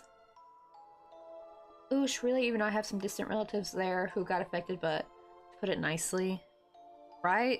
So it's like, even you have, like, you're not even able to properly grieve. Are you able to have any kind of contact with your relatives? Or is it like a, you don't know their status or like their well-being? That's always scary because it's like you never know until like way later when things cool down. And I just feel so bad for Ulfi. I think, are you on Ulfi's stream, Great Geek? Because they are from Palestine. And yeah, I can imagine. She lives in Thailand though. Not Thailand, I mean Taiwan, my bad. She lives in Taiwan. And so she's like really far from family. And I can only imagine. Like I remember the day when it happened, like when the news broke out, she was streaming actually. And she just kept trying to, like, any time anyone tried to bring up the subject, she's like, no guys, I'm sorry. I just need you to distract me right now. So she was like trying to stay distracted from what was going on. Just freaking heartbreaking. Like 2 months, it's like literally, it really does seem like World War III is on the verge of breaking out, unfortunately. Like, first with Ukraine and now this. It's like, such a headache.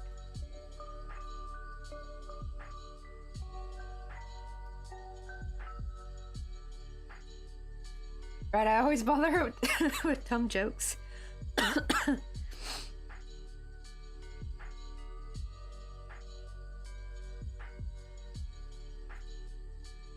think we got the eye on here. I have the stitch that's like sticking out. I don't like how it looks, so let me try fixing it.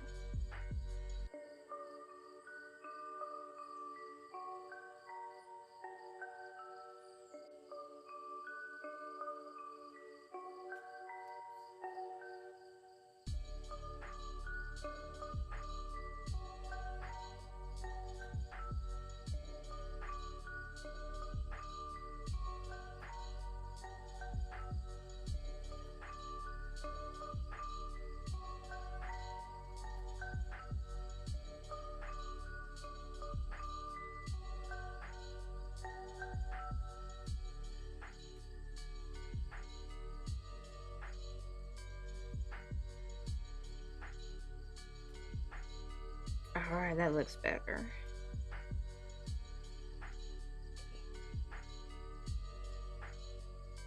Let's see. Oh, reached my destination. I'll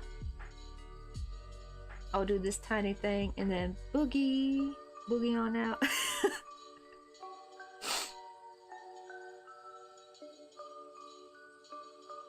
Come here, needle. Ah, shit.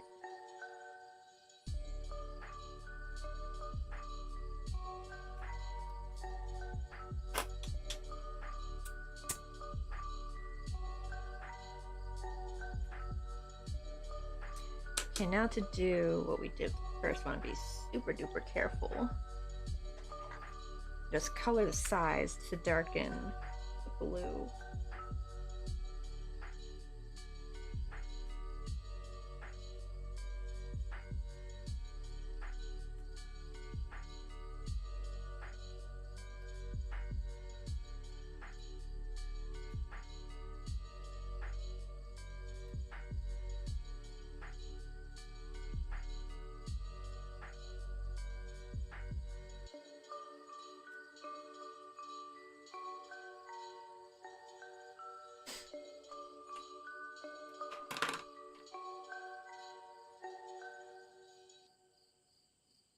Uh-oh.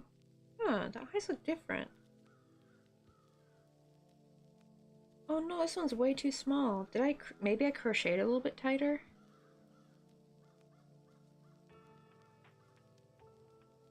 Wait, it looks like there's less light blue. Oh, maybe I put too much dark blue? Ah, shit, now I gotta make another eye.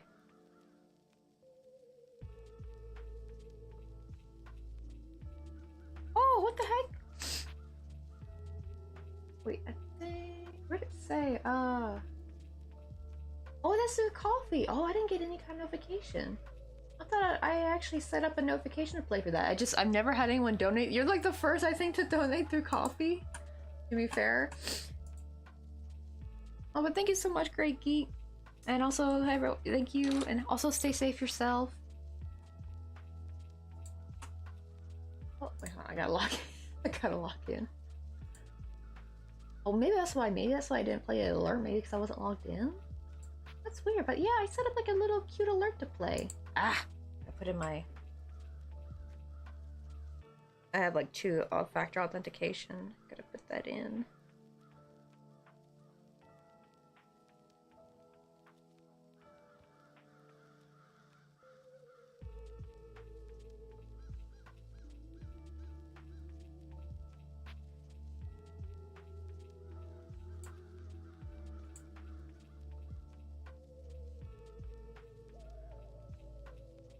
god, $50? What the heck? Oh my goodness, thank you so much, Great Geek. I'm sorry, that is insane. I would rather if you bought something from me.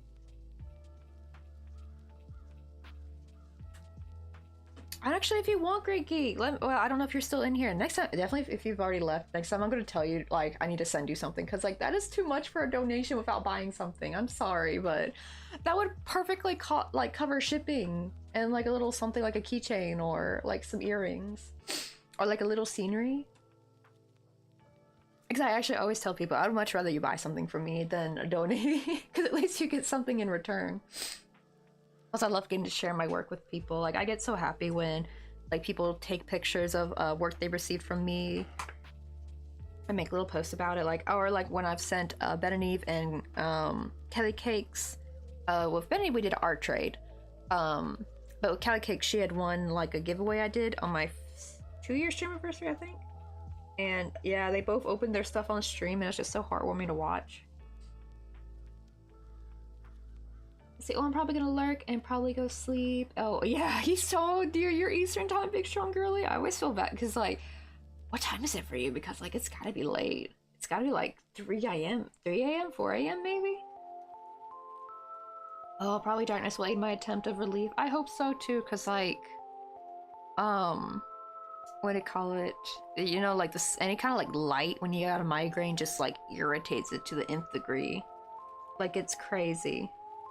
I think Great Geek's already left, so I need to message them. I'm like, you cannot just drop $50 as just a donation. You need something in return. Yeah, I need to make them a commission. I cannot, and with good conscience, leave them commissionless. Like, that is just too sweet of them.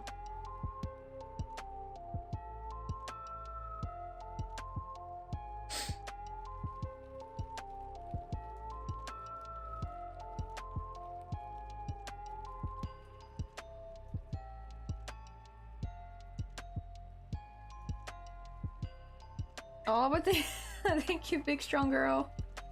I know, but I still feel like, oh, they need a little something, you know? Like, I just feel so happy when someone has like my work on their desk or something. Like, I kind of get giddy from it, like, and even some people have said in the chat, like, oh, I want some of Coffee and Crochet's work, and when they talk like that, it just feels kind of like, if it's just like makes my heart so happy and excited. Like, they make it sound like I'm some kind of like artist designer, you know, like when someone says like, oh, I have so-and-so's work, right? Like how rich people talk about, like, you know, when they have like someone's art, like a designer's art. It feels like that, and I'm like, little old me. Like, it just feels so cute when people talk like that. So I definitely want to send them a little something, like $50. Like, if I send something small, the shipping should be like $15. If I can fit into a bubble mailer, it should be fine. Like, a little something. So I'll definitely message them later, because I can't in good conscience. No, they gotta get something from me. But have a good night. Oh, it's only 1:38. Okay. Oh, that's like 3 a.m. by the time I end my stream. Okay, that makes more sense. It's because we've been streaming so long. I'm still getting used to streaming early, so I feel like it's like almost 5 p.m. to me, but it's actually only 2:40. That is true, right? As understands a fellow artist, right? It's like, we kind of want people to have our work. Especially, like, thought of my work decorating someone's home just fills me with joy. That's why I try to, when I do a subathon, I try to have like a lot of like giveaways as like sub tier, so that way I can have like a reason to like kind of be able to just hold a giveaway or something. And I can't do it all the time, unfortunately, because like the shipping will bleed me dry. But, you know, like a subathon, right? People are gifting, and you get enough money that will cover the shipping, thankfully. So I'm gonna definitely do more giveaways once I move back to the States. I cannot wait. I don't know if Great Geek isn't. I don't think they are in the States, though. Oh, I hope they're somewhere I can ship to. That's another problem. I'm not sure where they're from, because I know some places like Russia's blocked off. I can't ship to Ukraine. Yeah, it depends. I hope it's someplace I can ship to, but let's start another eye, because I can't believe I just finished an eye, now I gotta remake another one. So now I have 2 messed up eyes. This is the 4th eye I'm making for this little guy. The first one was perfect, but I just messed it up with the Sharpie. I'm still mad about that. Wait. Do I have any? No, the only paint I have is... if I had like paint, like acrylic paint maybe, but I only have watercolor white paint, that's not gonna be enough. I'm like, if I painted over that, that would probably fix it. No, it won't be enough. I tried to actually fix it with the white gel Sharpie and it did not. Ooh, have you tried boiling or cleaning sewing there to get the coating off? I never thought about that. Wait, can it boil off? That's what sounds concerning because like it's made to use for clothing, so does that mean like if you wash your clothes in hot water, is it gonna like melt off the coating?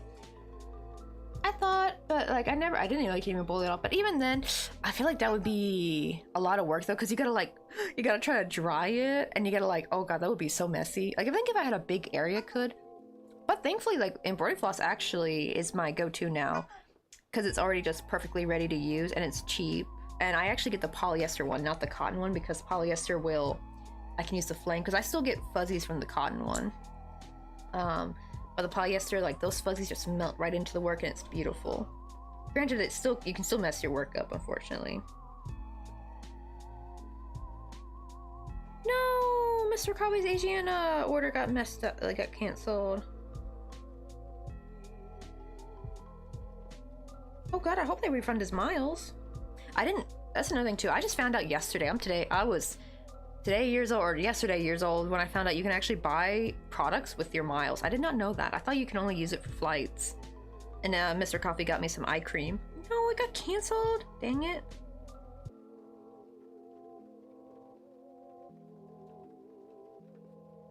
They better have refunded his damn miles though.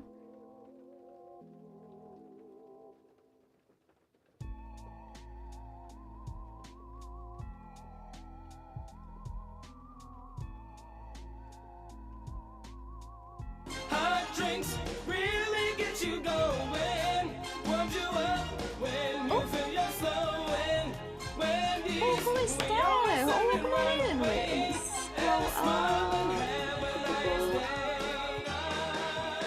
Oh, Pink Britters, welcome on in. Thank you so much for the raid. Wait, what are you guys doing? Let me see.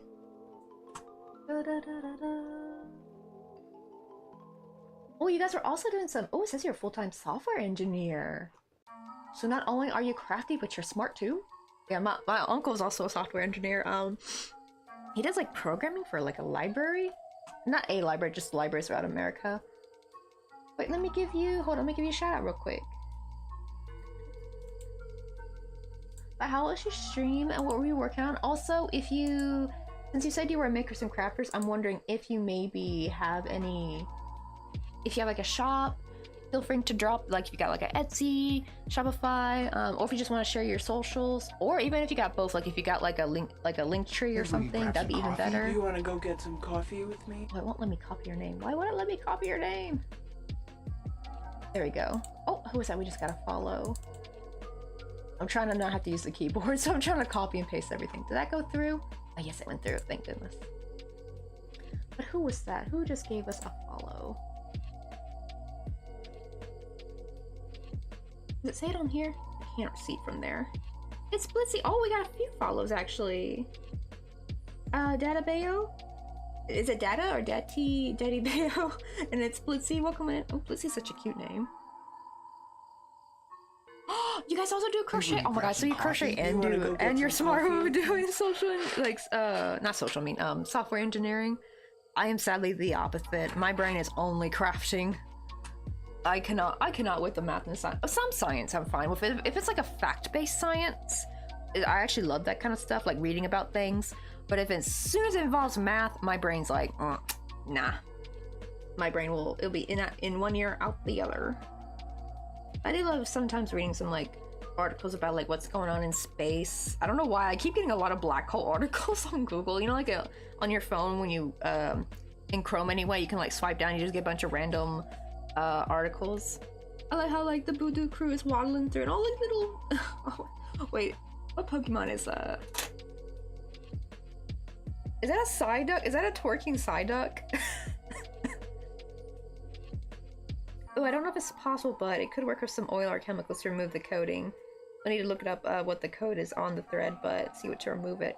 Right? And I do wonder if they do have coating lists I do have one sewing thread bobbin. It's just this yellow thread that does not have a coating, and I can actually crochet nicely with it, but it's the only thread of its kind that I have. I need to see what, I don't know if I can see what the brand is, but so far I just stick with embroidery floss. But you do get, I feel like you do get a lot more though if you order, or if you buy sewing thread, you get more bang for your buck, I think. Hey Kaden, welcome on in. Let me see, I want to make sure I welcome everybody in. Lescario, I hope I say your name right, but yeah, the Voodoo crew? Is it Budu? I hope I'm saying it right. Is waddling through. Oh, but you got any pictures of your shiny Mio? Let me know. Like, if you got on Instagram, feel free to drop the link. We have links open in chat, by the way. Because thankfully we are quite lucky that we don't have many of those bots that come in with the links. Like, they're just like, they come in every so often. And they're just so easy to bop out. Like, I just hit the little ban button, they're gone. I don't think I've ever gotten bot rated except for the Haas bots. I think that counts as bot rated, but that was like 3 years ago when I first started streaming. I have not seen the Haas bots since, thank goodness. And see, but I still have a whip for me. But if you got anything with, like, you know, pictures of your previous work, feel free to share. I think also, like, if you have stuff that you've already made and you, like, I don't know if you have your own Discord, but if you got, like, I think, right, if you just, like, copy link, I think you should be able to drop that, like, in the thing. Oh, wait, that's perfect. Instagram. Wait, let me open this on the computer. Get full screen. Where is my display capture? There we go. Oh my god, this is so cute, little Pikachu. Oh, let me see this. Oh, little Oshawott.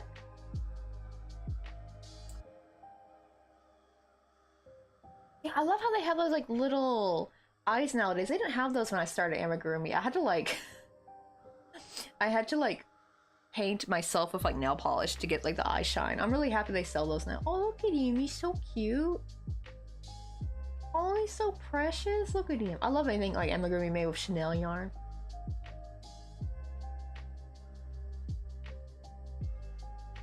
Oh, little sleeves. Oh, it's such a cutie. Oh, look at him holding his little shell. It's so cute.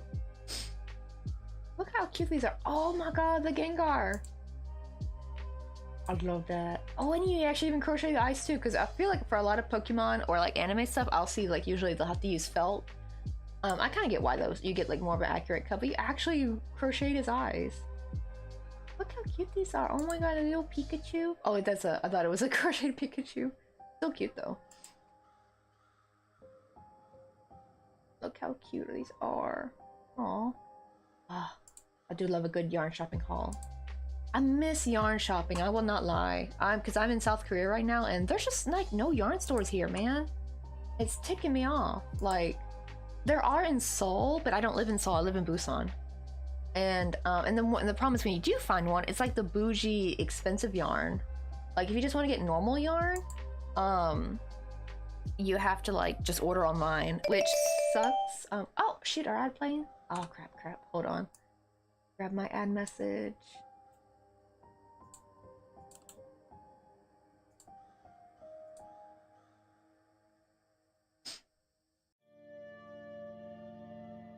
Oh, right, yeah, now it's my new comfort hobby, especially with plush yarn, because plush yarn feels amazing on the fingers.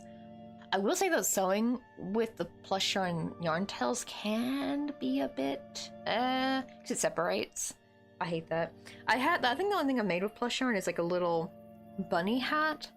It was fun, but oh my god, trying to sew up the yarn tails were, like, get some coffee with me? So hard, because it kept, like, separating every time.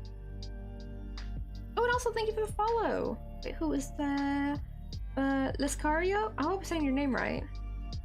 Welcome in. We're trying to work on... Let me pull up the picture of Victini.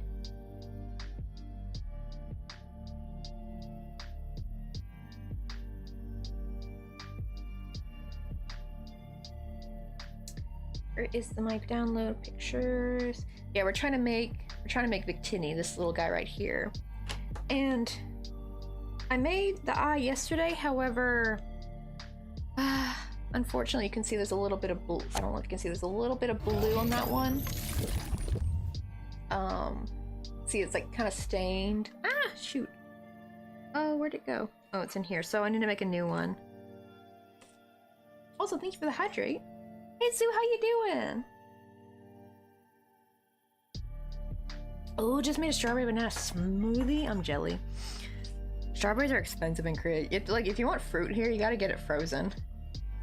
No fresh fruit. I ain't paying no $14 for a little thing of strawberries. Like, you get like a small little thing of strawberries like this, like 14 bucks. I think I took a picture of one at No Brand. It was like almost 15. I think it was like 10 cents away from being 15. Well, technically it wouldn't be 15 US dollars. It would be a little bit less if you do like the actual conversion, but it's still 15 bucks of Korean money. Like, if you're earning money in Korea, that's like 15 bucks to you, basically. Then again, actually though, frozen berries are actually better for smoothies in my opinion, because like then you don't need as much ice. Just the problem is if like the strawberries are really big, that it might be hard for a blender. They need like, do some frozen strawberries sell the strawberries like cut up, like chopped up and frozen? Because like I'm always scared. I don't have a good enough blender that I think that will get like, destroyed if I try blending whole strawberries in there. But thankfully bananas ain't too bad. I forgot like how much bananas are in the States. But like you can get a bunch of like a single bunch of bananas for like 5,000 won, which is like equivalently, like it's like the equivalent of $5 in Korea. So I don't know if that's expensive or not, but that's like, that here is like, fine, I can do that. That's not gonna break the bank, you know? Unlike the $14 strawberries. Actually, they might be more because that was like 6 years ago I took that picture. I'd actually kind of be terrified to see how much strawberries are now, to be honest. Hey, Forrest Gavin Reese, how you doing? Sweet dreams, everyone. I always love like your little, I think, is it a raven or a crow? Let me see if it says. It's in the name of the emote. Oh, it doesn't say, it just says Forest Wave. I didn't know, it looks like a crow, but it also could be a raven though. Oh yeah, I got her right here. Mr. Coffees hasn't put her on her on his backpack yet. He's a little scared because he's actually worried she'll get dirty, and the problem is they will get dirty. Any keychain I've ever made do get dirty over time. It like normal keychains I've bought get dirty. That's just the unfortunate fate of of any kind of like bag charm or keychain. They kind of get a little dusty, like when you're getting on public transportation. We did her on the stream as well. I think I have. I don't know, because my restream has been a little bit spotty, but sometimes I can and sometimes I can't. Also, who's that? Someone just gave me a follow. I don't know why it's not showing it in chat anymore. I have to like actually hit the activity feed. Ooh, Whiteberry Tar. I also love that name. But thank you so much for the follow. She's actually kind of big, I'm not gonna lie. She's actually big for what I normally make. Her head took forever, because look how tiny these stitches are. Her noggin took bloody forever. I think her noggin was like 50 something stitches, like the stitch count. Because see, I normally work within like 20 something, like 24 to maybe 32. That'd be like my max stitch count for most of my amigurumi, but she was big and these like took forever, her hair things. Thankfully not as thick, but this was the hard part. You have to like make it really skinny, right? And then you gotta like roll it, and then you gotta hold it in place while you sew it. But the problem is it's fighting against you when you try to sew it. I should have actually double stranded the thread. I think that probably would have been better because the single strand was not strong enough, so I had to like keep sewing in and out, in and out. And then I had to embroider. This was hard, trying to embroider the little crown and thing. I'm actually surprised I got it to look that good because I suck at embroidery. It still looks, when you look close, you can see how messy it kind of is, but from far away, it looks pretty good.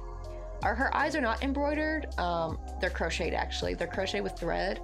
This is my splitted yarn, so I'm using two different yarn weights. Like her mirror is made with thread, or technically embroidery floss, if you want to get technical. Hey, Lemon Day, how you doing? But yeah, Mr. Coffee was shocked. Wait, what's the name of your blender? Well, it's a Korean brand. It's like a cheap.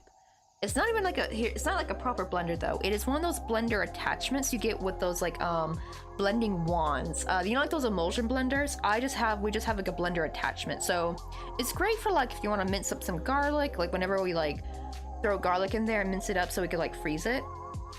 Best way to store garlic before it goes bad, y'all.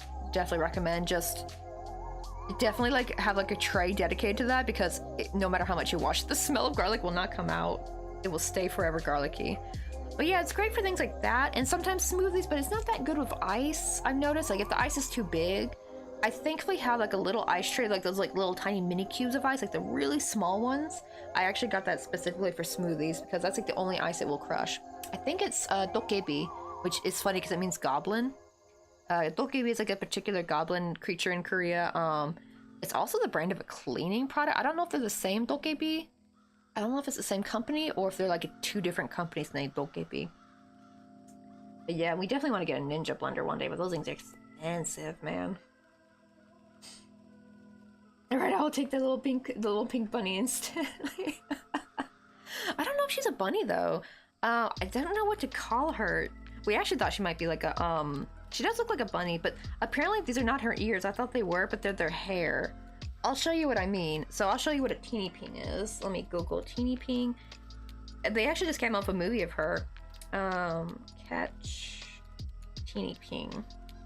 There's like a bunch of them. Like she's like the main. She's just the main one. There's a different kind, but you see like you can see like hair though, right? Like there's that one's got a bob, one's got a ponytail. Where's the ponytail girl? Like see, she's got a ponytail, right, and a little hairband. She's got little pigtails. I think that's a jelly ping. I think. Oh, wait, no, that's a different one. Where's the jelly ping? There's one that looks like jelly. Oh, here she is. I always get those two confused because her hair is very similar. This one's jelly ping. Like she's just made of jelly. This one, she looks like straight up like a poodle. This one right here. Like she looks like a cute little rainbow poodle. See, this one's an ice cream one, but she's got like a cute curly ponytail. So I'm guessing it's their hair. Also, I always consider it like kind of like Sailor Moon meets Pokemon meets Bibble from, if anyone watched Fairytopia. Like they kind of remind me of Bibble a little bit. Though maybe they're a bit more helpful because Bibble didn't do shit. He just like got scared, but look at that. Does not look like a Sailor Moon-esque Pokédex. It's like, I'm not sure also, it's also like Inside Out because like they're all represent different emotions. Like, cause she's called Hachu Ping because she's supposed to make people full of love and happiness. There was someone named Mito Ping, which means believe. So they're supposed to like make people have like, I guess, believe in themselves or something, like confidence. Somebody was Trust Ping, so I guess they make them trustworthy. I'm not sure. I bet some of them have like different emotions and stuff. I don't know what Jelly Ping is. Like, what emotion does Jelly Ping represent? Like maybe sugary sweetness? I don't know. I have to like look it up. Oh yeah, little blue one. Oh yeah, she's like ice cream. She's like little ice cream. Well, there's a couple blue ones. There's this one here with the little glasses. I think she might be sleeping, I think, because it looks like a little cloud. Not sure what the Lucky Ping. Yeah, see, she's full of luck. So it's not like emotion necessarily, but like emotion, music. Kind of like feelings. I know, right? Bibble, it's been so long since I thought about him. I know, because I kept thinking, like, what was the name of the little blue guy from Fairytopia? And I thought his name was Bobble, but someone's in the chat actually said Bibble. I'm like, oh yeah, it's Bibble, because it's been forever since I've seen a Barbie movie. I was obsessed with those as a kid. I remember, I think our first one was I think it was a Rapunzel one. I think that was the first one I saw. Then we saw Swan Lake, and we just fell in love with them. The later ones, granted I was like a teenager, but the later ones felt different. They didn't feel as cute or funny as like the older ones from the like early 2000s.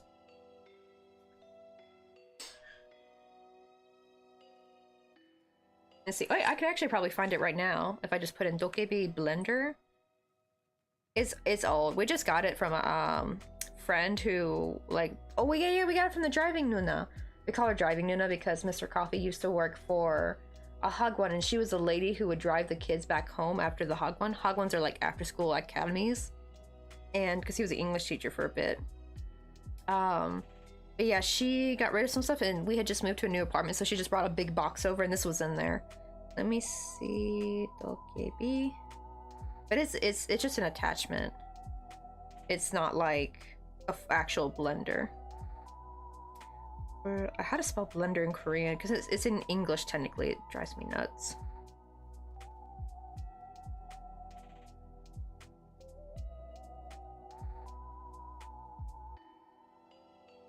Yeah, it's one of these things, and it just has a attached here.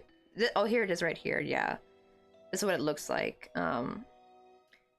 Unfortunately, she did not give us this, which was very important. So we don't even use the wand that much. She failed to give us this. Maybe it broke, maybe. But yeah, this is what like our blender looks like. It's just an attachment you put to the whisk. That's why it's not that strong. Because it's just being powered, because this overheats quickly. The wand will overheat if you use it for too long. So it blends okay, but the problem is you can't blend for too long. But it's just a cheap, and it's old too. Like it's like the design, you could tell it's like from the 2010s or something. Like it's just old. Oh honey, like Moon, the shipping would not be worth it. The shipping would be like $70 probably. Like I sent a small box, right? Like when I sent a crochet scenery, and that was like $30. I can only imagine trying to ship like a blender. Oh my god, that would be, the shipping would like, it'd just be better getting a new blender. That's some of the unfortunate part. Like sending to America is so expensive from Korea. I don't know how businesses do it. Like how do they ship? Because like maybe they must get, I guess they get a deal since they like ship out a lot. But yeah, the shipping would be like $60-70. It would not be it. I know we're not gonna even move to the States until like at least 2 years from now. 2, 3, 4, 5, 6. But we're thinking though, Mr. Coffee's thinking to just get a good blender for now, like a small one for like smoothies, and if we want to grind like paste and soups and stuff, but give it to his brother when we move. Because that's the, oh, I just realized, Moon, you wouldn't even be able to use it because the plugin's different. The plugin is made for Korean outlet. That's the problem with electronics. Most, like if it was USB, then, but then again, I've never, well, I mean there are USB blenders. I actually had one. It was really small. It's like it looks like it's meant for like protein shakes and stuff. It worked for like for 2 years before it croaked though. It wasn't that expensive. I think it was like only $30. But yeah, you wouldn't even be able to use it. You have to buy a converter for it, and even then it might not still work. Some things are a little tricky, unfortunately.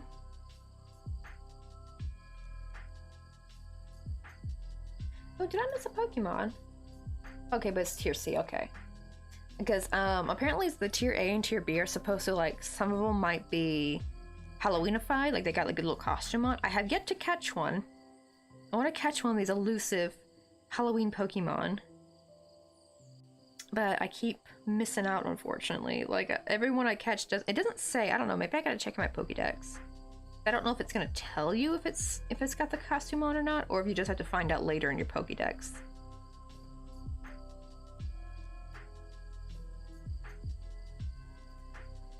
That's what we're thinking. We're thinking to make, because they do sell Ninja in Korea. Because that's the thing, is right, because even if me and you did a trade-off, you wouldn't be able to use my blender because of the plug-in. And also it also wasn't, even if you got like a plug-in and a converter, it probably still wouldn't work as good. Because like Korea we're 220, I think, right? 220 volts.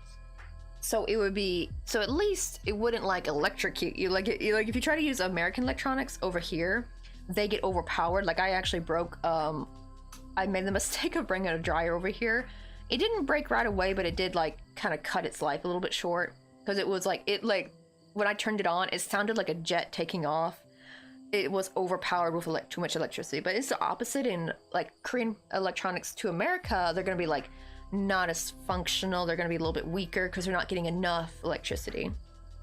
I think that's how it works. But yeah, it's kind of like, oh, we've got to be careful with electronics. But yeah, we're thinking maybe get a Ninja or something close to it, and we'll just like give it to our brother-in-law. I don't know if they have, I don't think they have a Ninja. They just had a baby, so they are having to budget on certain things. So it's probably nice to get like just only like a 2-year-old Ninja blender. But we're waiting though, because we also want to get a better gaming chair, because this gaming chair is just tearing apart. So we definitely need to get a new one. I mean, to be fair, this is the gaming chair that I actually brought up from.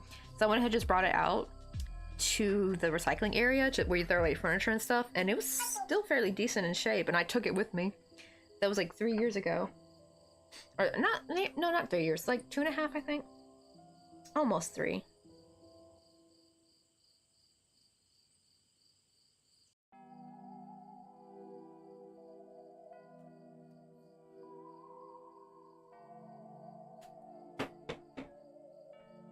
Be like, right, I sleep for real this time.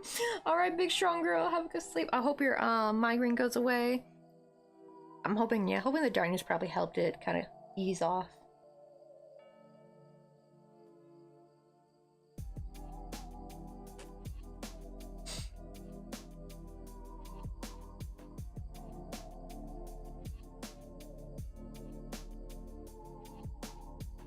Let's see.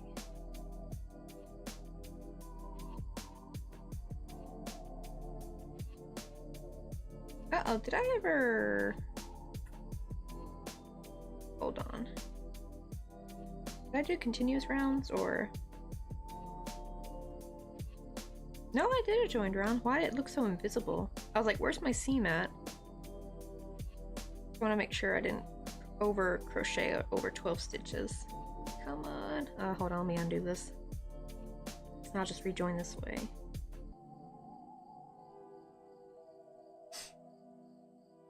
Right, it looks like I need to refill my latte. Oh, I still got a good bit. It's hard to tell from here. I got like... The problem is though, I'm trying to only have one per day though. I used to have like 3 and it was getting too much. Because this is on a coffee mix, so it has a lot of calories. Unfortunately, I kind of over-sweetened it though. The problem is if I put more milk in it, then it's gonna look too pale. I think I even put a little bit too much milk in it today as well.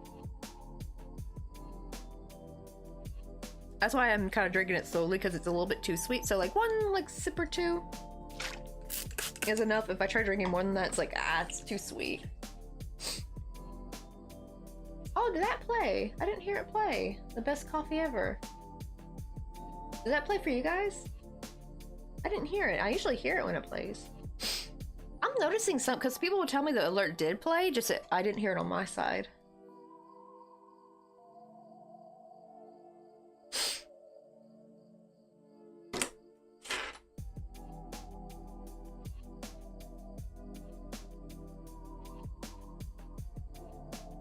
My God, that is the best Oh, coffee I've ever there it tasted. goes. Now I heard it. Yeah, it's like I think it just didn't go through. That sometimes happens, I think, because that one's like a sound alert. Actually, I'm wondering if I should make the one with the actual video clip. And it's so funny because when I heard that, I kept thinking like, where have I heard that? Whose voice is that? It sounded so familiar. And then like when Mr. Coffee here, he's like, oh, that's the Breaking Bad dude. I'm like, oh, that's where I remembered it. Yeah. Because to be fair, I had not seen I had finished Breaking Bad a long time ago, and I haven't rewatched it in a while.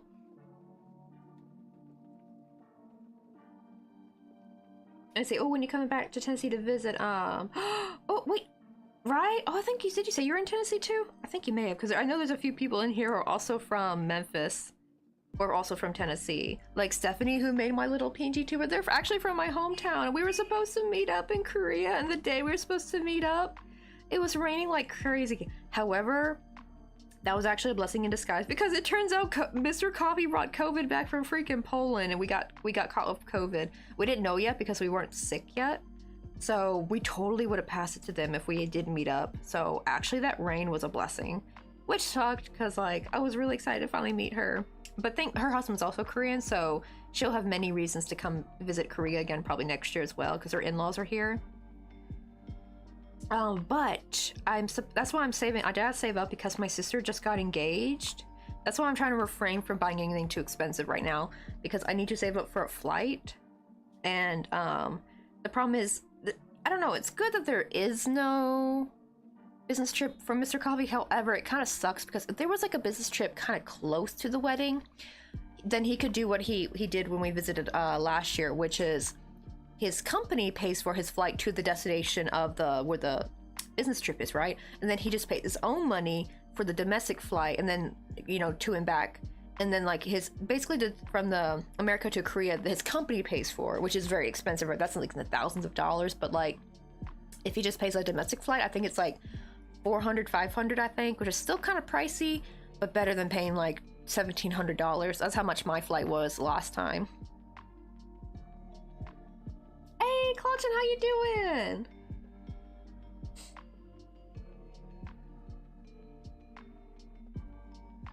Let's see. Oh yeah! Yeah, Harold. Harold's so much fun. Actually, the thing is, I wonder if I probably have some VODs maybe on YouTube of when I used to do more gaming. He's probably in one of them where we play Devour with Tito and everything. I know, it's so sad because Tito's all the way in like Rhode Island now. Like, he literally moved right before I got to visit. And I was so sad because I was finally visiting America after 4 years of not being able to go because of the pandemic.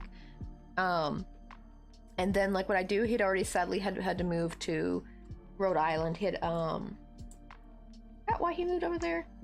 I think for job or something. But yeah, and Harold moved, Harold was also still in Memphis, so, but we didn't get to meet up. I think he was in the middle of his move to Nashville. Hey, Melstreep, how you doing? Oh, and then I gotta show you, because we were talking about the little haunted house. Where's my, oh, I dropped the picture earlier. Where did that go?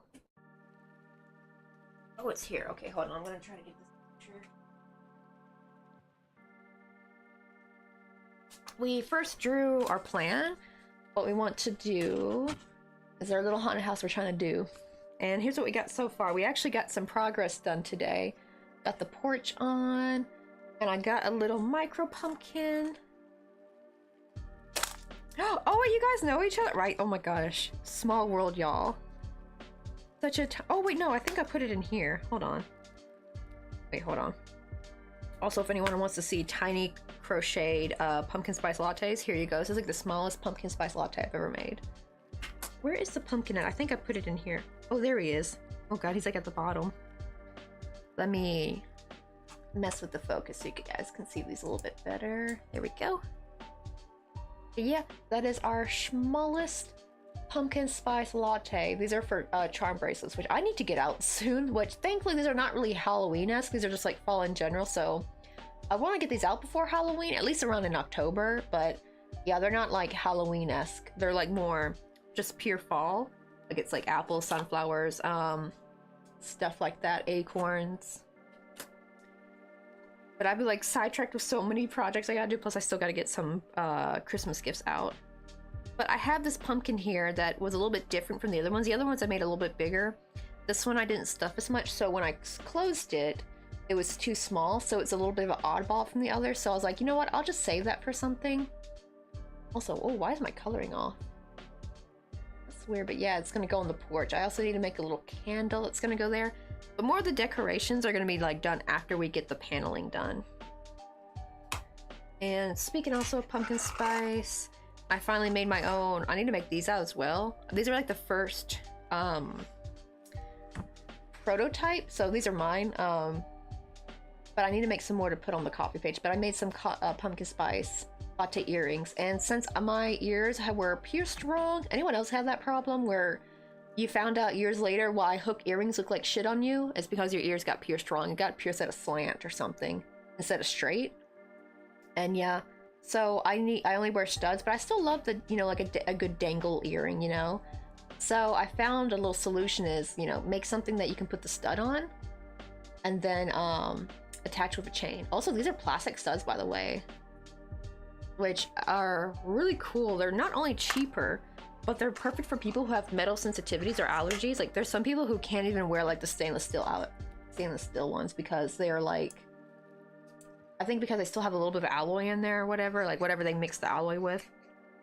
But yeah, that's our little, almost forgot to show you the back. We got a little ghosty looking in the back, and his name is Doodle. Jeff the Fighter named him because we were trying to find some cute ghost names.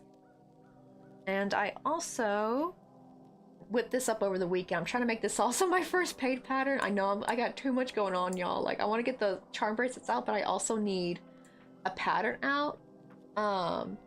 Because I need to start making some monies. I need to start like I have no paid patterns. All my patterns I usually just end up putting on YouTube for free, but I'm not monetized on there. So I make no monies on there, and I need to save up for that darn flight. So I'm gonna start trying to push out some paid patterns on the coffee page. I'm not sure about Etsy. I don't think I'm gonna post on Etsy. I'm too scared of my shit getting stolen from the Temu bots. Anyone see that happening? Crochet designers, PSA. If you got a pattern on Etsy, a lot of these Temu shops, they're coming in, they're taking your photo from your Etsy and they're selling kits. And here's the weird thing. They don't even bother to buy your pattern. I guess maybe they're scared they could get legally dinged that way if they take your actual pattern. So they're not even including the pattern. They actually tell the customer to go to you for the pattern. And a lot of these, so you'll sometimes get bombarded with people like, hey, I just bought this kit off Temu and they said to ask you for the pattern. Can you give me the pattern? It's like, no, you gotta pay for it. But I paid for the kit. Blah, blah. You know, you're gonna get people like that. You're gonna get some Karens, unfortunately. So be aware of that. That's like a thing. So that's why, and I noticed, I think it's only coming from Etsy because that's like a big, you know, Etsy's like really big, especially a lot of scammer type people. They're using Etsy. So I don't think they know of Ravelry and Lovecrafts and Ribbler. I think those places are safe because that is very crochet niche. So I think we're safe on there, hopefully. Because I see most stuff is usually getting taken off Etsy. So I'm just going to avoid Etsy. I don't want to, like, it's already happened to Club Crochet. Like, and the funny thing is Club Crochet actually sells kits.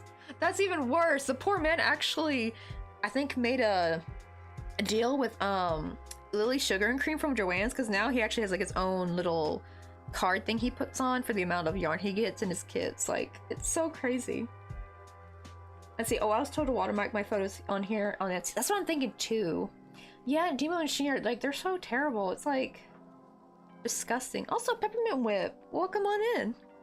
We're working on the Pokemon Victini. Actually, I should bring out his little head and ears real quick so I can show you guys. Oh, we still got this little pumpkin spice. I'll just put that there. I actually want to make a ghost with a little pumpkin spice all of a sudden now, but oh, I have too many things I want to crochet, y'all. Not enough time. There's not enough time in the day. I have too many things I want to make. Here is, so here's his ear. I do need to, I'm thinking what to do is, I'm going to sew these together, right? And the problem is with Victini, I still need to cover that crown. Oh, you know what? I'm wondering if I join here, if I could maybe crochet that. So that way it still looks better. I thought about like crocheting it separately and sewing it, but that would look different. But I'm wondering if maybe I can somehow still, but the problem is it'll be back and forth though, and that's going to look different because this is, you know, in the round. So it's all going the same direction. I don't know. We'll have to figure out something. And we also got his little eyes right here. Here's the good one. I'm making the eye again because, well, we just remade an eye, but it was too small. I think I skipped, I think I accidentally put not enough blue stitches, like the light blue. I think I actually switched yarns too early, but here's his eyes right here. But you'll see in a second why it got messed up. Okay, come on. I swear, this little bar is so tiny. There we go. You can see the Sharpie kind of messed that light shine on that one. See, this one's the perfect one, right? This one got messed up, and I tried fixing it with some white gel pen. I don't have any acrylic white paint, unfortunately. Like, see, that probably would have perfectly covered it, but yeah, gel pen it actually made it worse. But yeah, so we're trying to make a second eye. Actually, did we finish it? No, we finished that one, but that one was too small. I just got so much going on. Ugh. I'm still getting over COVID too. Let's see. Oh, well, I haven't had to deal with that, thankfully, though, Pele. Because I haven't sold any, like, but I am very sad for, like, the pattern makers who have had to deal with that. And also, like, right, Pink Lemon Day, I was like, wait, who are all my pattern peeps? Like, well, yeah, I'm allergic. I'm allergic to metals besides pure silver and gold, and silver's my go-to, right? But man, I don't even know where to actually get silver and gold earring hoops, like in a wholesale. I have no idea where to get those because, like, I don't trust the ones where they say like, oh, gold earring hoop, like they're gonna have some kind of funky metal in there. They're okay for like the zinc alloy ones, but if you have like a metal sensitivity or allergies, like those are a no-go. I'm very lucky. I do have stainless steel studs, but even then I don't even know how pure those are, to be fair. Thankfully they don't irritate me, but then again I don't have a metal allergy. But I love these like plastic studs though, and they're actually a little bit more comfortable because I've tried the silicone backing on the metal studs. However, I think because the metal is more slippery, they're not as efficient. Like, I've actually had earrings pop off because of it, so you have to use the metal backing, and I hate those metal backings. They're so uncomfortable. But because of plastic, like, the silicone stays on it better, so actually the silicone backings are just so much more comfortable. And they're so cheap too. Like, I think I got like 1,000 for, I think, like $10, I think. Like, it was not a lot, and I got a ton. I have like I have so many drawers filled. This is just my little go-to packet I have on me on hand. And it's perfect because like it's for... Also, I was a little bit worried trying to list earrings in Korea, like on my Korean shop page. I have not listed very much on there, to be honest. I need to though, but it takes forever for me to write a listing in Korean because I'm not fluent in Korean, so it takes me bloody forever. But every time I tried listing some earrings, it kept saying like I need some kind of certification to if I'm selling like earrings made with imitation jewelry is what they called it. So I guess like jewelry that's not like silver or gold, right? And I'm like, do I need to show certification? Where do you even get that certification? So I'm just gonna stick with putting the earrings, and I'll put plastic. Because actually, I was wondering why I saw other crocheters, like other Korean crocheters, like when they sell their work, a lot of them had plastic studs. That's actually how I discovered the existence of that. I didn't even know that was a thing until this one lady who sells her earrings for like, she sells for 30 bucks a piece too, like $32 for like these micro crochet daisy earrings.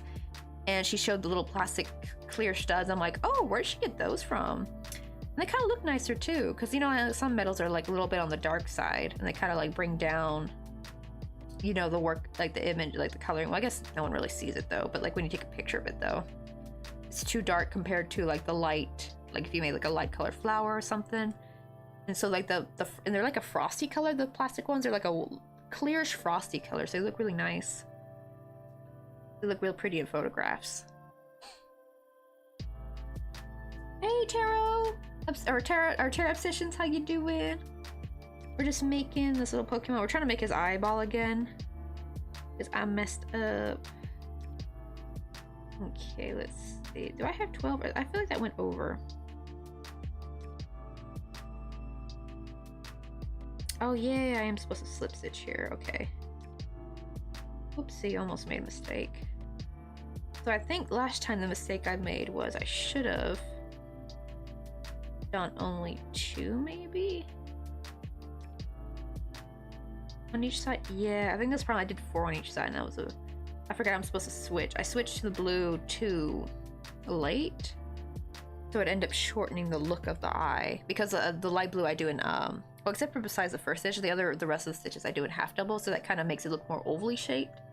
So I'm trying to make it look kind of like a slight teardrop shape, but you can see the difference. Like I'll show you. This is the one we finished, and I thought, oh, it looks perfect. And then when I held it side by side, I'm like, oh no, look at that size difference, y'all. Like that one's too short. And you can see actually there's way less light blue. And I was like, oh, the light blue looks really short on there. Like not a lot of light blue stitches. So I realized I joined the light blue on a bit too late. I think by 2 stitches on each side. Let's change it. So, gotta do 1 light blue. I always do the first one and just single crochet, but then after that I start doing it in double, or not double, I mean half double crochet. Because thankfully half double and even sometimes double crochet can still be like a tight enough stitch to use for things, because usually like in regular crochet, unless you're like making it a very high stitch count, usually it would be too big, right? Like it would be, oh, that was supposed to be an increase. Whoopsie, hold on, fix that.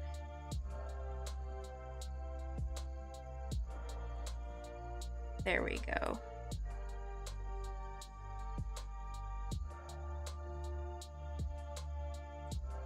But I'm hoping it turns out real cute though. I need to finish them though so I can hurry up and mail them out to NPShi, because also when I mail them out I gotta mail out the postcards.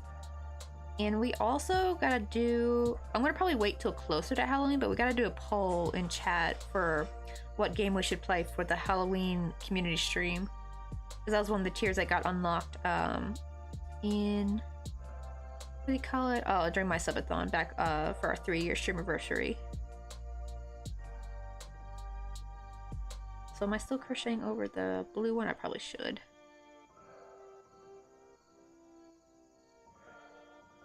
Ooh, like anyone here good at writing? I need some inspiration.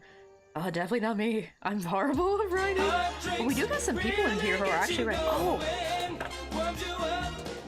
Oh! Hold on! Oh, Graham, how you doing? Well, it's like, because Etherea's got somebody who is good at writing. Oh, well, wait, well, we got you. Wait, no. Who was that? No. Let's see. Who who was it that was good at writing? I'm gonna ask Cytheria who it was in their community. They're actually a writer, and they and Cytheria always praises their work. So I don't think they're live today, are they? But also, thank you, Grim, so much for the freaking raid.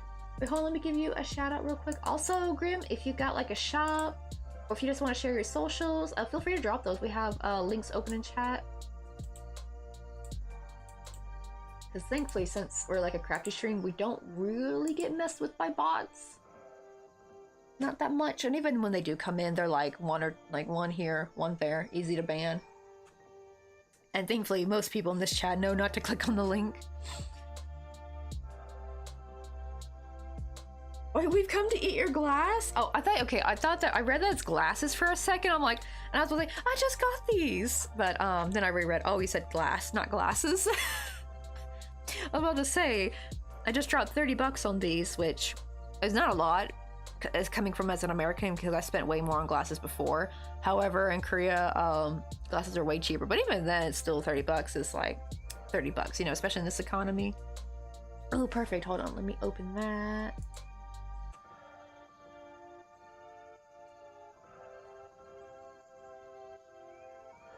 But yeah, Grim does like the stained glass. Oh, I need to really. Do they have a I'm sorry, but is there a dark mode for?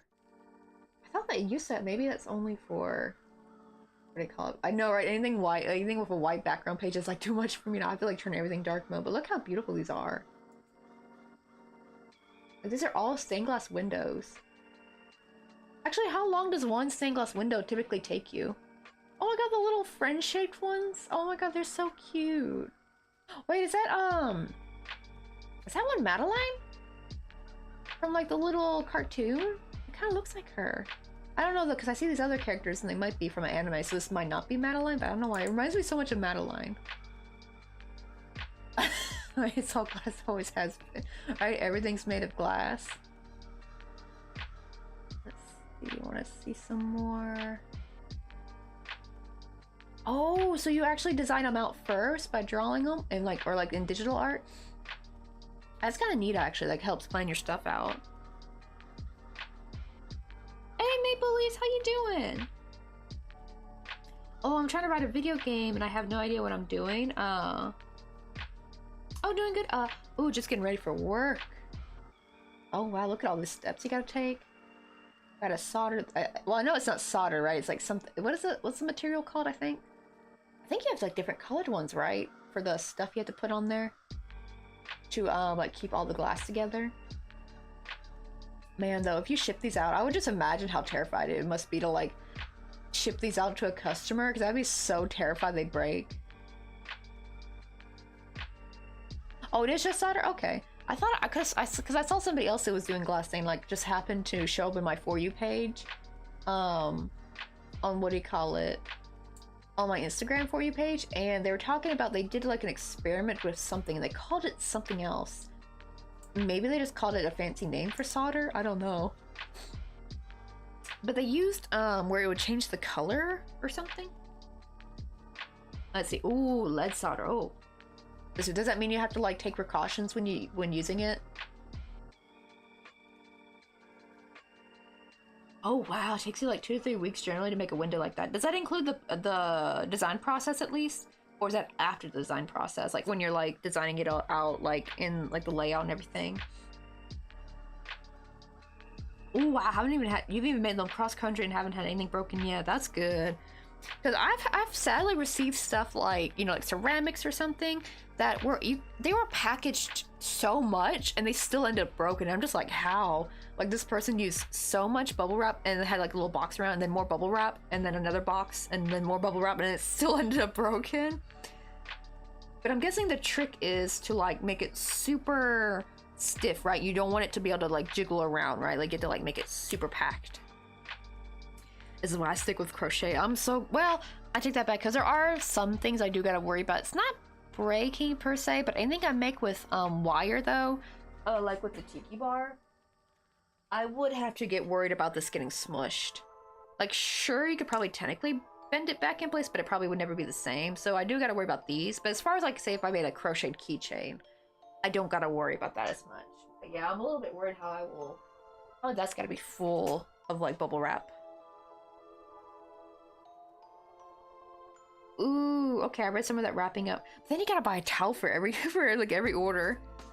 I just imagine you just like buy a bunch of like little towels and stuff in wholesale. I mean, you probably can get them for cheap, but you gotta like store those somewhere. Let's see. Oh, I stuffed a new towel into a ceramic vase, and it was also wrapped in multiple towels, and it survived cargo luggage and pain on the plane. Right, that's actually what I do for like I actually stuff any like loose light t-shirts, anything small enough that'll fit into a coffee mug, and then I wrap it in clothing actually to kind of save on save on space. Like when I moved to Korea, and I would bring like coffee mugs with me, and or vice versa. Like if I'm bringing some coffee mugs over as a gift, like I always wrap them in like a shit ton of clothing. And so far, they surprisingly have survived. I don't think I've ever had anything broken from luggage. So I've been very, very lucky in that regard. Let's only mix up the pumpkin spice is like sinking to the bottom. So I'm trying to get it to stir up, like mix up a little bit.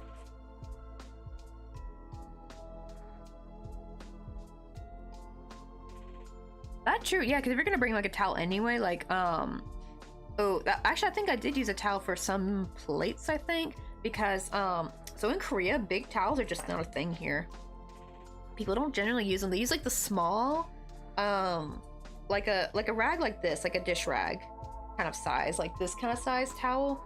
Well, it's not even like a body towel, and they'll use that. And I can't stand it because I like to be wrapped in a towel. I'm sorry. And I like to wrap my hair in a big old towel. Like I love doing the magic towel hat. You can't do that in Korea with these small little towels. I mean, you can buy a big towel somewhere, but you usually gotta buy them online. Most places you're just gonna see the small rags. And so I actually Mr. Coffee told me like, oh yeah, when you bring your stuff over here, bring some towels, okay, please? Because he hates it too. He likes having a big towel. We always joke that Mr. Coffee got American like his coworkers joke. They think he's like you act like a Korean American. Like I think they call it gilpo. Gilpo means like Korean American, I think. Or is that just for? No, I think it is. Yeah, I think it is for Korean Americans, like Korean people who are like born and raised in America and or moved over at a young enough age to assimilate to American society. But no, Mr. Coffee grew up for most of his life in Korea, but he did live for 10 years in America when he did college over there. I think he did like English learning program for the first few years in Berkeley, and then he switched over to actually do his major at San Francisco for another 4 years. Let's see. Oh, right, I'm starting, but I'm gonna go into lurk mode. But have a great rest of your stream. And also, again, Grim, thank you so much for the freaking raid, and hope you have a wonderful rest of your evening. Don't forget to do your after stream self-care, get a snack, drink some water, stretch, take any meds you gotta take. And I would imagine it's probably late your time. Right, Maple, it drives me nuts. Big towels in Asia are just not a thing. Oh, that's why. That actually makes space. Yeah, that's actually one of the things that drive me nuts, Maple Leafs, is that we actually looked at the apartments that we're gonna move to when we eventually move to Daly City, because Mr. Coffee actually needs to finish his degree. He's got 1 year left. Because unfortunately he had to like put a pause on it for financial reasons, and that's actually why we moved to Korea. Because I unfortunately worked retail and could not sponsor him. I didn't make enough at the time. Funny enough, now I think I could, because like they raised the minimum wage enough, but the amount to still sponsor has only raised a little bit, so I actually think I might be able to sponsor him now. Plus I also have like the Twitch income to add to that, so hopefully I will be able to. We got like 1 year to do that, so I'll have to go back to retail when we move. Unless a miracle happens and all of a sudden I start making lots of money on Twitch, which I don't think that's gonna happen in 2 years. Like sure, maybe I'll make a little bit more than I am now, but it's probably not gonna be enough to sponsor him though, you know. But what do you call it? The one thing that drove me nuts was the lack of like a closet for towels and stuff. You know what I mean? Like a towel closet or like a coat closet. They don't have that here. Well, they do now in newer apartments. They do have the shinbarijang, which is like the shoe closet, but you don't want to keep your coats in there. Your coats will stink to high heaven. They'll smell like shoes. So I basically keep shoes and then cleaning products. Like I keep, because there is like a longer section that's got no shelving that's not for shoes, but it's mostly meant for umbrellas. It's mostly meant to hang your umbrellas or put I guess like any cleaning product or whatever. I actually put like the ironing board in there, And whatever space doesn't have shoes, I put like cleaning stuff in there. But when we checked out these apartments, they're gonna be smaller than this one, right? However, they have way more storage space. Like they actually have one closet in the living room area that's for coats and stuff. And they actually even have one by the bathroom. Like these are just like 1-bedroom, 2-bedroom apartments. We might get the 2-bedroom one though, and maybe get a roommate. I don't really want a roommate though. It depends on how much I make, or how much maybe Mr. Coffee makes. Also, who's that? We just gotta follow. Oh, McClin. Or is it Kylan? I hope I'm saying your name right. No, thank you so much for the follow. Also, Asia, welcome on in. Yeah, we're just talking about like the apartments and stuff, and how like towel closets are just not a thing here. It drove me batty because like, where the hell do I put extra blankets? Where the hell do I put extra sheets? There's nowhere to put them. And the thing is, sure, I could buy little storage things, but then it like really increases on like your space in the room because the rooms are already small. Well, this room is big, thankfully, but we don't sleep in here. This technically should be our bedroom, I think, but we made it the crochet gaming room. So my crochet desk is over here. The computer's over there. I have another table in the back that's like my packing station. I have bookshelves over here with like my photo props, also my joy findings and all that. Actually, I got a picture I can show you. I took a picture when I got it all organized. Let me find it. Also, if anyone didn't wonder what we're working on Big Tinny. Got that picture, but I gotta switch to camera so I can show. Where is it? Where's my picture? Here we go. I got like a smaller bookshelf, and I finally got everything like all nicely organized, like, you know, like earring backings, glitter, earrings, hooks, beads. I think these are like my tools and stuff. Yeah, these are like keychains, hair clips and ties, hair pins, stuff like that. I finally got that all organized over there. So, because the other room is so tiny, I think the other room is meant to be like a kid's room. So if you try putting a dresser in there, it would really like, there would be like no room for the bed.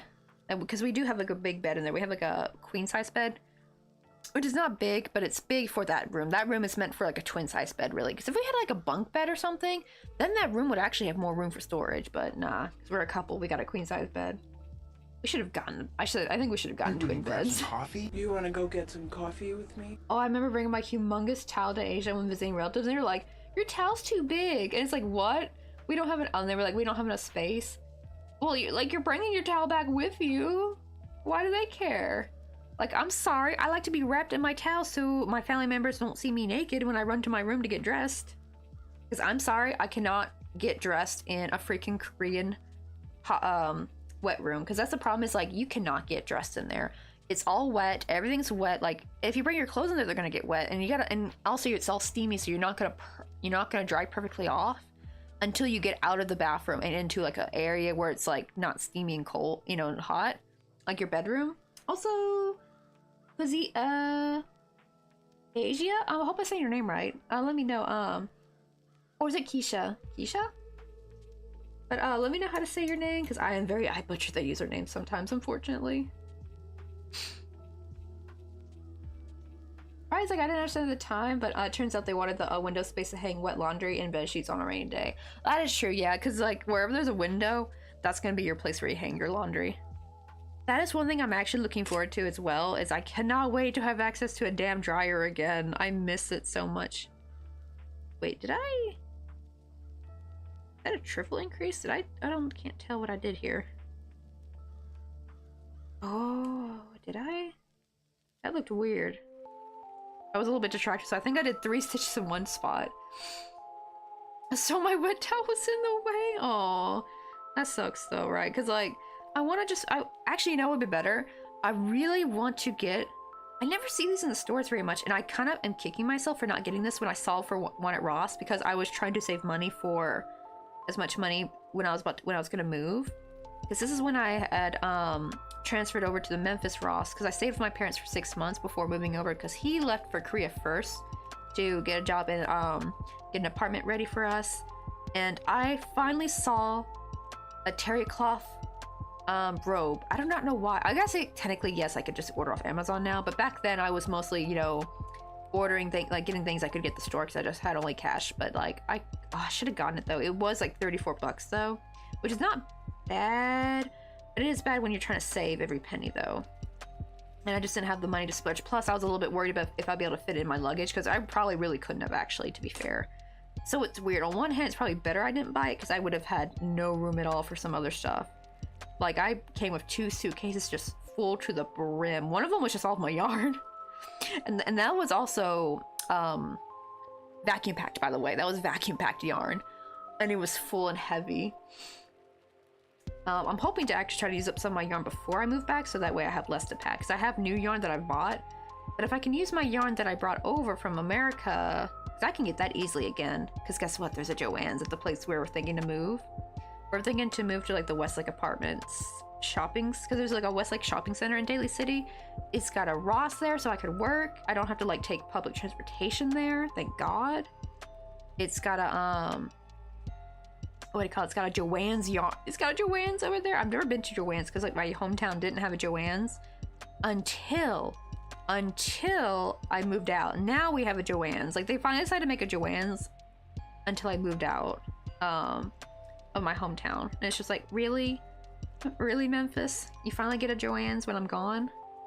Because all we had was Michael's and Hobby Lobby. However, our Michael's sucked. And I used to think Michael's yarn sucked. No, it turns out that's just our Michael sucked. Because what do you call it? I went to the Michael's at Alameda. They had every color of Karen Simply Soft. I'm like, oh my god, this is what I've been missing. It's like, what the heck, you know?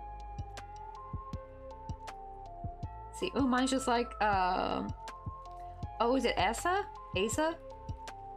Or Asa?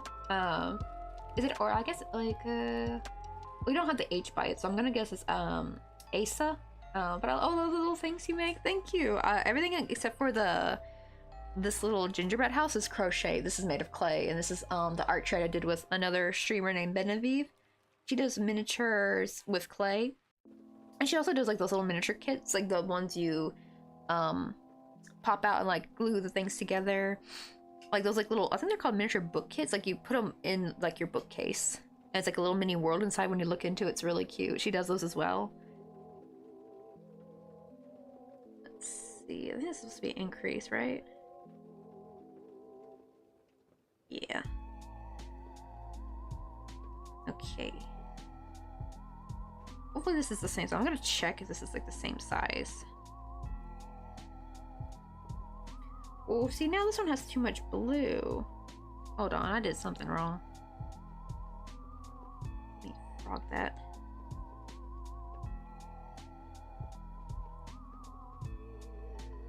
Where's my last? Okay, I think I'm supposed to switch here. So let me do that one little single crochet.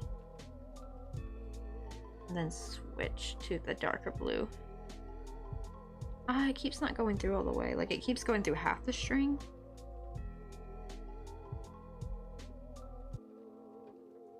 Let me redo that.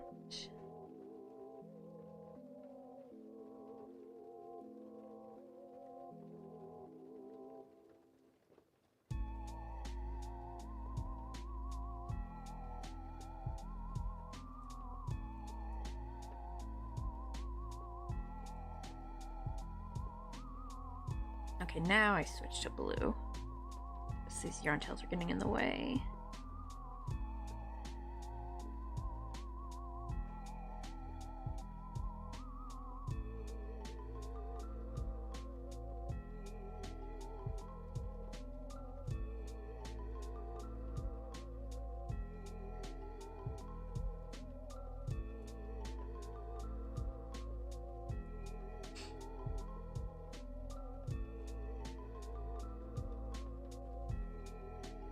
But oh, what do you call it? I forgot the whole laundry thing. But yeah, these apartments are gonna have they have like a washer and dryer in the garage. I think you do gotta share it with the unit next to you, but you only share it with one other unit. Like it's not like you gotta go to like everyone in the complex has to go to like one little washing room. Like my poor grandma, like she lived in a nice apartment complex, but they only had one little washroom with like two dryers and 2 washers, and it's just like you had to share that with the entire complex, and they had lots of buildings. How did people do their laundry back then? Let's see. Ooh, we have a tier 8 Pokemon, and I'm hoping to still catch a Halloween one.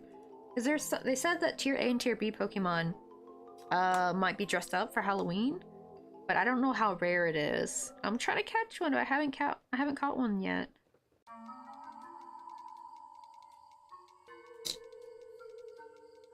There we go.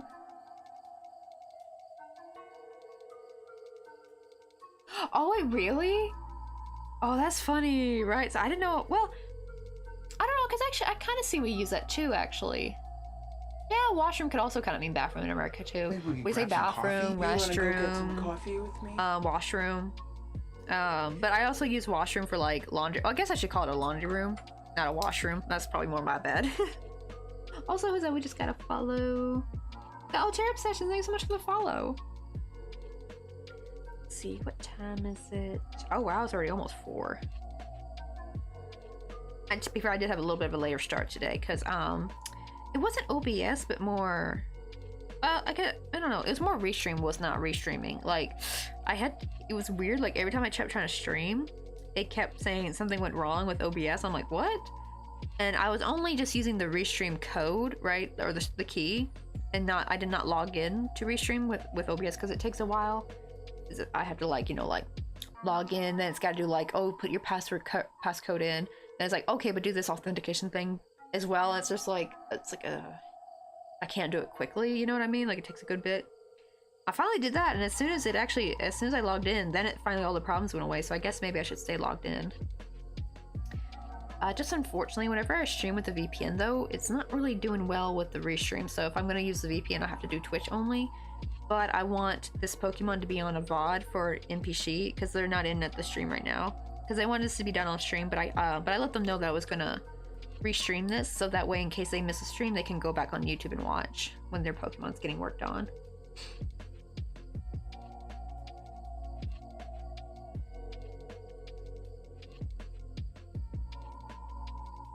Because I want to work on something different besides the eye. I want to start working on their little mouth or something. Or sew their ears on. I might do that today, actually. Maybe I'll sew on the ear after I finish the eye. Hey, Amanda on Maui, how you doing? Wait, hold on, I gotta give Amanda a shout out real quick. She's also a fellow fiber artist streamer. How is it going? Oh, and also, how's the Nancy Drew game going? I saw you're doing the Deadly Device, I believe. That's the one I actually did not get to play yet. I saw my mom has it though. She got to play it. But that was sadly when I think that was when I was having to work more for Taekwondo then. It was before my move, but I didn't have as much free time for gaming then. So, but she would play it, and I would see my sisters playing when I'd be like walking out the door to go to Taekwondo. Didn't even make any money. I was just making like 20 bucks a week for helping out the kids' class.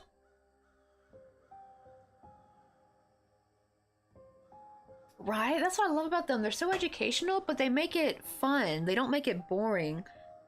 Or even cheesy, because I know like there's some things like they can kind of make... They try to be educationally fun, but they're like, they come across as cheesy, but like they just do such a good job with Nancy Drew. Oh shoot, are ads playing? Oh crap. Like you came literally right when they started playing. Uh-oh. Okay, well, actually, you know what? I'm gonna take this time to get some water. Real quick. Then let me show.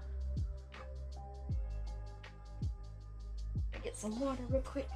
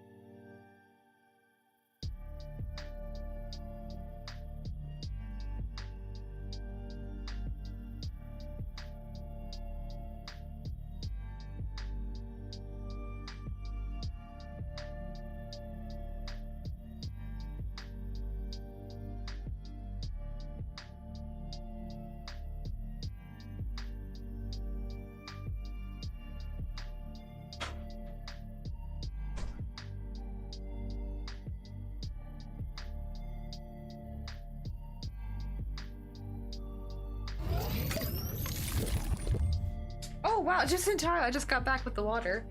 But yeah, let me hydrate real quick. Hey, Misha, how you doing? Also, Kina, how you doing? Ooh, I'll have to show you guys progress on our little haunted house. But we're working on Victini right now. About to hopefully finish making their eye, but here is the progress on the little haunted house. We finally got a bottom panel done, and I got the porch up. Just the problem is I realized I don't know, because it would have been hard because I would have like stick the wire through there, so, and there's glue already back here, so I'm hoping maybe if I get a sharp enough needle in certain spots I can maybe thread some thinner wire through there. We're gonna see. I don't know. I'll probably try to do that off stream though, and all that good stuff.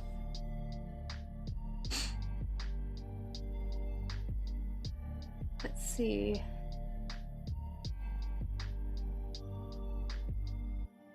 Oh, this donut by my name really makes me want donuts. Oh yeah, I think that's like the little bit tier thingy. Oh, bit badge, I think.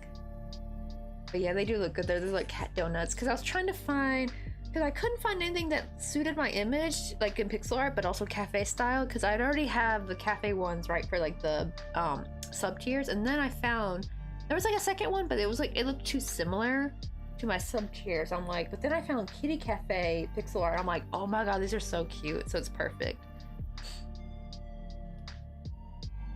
Let's see. Ooh, just got a fort made at home and still some ooh, Genmark coasters.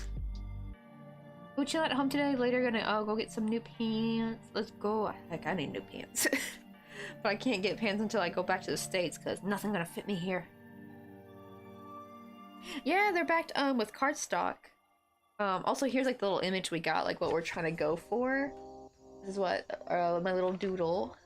But also, I have like a new little haunted house to show you guys. Yeah, this is just plain. I think it's pretty thick cardstock. To be fair, it's pretty thick cardstock. I have like some scrap right here.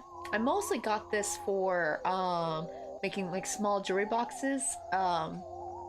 Slash also like for card backing, you know, like the backing for like a jewelry, or like for like earrings or a pin or something like that, something to put the piece of jewelry on.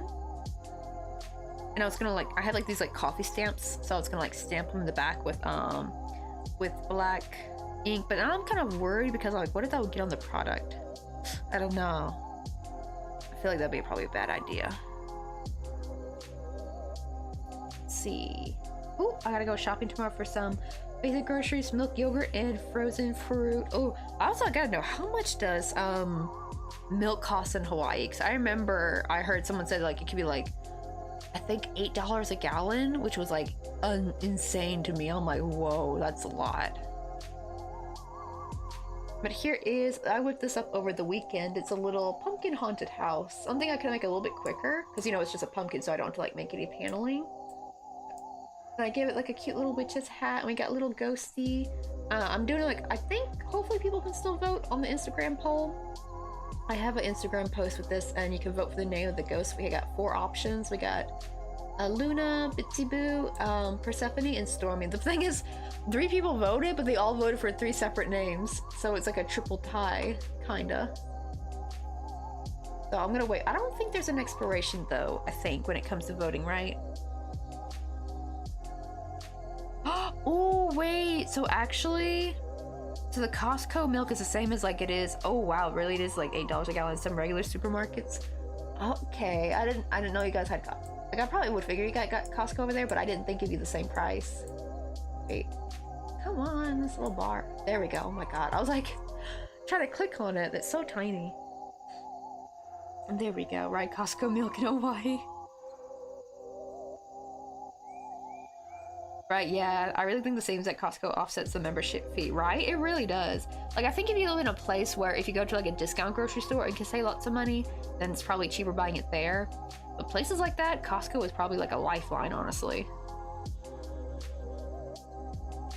Wait, it looks like a Zelda character? Wait, you mean the pumpkin or do you mean the little Victini? that we're working on. Let me see. I got a picture of him. Where's download? Here's a little Pokemon we're working on. Victini. He's so cute.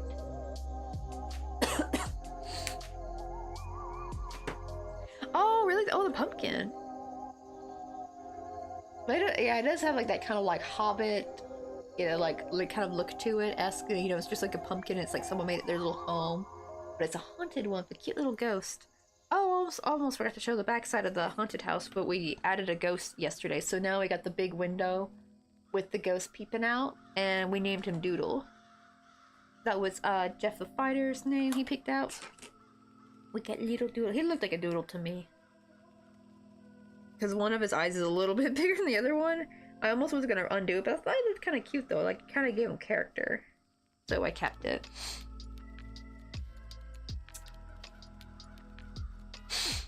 Oh, I wish we had Costco near. You know what, funny thing? I think we actually even have Costco here, Misho. We have Costco in Korea.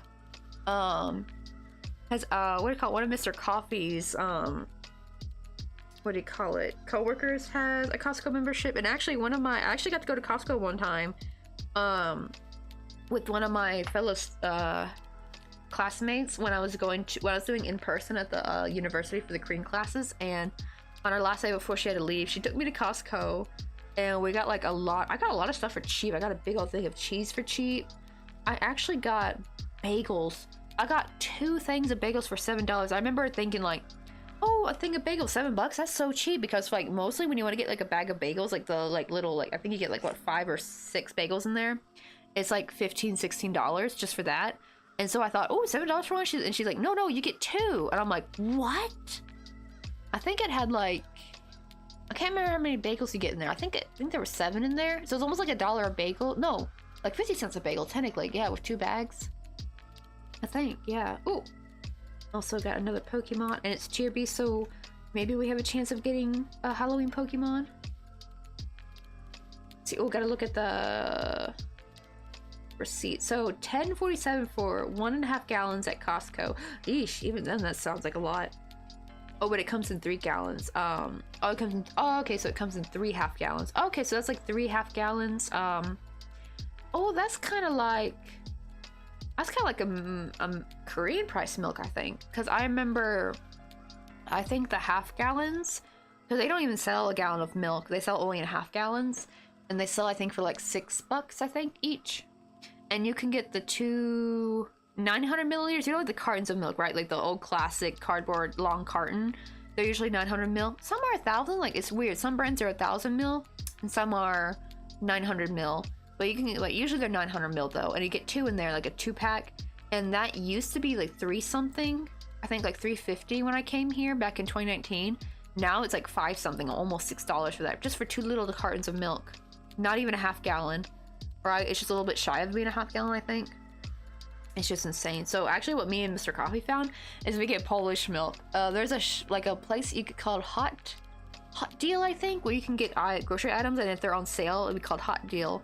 And you can get things for super cheap. Like, you can get like the little energy drinks, like milk, for very cheap. I think he pays like, how many does he get? I think he gets like 10 cartons of Polish milk, and it's like, they're just like cardboard. They're a little bit more than what the little carton you get in the store. And I gotta see how many milliliters is on there. I think it's a little bit over 1,000. And he gets like 10 of them, I think, for like, I think like $15. Like, it's really cheap. And they're thankfully sealed, so you can actually keep them in the fridge for a long time. I think he bought it back before summer, actually, and they're still good. I just opened a new one today. Wait. Oh, I'll bring it real quick so I can show you Kinai. Because Kinai also lives in Korea, y'all. They live, I think you said Pyeongtaek, right? Yeah, so Kinai's one of my fellow American expats in Korea. Yeah, Polish milk, so milk from Poland. Yeah, I'll show you. It is kind of strong, though. It's like it does have a peculiar smell to it. Like, it's really strong. But I've gotten used to the taste, though. That's probably why not many people buy it.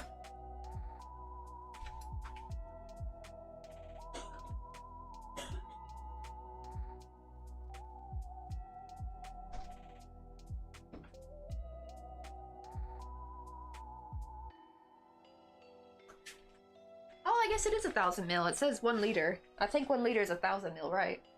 It's because it has a really high milk fat content, but yeah, it's this brand right here called, I'm probably gonna butcher this, Mlekovita? Mlekovita, am I saying that right? This brand right here. And yeah, it's Polish milk, or it's milk from Poland. Yep, right there. Wait, oh, you guys can't see that. Too blurry. Come on. And I think I'm gonna ask him where he gets this. Yeah, it's from Poland. They ship it over from Poland. And the thing is, technically, you can keep this. You don't even have to put them in the fridge if they're not opened, apparently. Like, they don't even send these refrigerated. I don't know how they do it. But I found out they taste better if I do refrigerate. I just went ahead and put them on the fridge. I got like a little basket in there. I think we got like, this is, we only had 2 left. So I think this is the second to last one. I think they do have, yeah, UHT milk, yeah. But yeah, it does have a funky taste to it though. Like if you're used to drinking, like, I guess like really, really high milk fat milk, then probably you'll be fine with it. But it was a little bit strong for me at first. I've gotten used to it though, so you do get used to it after a while. Oh really? I actually pronounced it right? Let's go. Alright, we got our fellow person from Europe to like let me know I wasn't butchering the name. Oh, that's true. Yeah, different breeds of cow, different grasses and hays. That's true. That probably also brings back, right, I need to make it back to Busan so I can shop at your mini store. I want to, oh, that reminds me, because I really need to add more on my, you know, I need to add more to my Neighbor Smart Store. That way you can actually just, like, because I'm pretty sure you got, like, a debit card, right? I think that works. I still have a debit card that I can't use for online shopping. I can use my Coffee and Crochet one for my IBK Bake, but I can't use my Shinhan one. Which makes me mad because my Shinhan one is connected to my US bank. Like, I can send money there through PayPal, like with Zoom. That's like XOOM. I use that. I do gotta pay like a $5 transfer fee, but I found it's just better if I transfer a lot at once instead of multiple times, right? Like, I don't send small amounts. I actually wait till and I make like a big transfer. Not a lot, like maybe like $200, and I get like I think I get like $250 or like almost $300 because you gain more when you transfer it to Korean won, like American dollars to Korean won, you actually gain money. So it actually kind of offsets the transaction fee, in my opinion. Like, let's see. Oh, you know what? I wonder, you probably actually could just buy off the coffee page then, I think.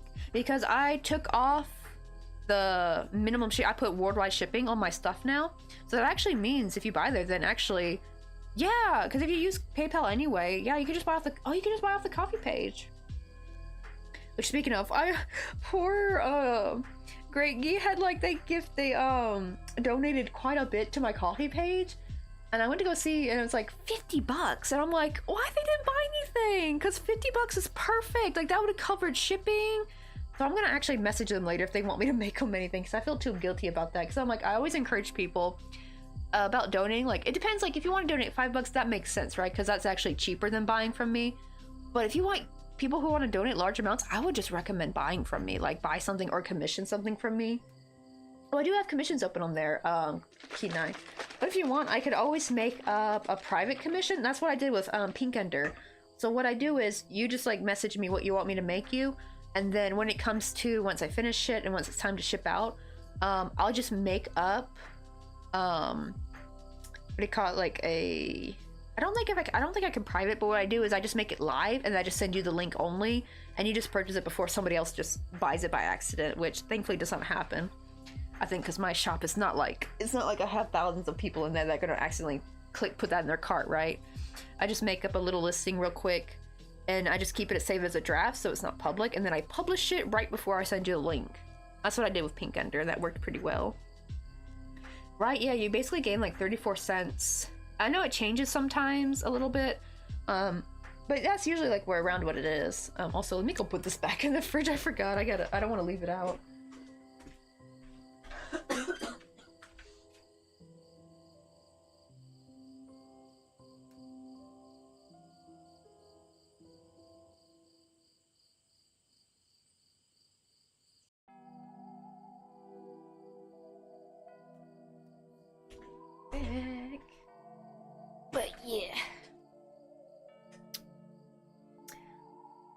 yeah, who was that who redeemed earlier? Let me go back. I don't know if it'll share it on here.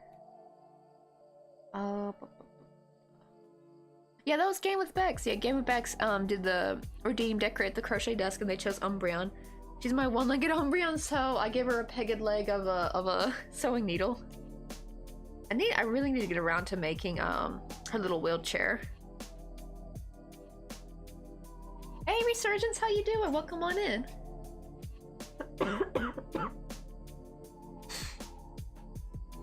We're just working on the Pokemon Victini, but before we were working on, we're doing like a double project kind of stream lately. So we're working on both the haunted house, and this one's got like a little ghost. You can see it's a bit of a mess at the moment because we're working with panels, but it will work up, I swear. Because here I have actually proof. Here's a good gingerbread house, so you can kind of see how it's going to turn out like this. Something like this. It's like a similar shape. I don't know why, but houses shaped like this are just so adorable. They're just so cute. Hey Misho, like, I don't know, what are like the, I don't know, is it Scandinavian countries that, like, I see lots of really pretty wooden cabins shaped like this in Europe, but I forgot what specific countries. Was it Sweden maybe, or Switzerland, or somewhere in Scandinavia? Wait, is Sweden even a Scandinavian country? I have no idea. I'm just probably offending all of Europe right now. But yeah, it's like, I don't know, what are the countries where like, where you see this kind of architecture shape? It's so cool when I see those like log cabins shaped like this. Do you play games? Sometimes, not as much. I used to play like every Friday, like we'd play like Stardew, or I actually started doing Planet Zoo for a bit. However, it's Christmas season, so it's crunch time. Well, it's not Christmas season, it's Halloween season, but that's actually part of it too. But it's like the holidays are coming up and I have a lot of Christmas presents I need to get through. So probably after we finish these, I'll probably actually start working on some Christmas presents on stream. They're just like generic items. They're not gonna be like Christmas themed. Maybe some Christmas stuff will. Like I'll make some, like for the adults I usually make an ornament, but for the kids I usually make something that they'll like, you know. It doesn't have to be like Christmas themed. But I need to get those out before December 4th, I think, is when he takes his flight. I need to recheck because he might leave before that. Okay, do Sweden, Denmark, Norway, oh, and Finland, yeah. Oh yeah, you see that in Denmark too. Yeah, not good at architecture from other than Asia. Oh, I guess that's true. Yeah, I'm wondering where I've seen. Let me see if I can. Let me put in like Scandinavian architecture.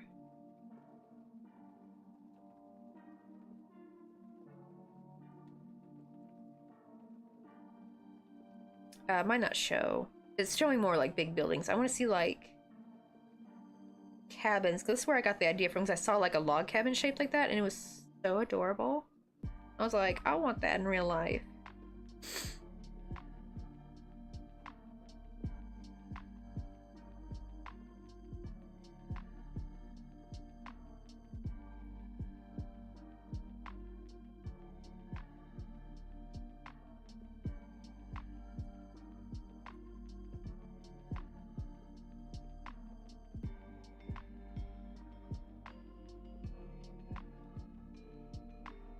Yeah, here we go. I was like seeing pictures like this. I can't find any more though. Like, oh, here's one over here. This is more like a shed though.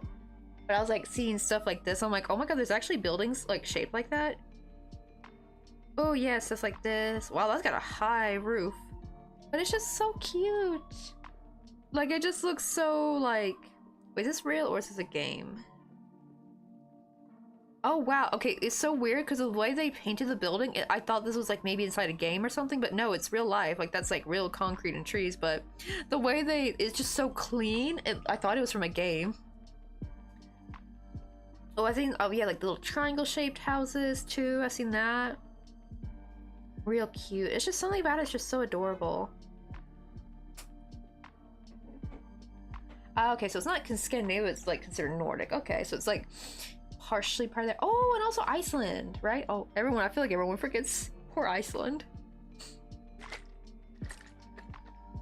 Ooh, right, I want to test some Chinese roofing with old school Eastern European houses. Actually, that'd be kind of sick. That'd be kind of nice. I love seeing fusion, actually. Like, fusion architecture would be really cool. because I love tiled roofings.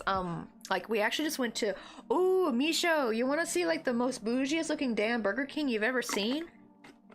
So this is not my picture, but I actually got to see it on the bus. Just sadly, I passed by it too quickly to have my phone open to the camera, so, but thankfully I knew if I Googled it, I would see it. I'm gonna put in, we just went to Gyeongju, and I did not realize Gyeongju used to be the capital of Korea, like way back in the, like before the Chosun era. Turns out Seoul being the capital is like only a recent thing in history, like Chosun era time. Before that, it was always Gyeongju, or at least of the, I think it was like the capital of the Shilla dynasty, so there might be some other cities that were capital of the other three kingdoms, like Paekje and Kogiro, I think. So maybe there's 2 more cities like this, but it's so pretty. And this, it's like got a Starbucks next to it. At first I saw the Starbucks, I'm like, wow, that's a bougie looking Starbucks. And then I see the next building, it's a damn Burger King. Look at that, that's a damn Burger King, y'all. Wait, hold on, you guys can't see. Let me wake up this mouse. Look at that. That is like the bougiest Burger King I've never seen in my damn life. Like, look how, and the building was impeccably clean. Like, a lot of the architecture in this city was like this. It was very, like, it was so fairy tale. This was the Starbucks, I think that was next. So there's actually 2 different ones. There's this one right here. That's really pretty, but I think this one is, really pretty. Wait, let me go here, because this one's got the paint. Maybe it's, wait, is it the same one, maybe? Oh, you know what? This could be the same place, just maybe they painted the roof. Wait. Yeah, the shape's exactly the same, but this one's painted though. So maybe that was before it got painted. This one, so I think it's the same spot. I thought these were 2 separate Starbucks, but yeah, that's a Starbucks right there. Hella pretty.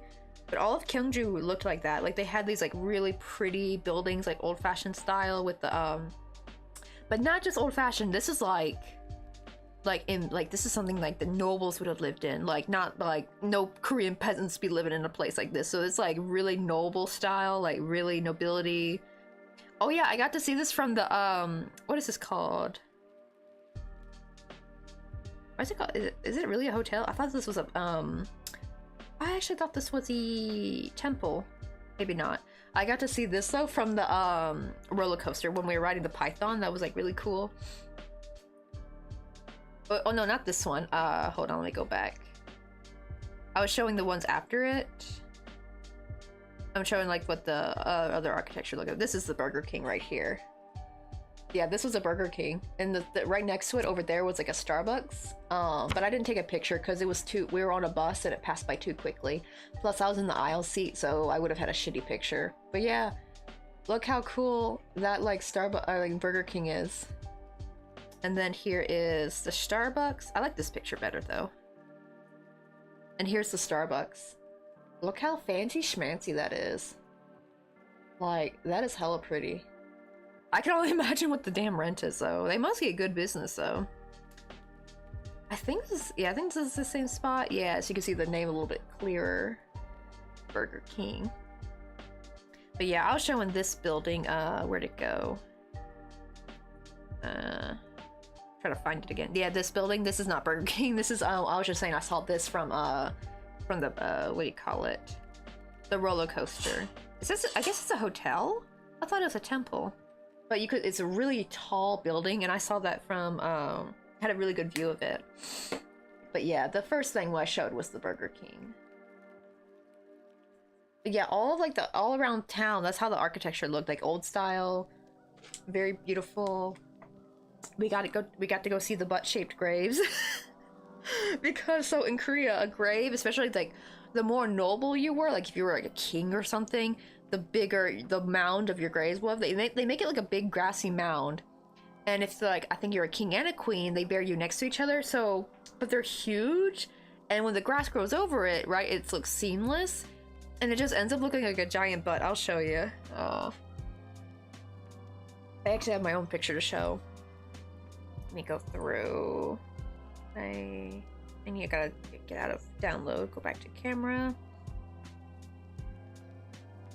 Yeah, the butt, everyone calls it the butt grave. Also video, I thought I had a picture. Is that a picture? There we go, I got a picture. Yeah, it just ends up looking like a giant butt. Because it's 2 big mounds next to each other. I don't even know how they did this, honestly.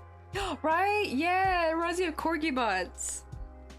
See, this is how, like, see, this one's lower, so whenever I see a small one or like one that's a little bit smaller, I'm like, you weren't as famous or you weren't as important as the king.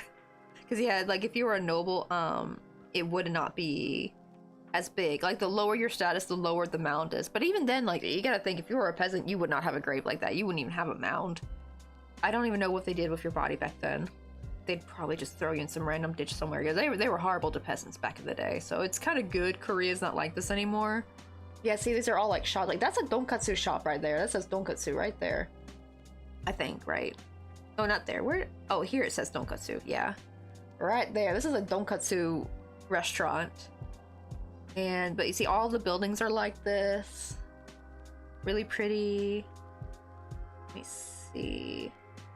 I think that was at Puguksa. Here's like a more older style looking village, but it was so cool. Like just seeing the architecture like this. I need to make a vlog soon, but I never get time on the computer though. Because by the time I'm done streaming, I'm so tired.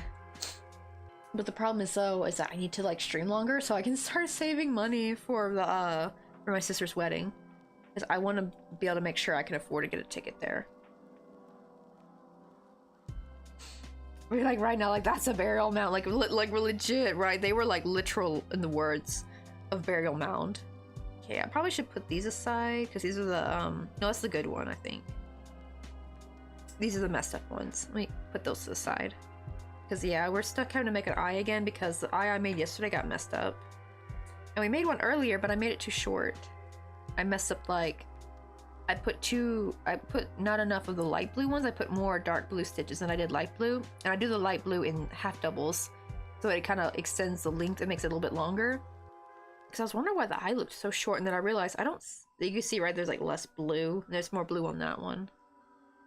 But now we just gotta make the pupil real quick. Not pupil, the eye shine real quick. Because thankfully with this one, when I looked at the pictures, he didn't really have a pupil.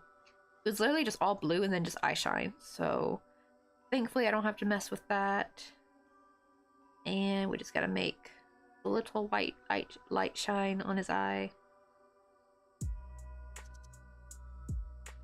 That's true. Yeah, they probably burned him. I want to ask Mr. Coffee, how did they treat the corpses of the peasants who passed? They probably did not treat them very well. Probably never even had like a proper burial.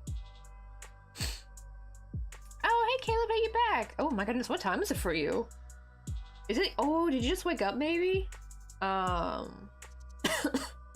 it's like 4:21 p.m. for me. We've been doing a long stream. Oh wow, we've been on 6 hours. But yeah, I'm trying to do longer streams. What do you call it? Because the longer I stream, the more ad revenue I get, and to help like save up for, I need to like try to like $200 a month so I can save up for a ticket for so I can like fly over to see my sister's wedding.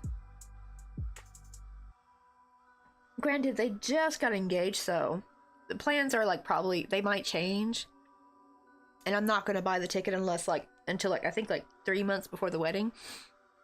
That's usually when you want to get it. Like I think that's like the best price you'll get, I believe. That is true, right? Yeah, I think the majority of like, yeah, I think Korean people are cremated. Like that's a big thing here because once again, no space. So cremation, the way to go. Only the top dog, all big rich people get to get a big old mound. They're taking up all the damn grave space if you think about it. Like if you think about it, look at that. Like that big butt mound I showed you guys. That's just a grave for 2 people. 2 people. Imagine how much that could have covered for people, right? Like for like that could have covered probably a couple, like maybe not 100 people. That might be too much. Like I don't know how big's a casket, but like that could have covered a good amount of people. But they're like, nah, this for only 2 peeps. All the damn rich people be taking up all the grave space, and not just old rich people, like people from like thousands of years ago.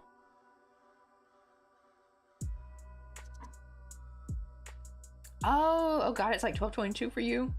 Oh, I haven't been able to fall asleep. Oh no, that would suck, because don't you get school in the morning? That sucks too, because I also had insomnia in high school. It was the worst, because I had to wake up at 5. Not wake up, I had to be at the bus stop by 5:45. And somehow, our bus driver was always late. And it's just like, wow.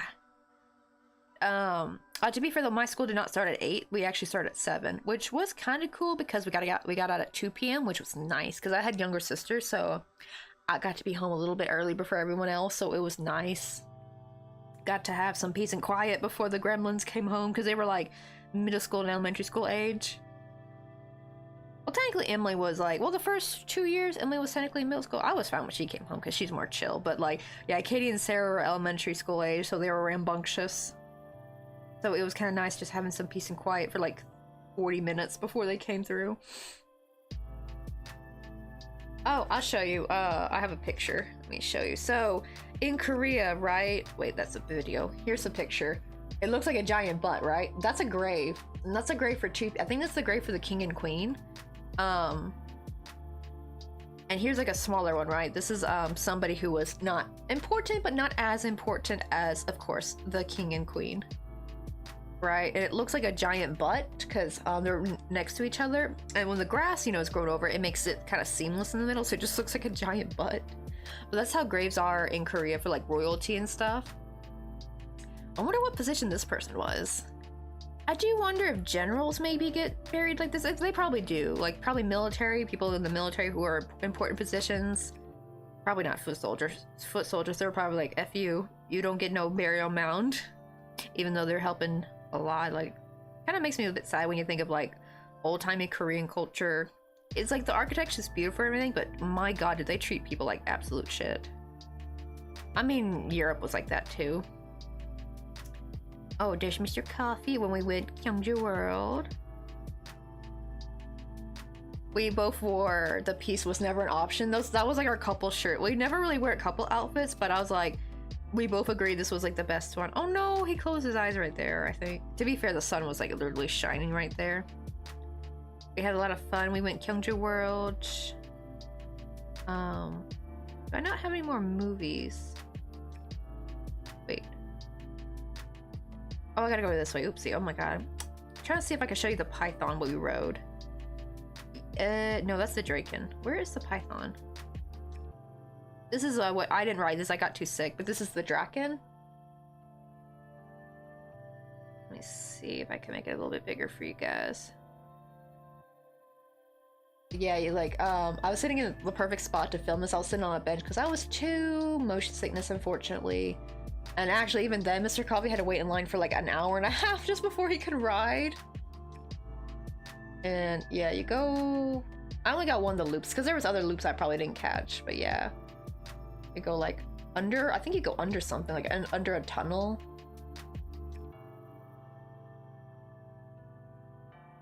But I kind of wish I got to ride that. It did look fun. I got to ride the python, which you're more free hanging from. I'm trying to find that. Oh, here we go. Yeah, this is the python. And it goes through the park. Like, you're so close to everybody. Do I got any more? I probably got more videos of that happening. Where is...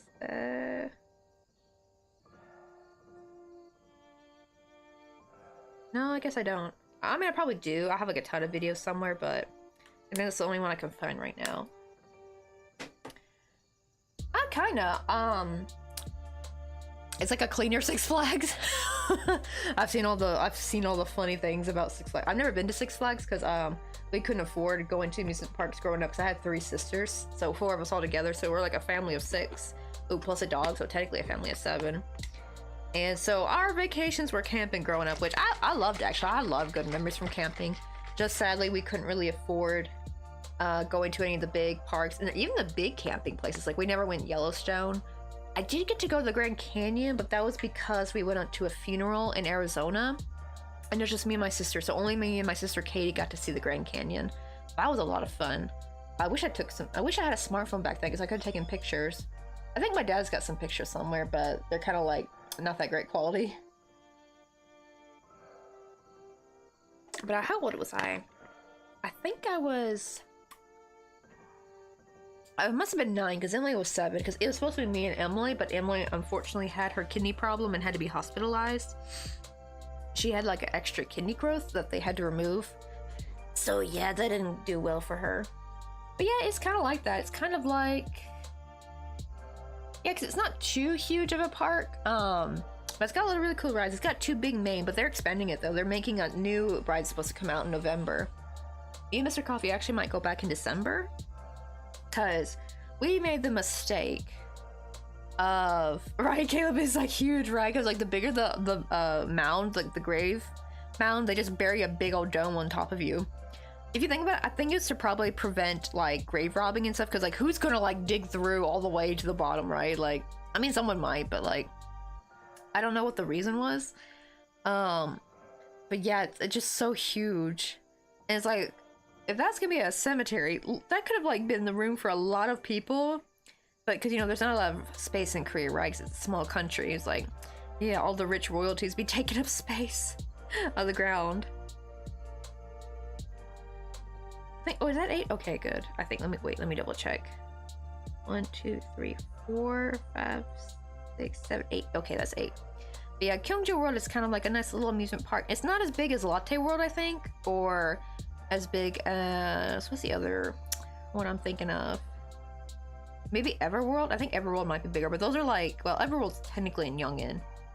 I think, well, they have a Latte World here in Busan, but when the day we did go, it was Children's Day, because Mr. Coffee had the day off, but so did everybody and their mother had the day off, and like there was too many people, so we didn't bother going. But the thing is, we went in the morning to Gyeongju World, right? We went right at opening, and actually surprisingly there weren't like a lot of people, because like there's some places in the US that like if you go Disney or Universal, it don't matter how early you show up, there's going to be a line basically, right? But no, there was like hardly any lines, and not many lines at the rides. It was kind of empty looking when we first went. I'm thinking, oh, where's all the people at? And then, oh my god, by like the afternoon, by like 12, it was packed full of people. And we made the mistake of doing the small, easier rides first. We thought that would be better for my motion sickness, because I get motion sickness easily. Even though I had like the little sticker thing you put on your ear, it's supposed to like, some kind of medication that goes through a sticker. I don't know what it is. It's not cheap, and it did not work. It works for buses, but it did not work for a roller coaster. We did like spinning cups, some kind of like cute little hot air balloon thing. It's like slow, it's like for kids really. But we were just doing like all the easy cute rides first. That was the biggest mistake, because I did get a little bit sick, like just a little bit. So as soon as we did a more advanced ride, like we did like the big Viking one, there's 2, there's like a kid friendly one, and there's like the adult one. We skipped the kid one and did the adult one, and I got real sick after that. I could not ride anything for a while. And then when I got slightly better, I rode the Python, and immediately right after that I was like finally feeling better, and then I got even worse. I got sicker all over again. And it's just like, so I could not ride the big ride. So we're thinking next time, ride the big rides first, and then if I feel up to it, I can maybe ride the smaller rides at the end, or just like skip them. Because they're like, the big rides are more worth it in my opinion. But also because the line, because since we waited for so long, by the time he went to go ride the Draken, the line was like, he had to wait 1.5 hours. I kept waiting, like when's he coming back? So I was sitting on that bench for like at least almost 2 hours, like waiting for him, thinking like, when's he finally gonna come back? And he said, yeah, I had to wait like 1.5 hours just in line just to get on there. And so yeah, if we had just done that in the beginning, that would have been perfect, because there was like nobody. So yeah, ride the big ones first, y'all. That's before the line starts anyway, and then we could ride the like small little ones later.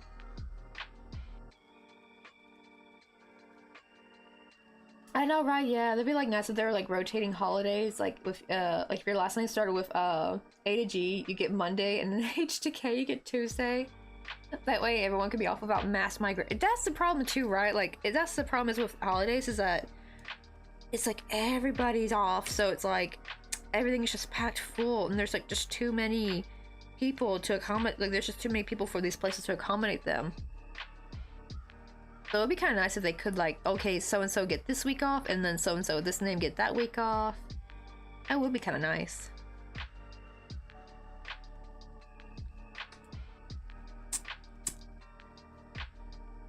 Let me try to get rid of these fuzzies real quick.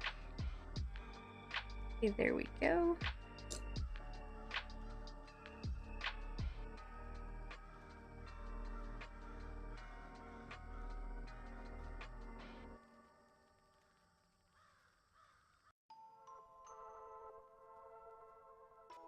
Oh my god, everyone off, and then no one's open. It'd be the worst plan ever, right? And also, none of these companies would be making money if everything's closed. they'll miss out on lots of bucks. Lots of monies.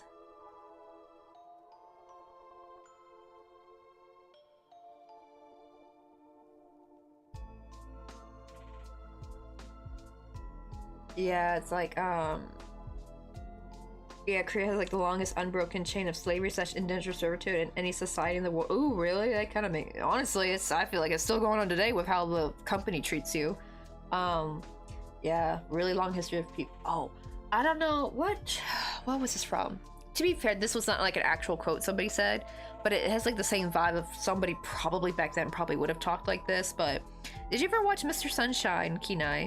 Because this, oh my god, this like scene boiled me, because like this is when he was like a slave kid and he was looking up at the sky, right? And some icky rich Yangban just comes up to him. He's like, you shouldn't look up at the sky, you should look down at your feet, because if you look up the sky you'll wish I forgot what the damn quote was, but it was like, because you're a peasant you should not look up to the sky, you should look down at your feet or something, because you'll like wish for too much or whatever. And it pissed me off so much. I'm like, oh, I think that summed up exactly how those kind of people, like their thought process was, like the rich royal nobles, like ick. Like, I'm sorry bitch, you don't own the damn sky, he can look up the sky if he wants to. Like, excuse me? Like, you pompous ass bitch. I'm sorry. I just hate that kind of attitude. That's why I don't mess with rich people. I cannot stand. I know not all rich people are like that. Well, I don't know, maybe mega rich people are like that, but I cannot stand that pompous attitude. No thank you. It's so weird. I'm sorry, but you bleed the same blood as us, honey boo. You ain't that special.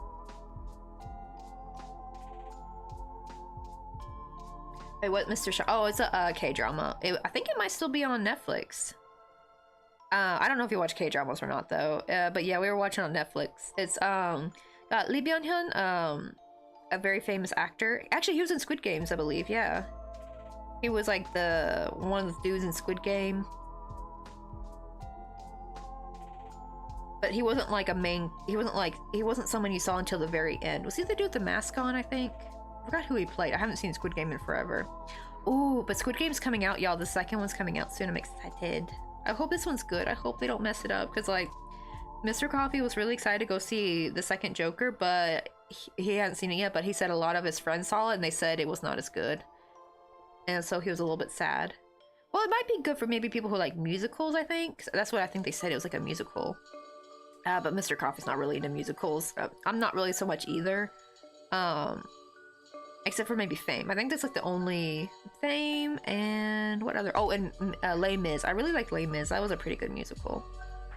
But yeah, I'm not really much into musicals either. So they said, yeah, if you're not into musicals, you're not gonna like it. Wait, someone hacked into your library system? Wait, do you mean like your own library, or like the library in your community? That's weird. Who hacks a library? Are these hackers getting bored? Or do libraries have lots of info that we do not realize that exists, that are actually... Are they like a gold mine for hackers? Like for people's data or something? I don't know.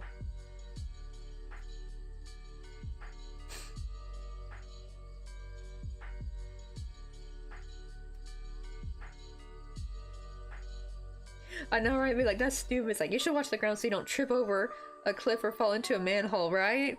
But it was kind of like...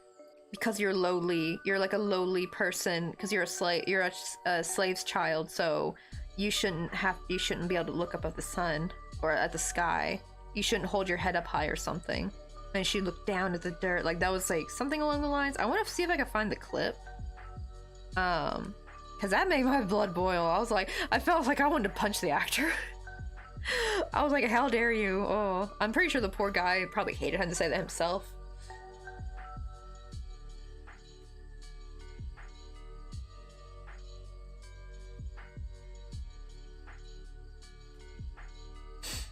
I know, I'd be like, how dare they color his version opinion of that? Just looking at making eye. Yeah, that's a thing, right? Which is so funny, because I had to I told my when I was taking the in-person class, I actually told my teacher, like, oh, actually, if you do that in America, if you try like lowering your eyes when someone's trying to lecture you, that's actually considered rude. It's like considered like, you know, like how like our elders would be like, look at me when I talk to you, right? Like that kind of thing. Yeah, I told him that. So it's like the complete opposite. But apparently, yeah, when someone's lecturing you, you're supposed to look down and not look them in the eye and all that shit. Like, they don't like that. And there's a thing here too. So apparently,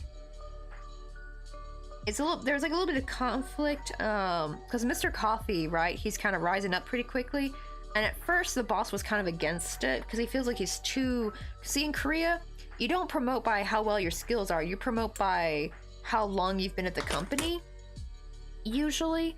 But actually, this is why like there's like a love-hate relationship with Bakbagi, the European marketing director, because he was actually telling the boss like, no, Mr. Coffee's different. We should give him a raise, like, you know, keep his spirits up so he doesn't quit, like that kind of thing.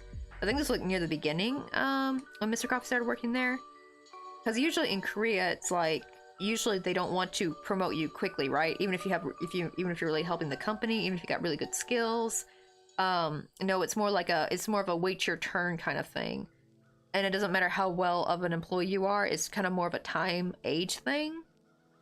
Which really sucks because on one hand I get it, because then like if you're like a normal worker, you have a chance to get promoted at least in some kind of way.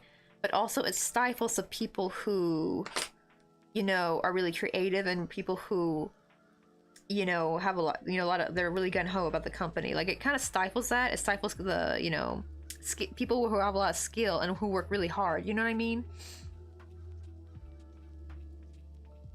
Let's see. Ooh, speaking of musicians, musicals or plays, I saw Monty Python perform the skit of the movie Monty Python and the Holy Grail live a few years ago.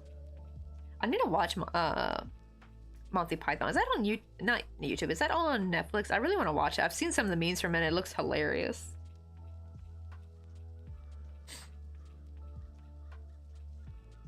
Oh, yeah, and her social skills, right? Like, it's kind of weird because it's like, then people have a hard time trying to speak up for themselves, right? When there's a problem, people just kind of not say anything, and it just makes problems fester, you know?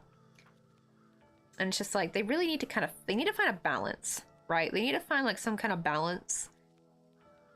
I heard Japan's kind of the same way. Like, everyone's kind of like, they're very meek, they're very like, and the thing is like, right, you'll hear how people will think like, oh, Japanese people are so kind. It's like, technically they're not kind, they're just polite, because they still might think differently of you. They might still not think that great of you, but they're really good at hiding it.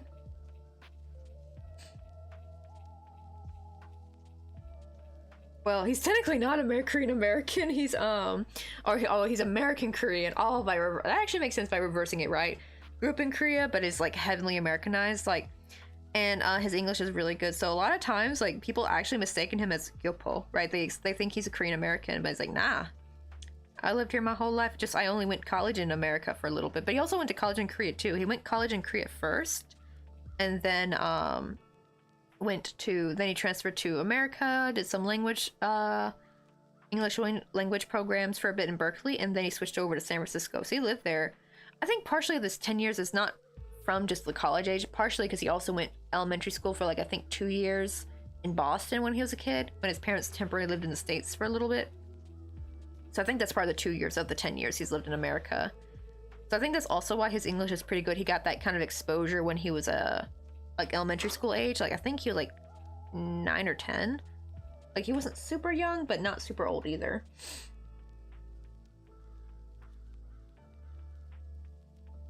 Right, it's like, yeah, he might leave, we should treat him back because he might leave if you treat him like everyone else, right? Because in the beginning, Mr. Coffee was kind of like a little bit frustrated with like not seeing his efforts seen. That's another thing too. It's like your efforts don't get really seen when you're like a lowly worker when you're in the beginning. So he was getting a little bit frustrated with that. And thankfully, Bakbagi was wise to let the Sajangnim know, like, hey, you can't treat this guy like normal. He's our golden goose, man. You can't treat him like that. So even though Bakbagi bugs the absolute shit out of Mr. Coffee with, I'll tell you what I mean. Like, so literally this weekend, Mr. Coffee was so tired when he got home, he didn't even like want to eat dinner or drink. So he was just on the computer for a bit and he went for a nap. And then Bakbagi started calling. And I answered the phone. He's like, "Oh, I need help from Mr. Coffee. My flight. I'm in he was in Honolulu, in Hawaii. He's like, my flight got canceled, and I need Mr. Coffee's assistance." Like, wait, why is he getting help with your flight? Like, I don't get it. I don't know what, like why he couldn't call someone else. And I think the reason why he called Mr. Coffee is because Mr. Coffee's gonna be the only one who's gonna pick up. Because I think it was like 10 p.m. So all the other, I think he did, to be fair, I think he did contact Sonyeon first, but nobody was answering. Nobody was helping. So Mr. Coffee's like the only one who will answer him. So that's why Mr. Coffee is his go-to. Just the problem is he gotta be careful because he drives poor Mr. Coffee insane. Like, because the timing is always bad, because like as soon as Mr. Coffee gets home, gets his dinner on the table, and is about to sit down and chill, bing bing bing, like a cow talk or like even just a straight up call just starts happening, and Mr. Coffee's like, oh no, Buggy, no, let me eat. Like, you know, it's because the time zone, because Mr. Buggy's in France. So by the time he starts work is when Mr. Coffee just gets off work and it's done. You know what I mean? So it's like a time zone problem. It's just oh right, yeah, they'll be polite to your face, but they'll super judge you. But bless your heart is, yeah, it really is a bless your heart in Southern culture. It really is. Yeah, their love language is more work, not words of affirmation. Yeah, it was a work trip. Because Mr. Well, it's funny I keep calling him Mr. because his name is not even Bakbuggy. That's just a nickname we gave him because it means baldy. But what do you call it though? I think, to be fair, it was like 2 a.m. over in America though, so it was super late in America too. But yeah, his flight had just gotten canceled and was having trouble rerouting it, and Mr. Coffee helped him with that. I think the reason he wanted Mr. Coffee to help because he was in America, because yeah, he just went to the conference in Honolulu.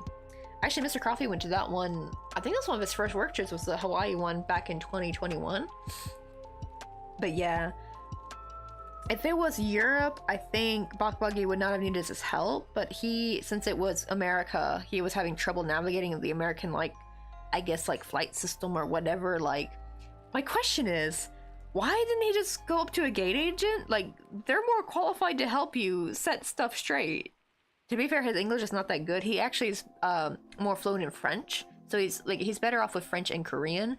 Not so much with English, and I think that might be why. Even like Mr. Coffee had to call, what was I think it was United.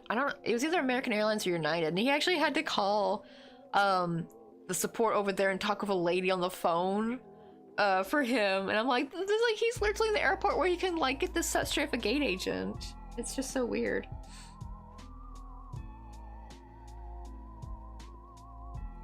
Yeah, I just imagine like a Cup of Joe years down the road, they don't want to help him when you get transferred.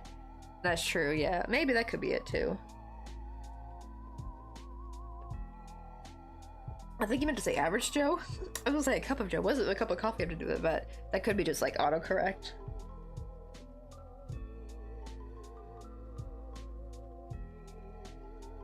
I know, right? Just hand the phone to the flight agent. Jeez, right? And like Mr. Coffee was helping him for like 2 hours straight.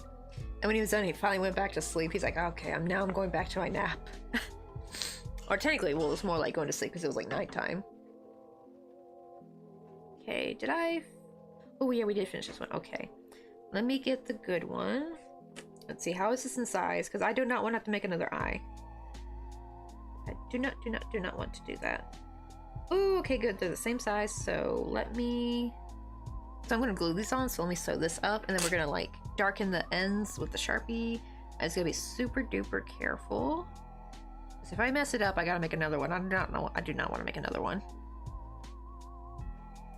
But I'm like, because I remember when my flight got messed up, like, because when I was visiting Korea, like on my own, I was literally on my way to the airport when I got a message saying my flight got canceled and rebooked, and I gotta pick a different flight to reroute. And it was for like, I think 7 hours later. This was actually a blessing in disguise because I was terrified. I was kind of running a little bit late for the I didn't realize the because you know, like the airport's in Incheon, right? And I was in Hongdae, and you can actually take the subway to the airport, right? But it was taking a lot longer than I thought, and I thought, oh shit, I'm gonna miss my flight. I'm not gonna make it through security in time. And thankfully that happened. My flight got canceled and rerouted, and I got so lucky. Just the problem is I did have to wait for a good long time, but that was actually a happy accident. I was happy my flight got canceled because I probably would have missed my flight if that didn't happen. It was my first time ever taking a plane and traveling on my own, and I don't know, I forgot why I was so late to getting out the door. Because I didn't really do anything. I didn't really like do makeup or anything or take a shower, nothing like that. I was staying in a hostel and they did, oh yeah, they pestered me to like stay and take some photos or something. Apparently they like to post photos of people who stayed, and I was like, oh shoot, because I need to be leaving the door, I need to be leaving now. And I wasn't expecting them to like do that. I think, but even then I was still kind of running late before that. Okay, so I'm gonna carefully color right there. I just gotta do the same on the other side.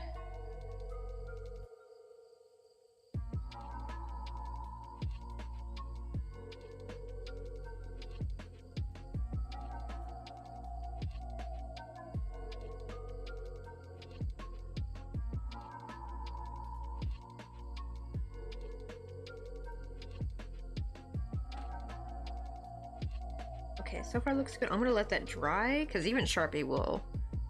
That's what happened last time. I thought I let it dry enough, and then it turns out it did not. Also, there's a bit of Sharpie on my desk, so...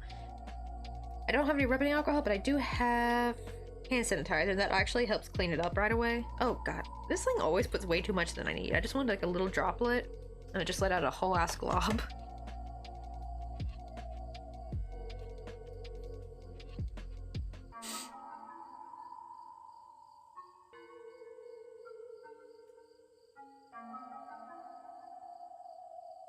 Let's see. Oh, but right, it's like the Incheon is the airport to get if you airport to be if you get a layover. My daughter returned to the US this summer and she made it to the gate by 10 minutes. Oh no, but missed the connecting flight in Seattle.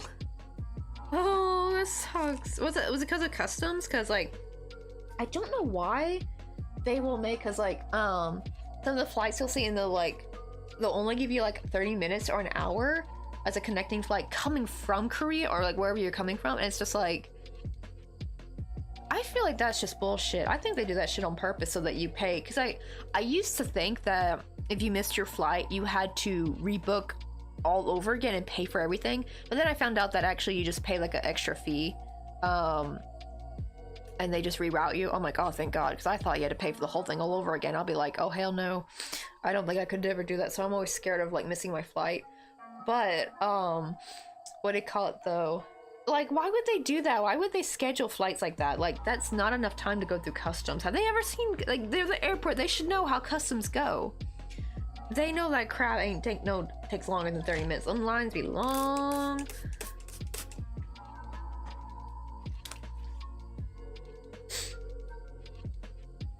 Oh I didn't realize ads were playing. I'll post a little message for everybody in there. Oh shoot, really? She was going through testing. They closed the gate. Oh, that's dirty. You know what's funny? I got so lucky. This was at the Memphis airport. Their kiosk machines were because we got there in time. I got there in time, but the problem is the kiosk machines were down. Like they weren't working functionally, and I finally, after like 30 minutes, I finally got a lady to help me process my luggage. I just had to go to the I should have just gotten the line in the first place instead of trying to bother with them damn machines, because it wasn't taking my passport for some reason. She got it all done for me, and by the time I'm going through security, like I'm like barely about to miss time for my gate, and I had the stupid Wii Fit board at the bottom of my darn luggage, and I didn't put that to be scanned because I thought because it was battery operated, it's not like the plug-in, right, like a chargeable thing, so I thought if it's battery operated I thought it was fine. Nope. Maybe I had to like get all my stuff out and get it so she could scan it. She's like, oh, it's just that, okay. And like literally all that trouble just for them to say like, oh okay, that's fine. Like what the hell, you know? And I'm running and I've already technically missed the gates technically closed. However, I swear, this is why I'm agnostic. I swear there was like an angel looking out for me that day, because I didn't even know they could see you actually. I did not know that the pilots could see people in like the airport. Because the pilot just happened to look up and he saw me booking it and just figured it was me. That's the thing. I could have been anybody. I could have been anyone going to a different flight. He just assumed it was me because they knew there were two people that were not on the flight. So they closed the gate technically, but they didn't take off yet. They didn't leave the spot. He actually told everyone to wait, reopen the gate for these two people. So we ended up not missing our flight. Because usually, right, they don't do that for you. Usually they're like, too bad, but suck it up, Buttercup. Like, usually they're like that. But no, that pilot was nice.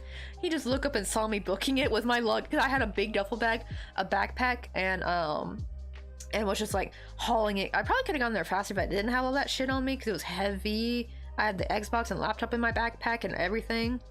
I had the, like, I think some clothes and shit in my duffel bag, and also that Wii Fit board, which those are heavy, y'all. Those are not light.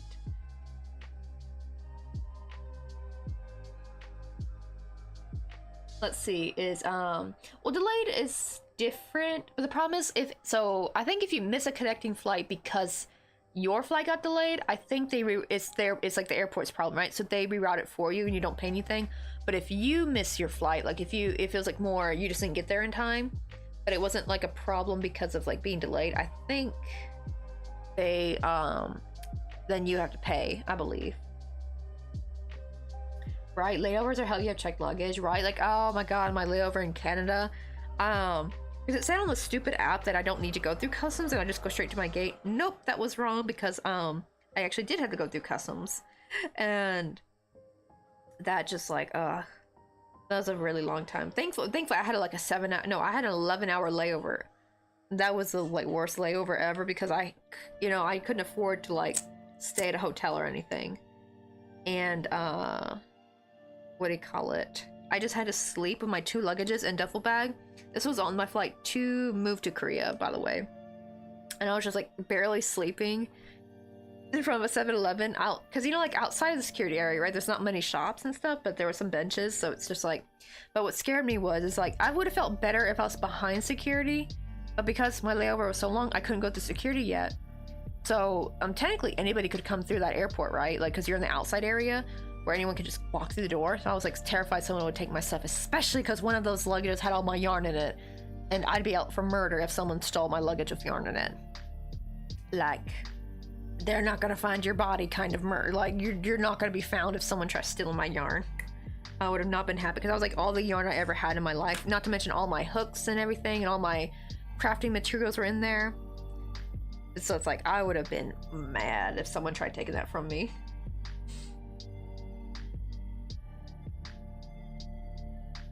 Right, yeah, there shouldn't be customs until you're taking your last flight. I think the reason why was because my layover was so long. I think that was why. I think if I had a much shorter layover, I think I maybe could have just popped through and they would have moved my luggage along anyway. I don't think I would have had to go through customs. Because right, I'm not leaving Canada. I'm going to Korea, so they should have just like let my luggage move along. But I think if your layover is too long, then you have to leave and then come back. Because it was an 11-hour layover. It was a very long layover. Also, let me make their mouth real quick. I just need to make a tiny little triangle. So let's see. I'm actually still debating if I just want to like embroider this or not, but it might get hard to put the tongue though, because I think the tongue I'm going to embroider, so I think I'll just crochet the mouth. So let me see. Hot drinks really Hey, get you Goblin, how you doing? Warms you up when you feel your soul and when these See, oh yes, we're playing Shadow of the Colossus. Oh, what's that about? Where's my little raid thingy? Let me copy that. Also, if you got any like social media links you want to share, we got those open in chat.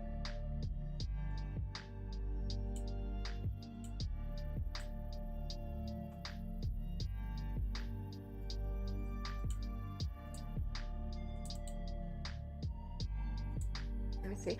Hey, Flippa! Oh shit, we got 2 shoutouts we gotta give. Let me get one for Flippa as well. Maybe we can grab some coffee? You want to go get some coffee? But how you with me? doing? We're trying to make the Pokemon Victini, but we were working on a little haunted house earlier today. We're kind of doing double projects lately. Let me get one set up for Flippa.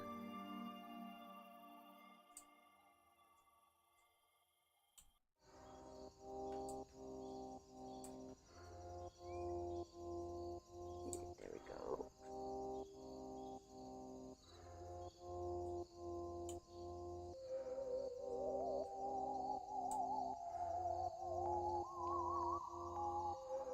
I won't let me copy. I keep noticing every time I try to copy y'all's names, it keeps like doing something different. Like it opens some kind of weird thing. I think it's meant for like to time out and ban people. It's like I just want to copy the name. It only works with the keyboard if I do Control C. Oh no! Oopsie, hold on. I didn't mean to hit enter. My bad. To like, yeah, it says how many seconds do I have? It says oh, 1 minute 8 seconds. Okay, I gotta wait. But well, come on in. Let's see who's all in here. But well, how was the I'm guessing it's a game you guys were playing? Ooh, right, the Shadow Crochet.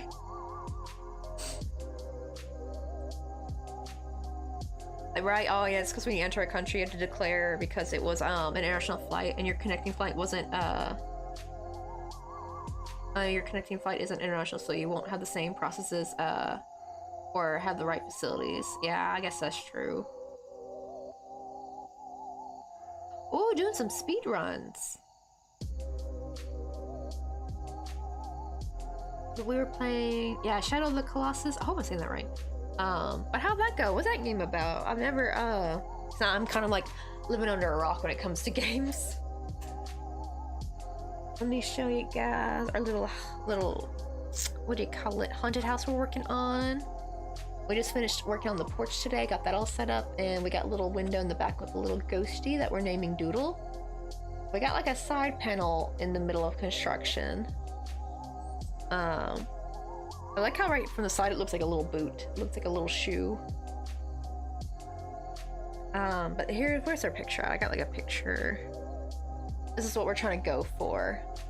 They'll really start coming together once we start making like the little decorations and especially the roof. I got like a micro pumpkin ready to go, like a little micro crocheted pumpkin that I made when I was making some charm bracelets, but this one ended up smaller than the other one, so I was just gonna save it for a rainy day, and I felt like this was like perfect to fit on the bench. Not bench, I mean the porch. Oh, we also have a tier B Pokemon. Let's go for that real quick. But also, Greenie, if you got a rated run, because I have no idea your time zone, so I know it could probably kind of maybe late your time, or even just after streaming though. I feel like so drained, and I would imagine everyone else kind of feels the same. So no worries if you have to raid and run, but if you're down to hang out, you're free to.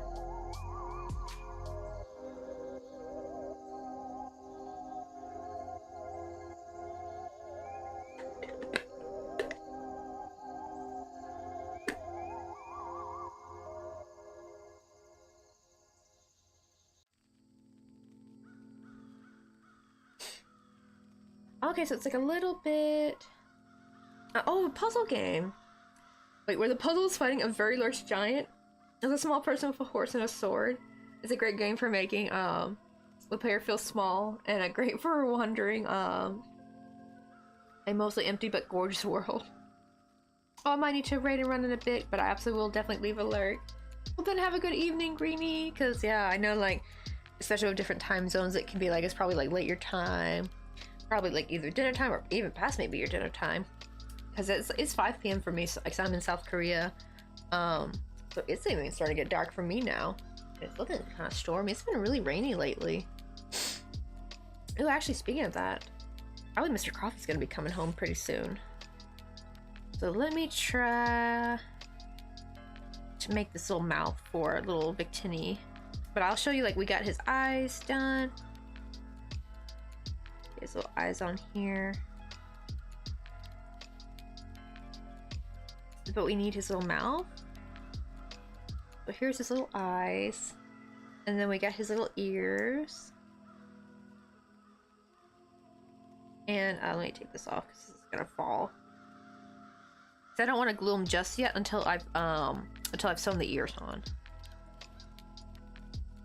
And then we got his, I still gotta figure out how to get the triangle. I think I'm just gonna crochet a triangle and either sew it on and or try to join. After sewing it, I'm gonna maybe try to join in here and try to like crochet a triangle.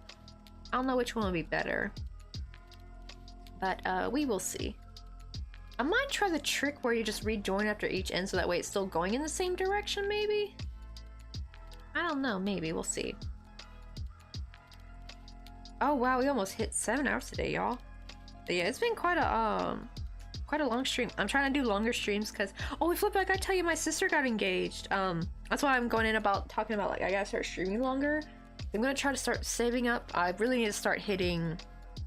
I don't know if I can hit 200. I don't even think I could even hit 200 with Twitch a month, but I need to save 200 a month to what do you call it? Be able to afford a ticket, hopefully. I don't know if their plans are not completely set in stone because it was originally gonna be October and then they just changed it to late November, which I'm really happy. That's like one more month I can save, thankfully. So we don't know yet because I just got engaged, so we'll just wait and see. But she said like we're not gonna do an earlier wedding though, so that's good to know because she really wants to make sure I can come. Hey mom boss lady, how you doing? We're just crocheting a little Pokemon and we were working on our little haunted house earlier. We got the little porch done. Looks kind of weird because like it'll look better once we get the roof done. Once we start working on that, but I want to get the side panels done. It's a very, very narrow, small house. And we got like this little micro pumpkin. So perfectly, I'm gonna glue it there once it's done. I also need to make like a little like a little railing. Ah, come here, stay on there, little pumpkin. There you go, you can kind of see it now. I got a little pumpkin there to put there.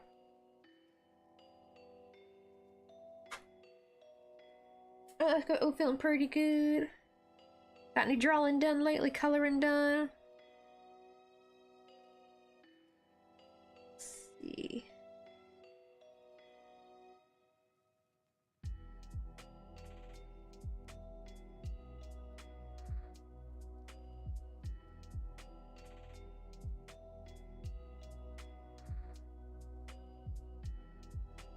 I'm gonna try to hopefully make this like a little triangle shape.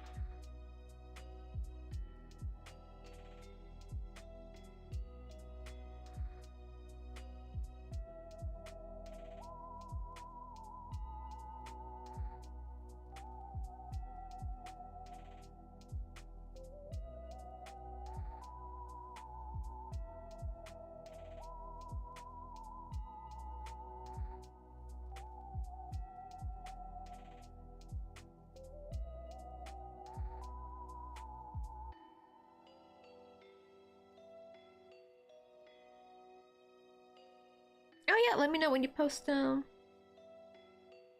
I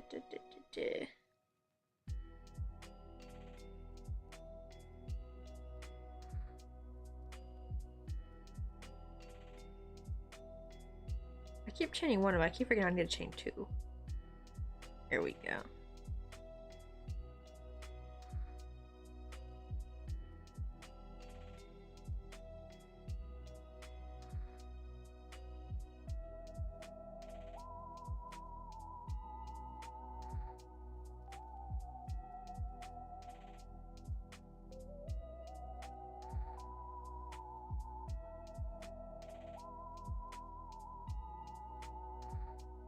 Okay, I know that looks weird.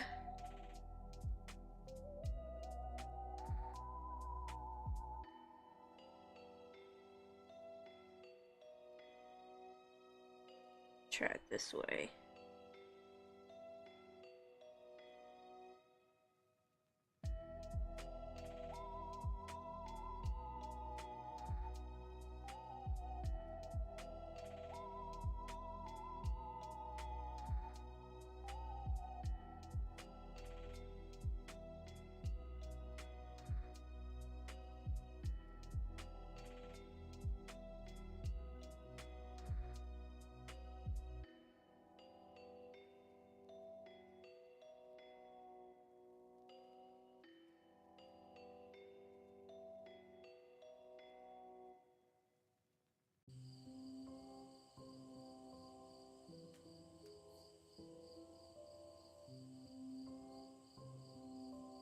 It's not quite looking right. I think I'll have to... Yeah, I'm gonna have to like chain two and like increase and make a triangle that way. That will look better.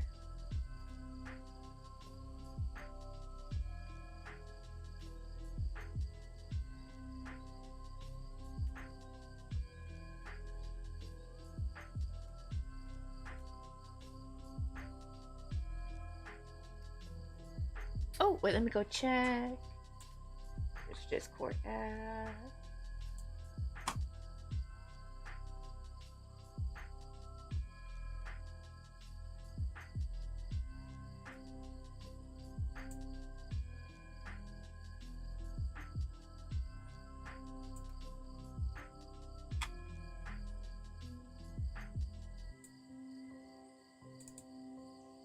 gotta change.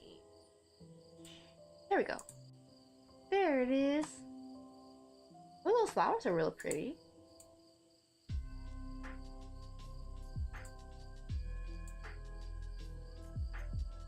Oh wait, the buttons are over here. Okay, that way I don't have to like click out and click. Really pretty. I like the flowers. Oh, I like how you did some shading on that one.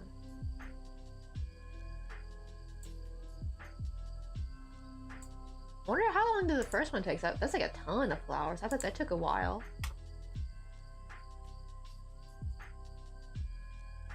Oh, wait, I clicked the wrong thing. There we go. Oh, I should give... There we go, I can give Flippo a shout out. I almost forgot. Because yeah, those little countdowns I always forget every darn time.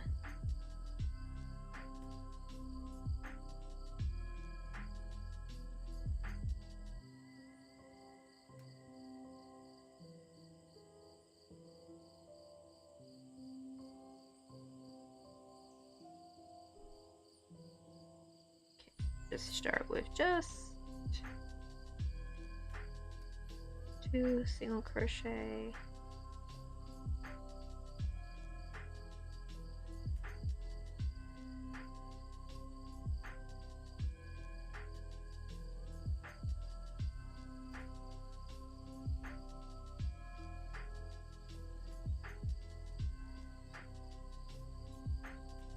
Oh, okay, so all but one are gel pens, and yes, they're on from 2. Ooh, wow, 5 to 6 hours to color. But hey, that's like 5 to 6 hours of therapy. Because honestly, like, I always think crochet is my therapy, honestly. She is a very expensive therapist, I will say that. The yarn calling can get pricey. But hey, it's worth my sanity, you know?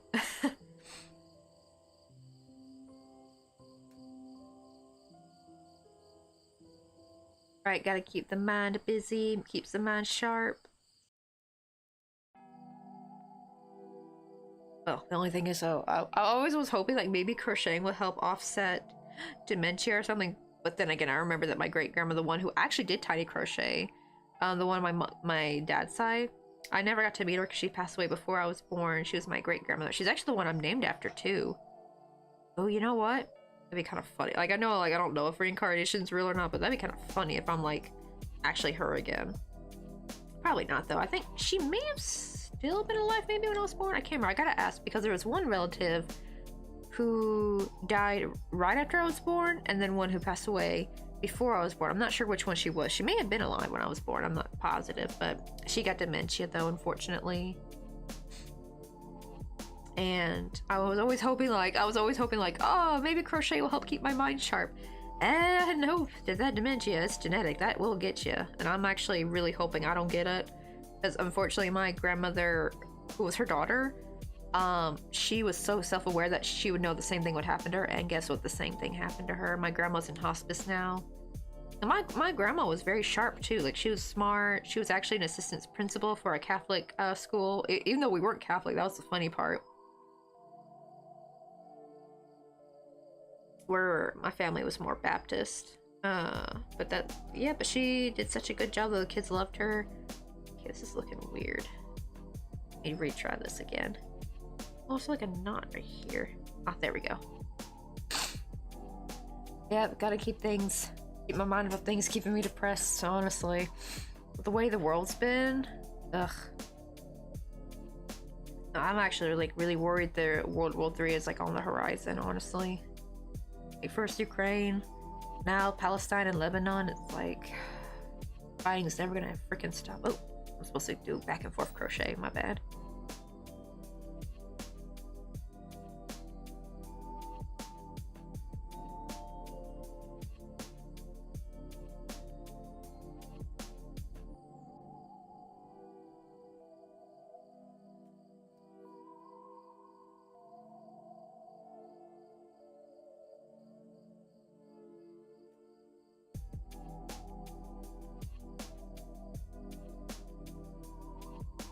I'm gonna try putting 3 in the front first and see if that's better.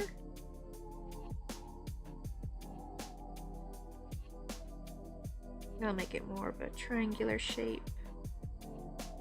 I don't need it to be too big. I just need it to be small enough, but I need to be able to embroider a little tongue on there because her mouth is going to be open. Oh, I'll show you a picture of what we're trying to make.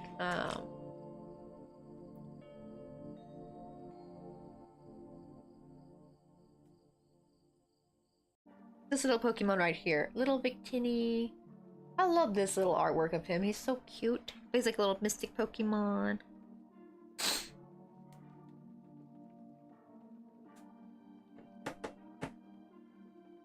I just picked up back some old and new hobbies. I tried the gem art and my chaotic mind calmed and I went to full focus for 2 days between work and sleep, and it still kept my focus, which is not normal.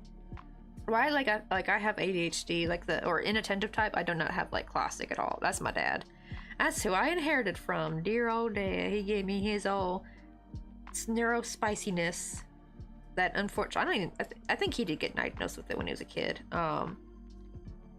Also, what happened? My thing's all curled up.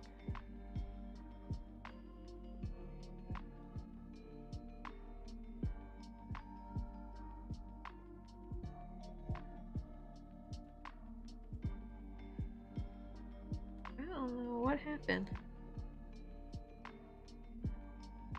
Man, do this. I can't. I'm gonna keep redoing this and undoing it, I swear.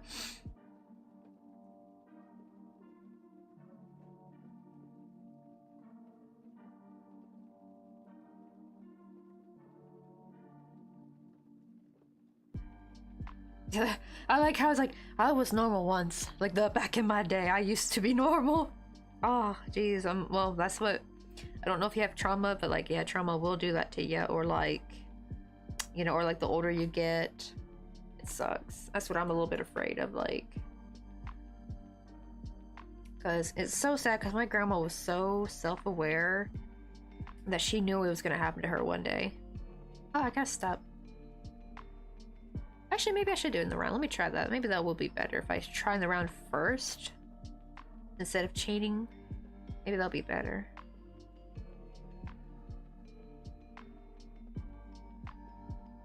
I do 1 single crochet here and chain 1 and turn my work.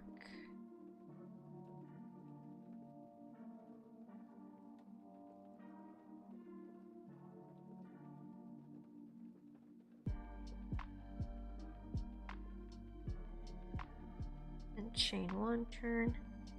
I hate doing back and forth with micro crochet when it's really small because it's kind of easy for this to get really messed up.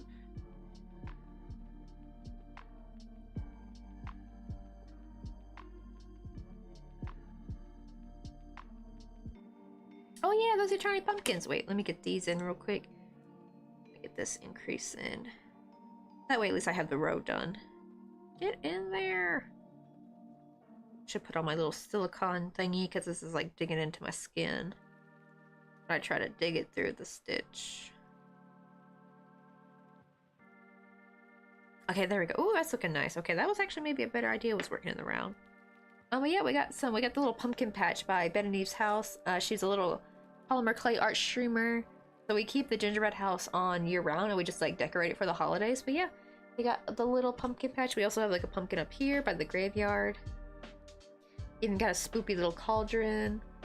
I actually have these as earrings on my coffee page, except for the bat wing is purple instead of black. Yeah, we got some little mini ones, and we actually even have an even tinier pumpkin. This one's this is like the same pattern. So here's like the difference, right? I make this with the splitted yarn, and here's what it's made with thread. Much smaller. This is gonna go in the haunted house. Oh wait, these need to go back over here. This is the same pumpkin I use for my pumpkin earrings. I have a couple of those on the coffee page.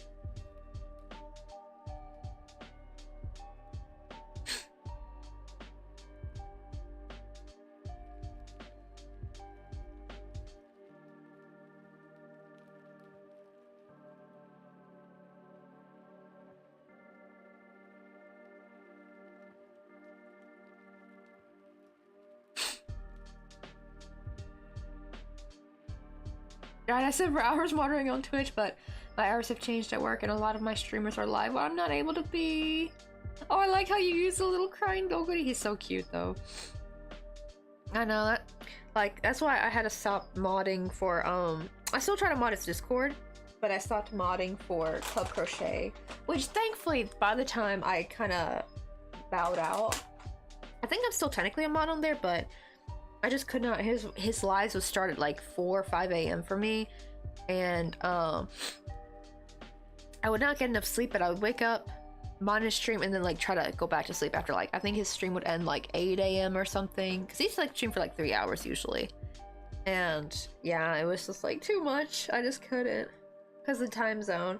Maybe I'll try, well, I don't know, I might not be able to try again. I was about to say, maybe I'll try again when we move, because we'll actually be in the same city almost, because Club Crochet lives in San Francisco. And it's funny, because I didn't start modding for him until after I left and moved to Korea. That was the fun part. It was like, oh my god, we used to live so, not super close because I was actually downtown, but he was like Sunset Circle, I think. I don't know if they still live there, because I know they got a house. They're still in San Francisco, but I don't know if they're still in Sunset. I hope so, because they actually used to live by the beach, but their house was just too small. So they got like a bigger house, thankfully. Oh my goodness. I don't know, it's like, I'm better now, but my nose is still stuffy. Driving me absolutely nuts. But we're gonna move to Daly City basically, which is like literally right below Sunset. So me and Club Crochet might be not neighbors, but you know what I mean, like super close in distance. But I wonder how that will turn out. But yeah, but the problem is I have to work retail again, so I might have no time after all. It'll depend. It'll depend on how well the Twitch's going and how the crochet side of business is going. I'm gonna try to start making some paid patterns. Oh, I almost forgot one, boss. I gotta show you my latest like little crochet doodad. I did this on the weekend, and I'm trying to make it again. Wait, let me pull this up.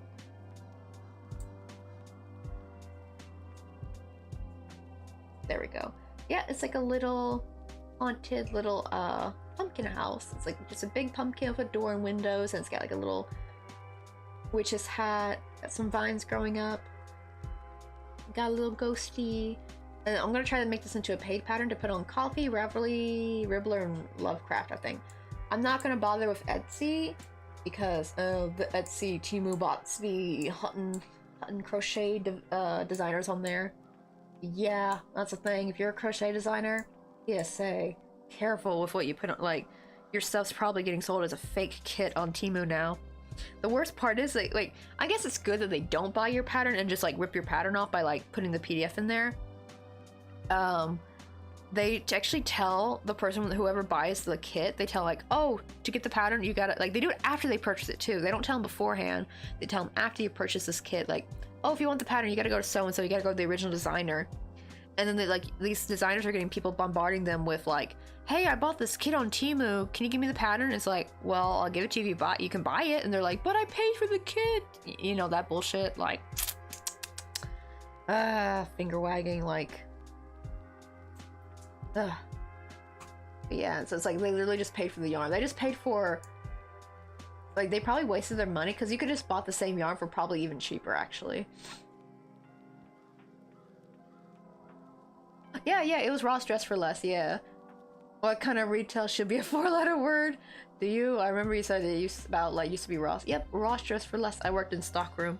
Because your girl cannot handle working as a cashier. I do not know why. Me and the cash registers, like, just don't mix. And I know I don't mean by, like, not being able to handle customers. I mean, like, I don't know why. I don't know. Maybe I'm thinking, like, when I would count my cash, I think, because I know how to freaking count. Like, I might be bad at math, but I can count, dang it. But I think what would happen was I think bills would get stick. Because, you know, like, you are having to count, like, really quickly. Because, you know, especially if there's, like, a long line. And yeah, I would always be short or over by a little bit, and they don't like that, right? Like, so yeah, that just like never went well for me. Wait, did I ever increase over here? Oh, I did. Okay, whoopsie. Actually, do I even need to make it bigger? Let me see.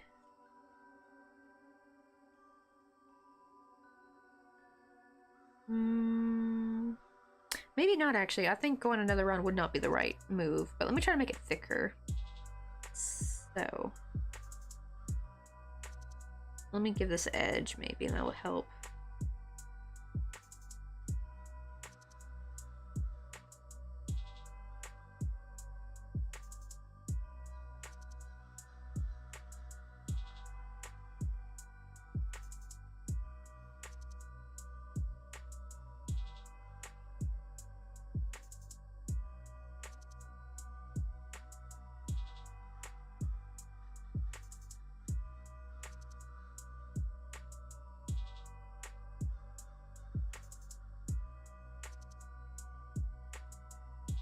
Oh, my sis used to manage a Ross and then installed gutters for 2 years, was much happier. Yeah. Like, the thing is, my managers were such troopers, at least the ones I worked at, not the Memphis one. Well, except for the store manager, Mike, was nice at the Memphis one, but the lower tier managers, they were mean and catty. And one of them got fired. The one that was, like, the meanest to me, too, she actually got fired for using her manager code to illegally mark down microcore persons and make them like 39 cents or something and buy them up and sell them online. She got in big trouble for that. So yeah, and it's funny, she's the one who kept, now I realize it's like, I think it was projection, because she kept being like, because I had to leave. The funny thing is, even though I had to leave early, I still actually worked 8 hours, but apparently like Memphis, Tennessee labor laws are different, because like in California, they would not let us work over 8 hours if we worked part-time. Like they could not let you work over 8 hours. Like you would actually get time and a half. Because they had like 2 separate types of overtime. They had overtime for if you worked over 8 hours, and then overtime for if you went past, I think, 39 hours or something. If you went to 40, then you got like overtime. Yeah, she was like, no, we can keep you out here all day long. They can actually, like, they kept my mom, like, she worked there. They kept her from 6 a.m. to 6 p.m. 12-hour shift in the stock room. Ugh. Like, can you imagine that? Like, at least if you're like a nurse working 12-hour shifts, you're making some bank. Not working damn minimum wage, you know? Like, good grief. But it's just like, and it was just so nasty, because the thing is, she agreed to it in the beginning. She was fine with it, but that was before they started sending too much to that particular Ross. So then after that, then she started being mean to me. It's just like, honey, you agreed to this. You said it'd be fine if I can leave. I had to leave by like 1:30 p.m. I think, but I'd be there by like 6, I think. So I'd be there for my 8 hours or 7.5 at least. And I think because of it, I had to stop taking a lunch, maybe. No, I think I still had to take a lunch. Can't remember, but yeah, she was not happy with that and started like being really passive aggressive and mean to me. And look who was being sneaky. Look who was abusing their manager code for greed. I smell some projection, bish.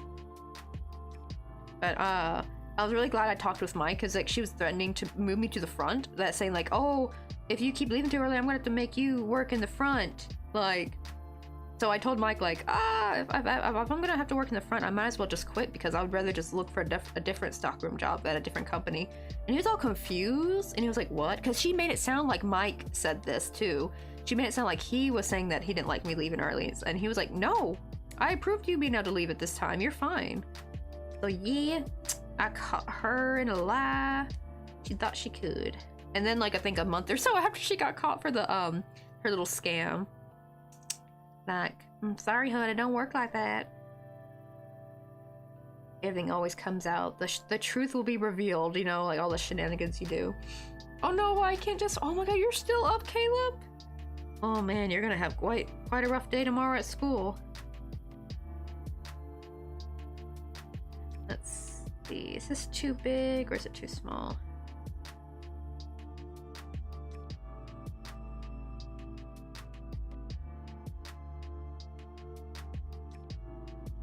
Okay, that looks like a good size. I think I'm holding it the wrong direction though. Wait, let me frog this a bit. I think I put the increase in the wrong spot.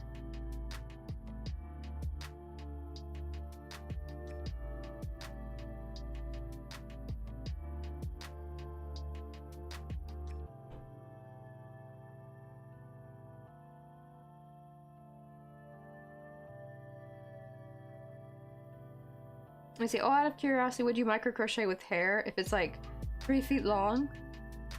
Like, the only problem is I feel like hair would be like really slippery though. I've tried crochet with my hair before and it did not go well. It was just like, it like would not hold through.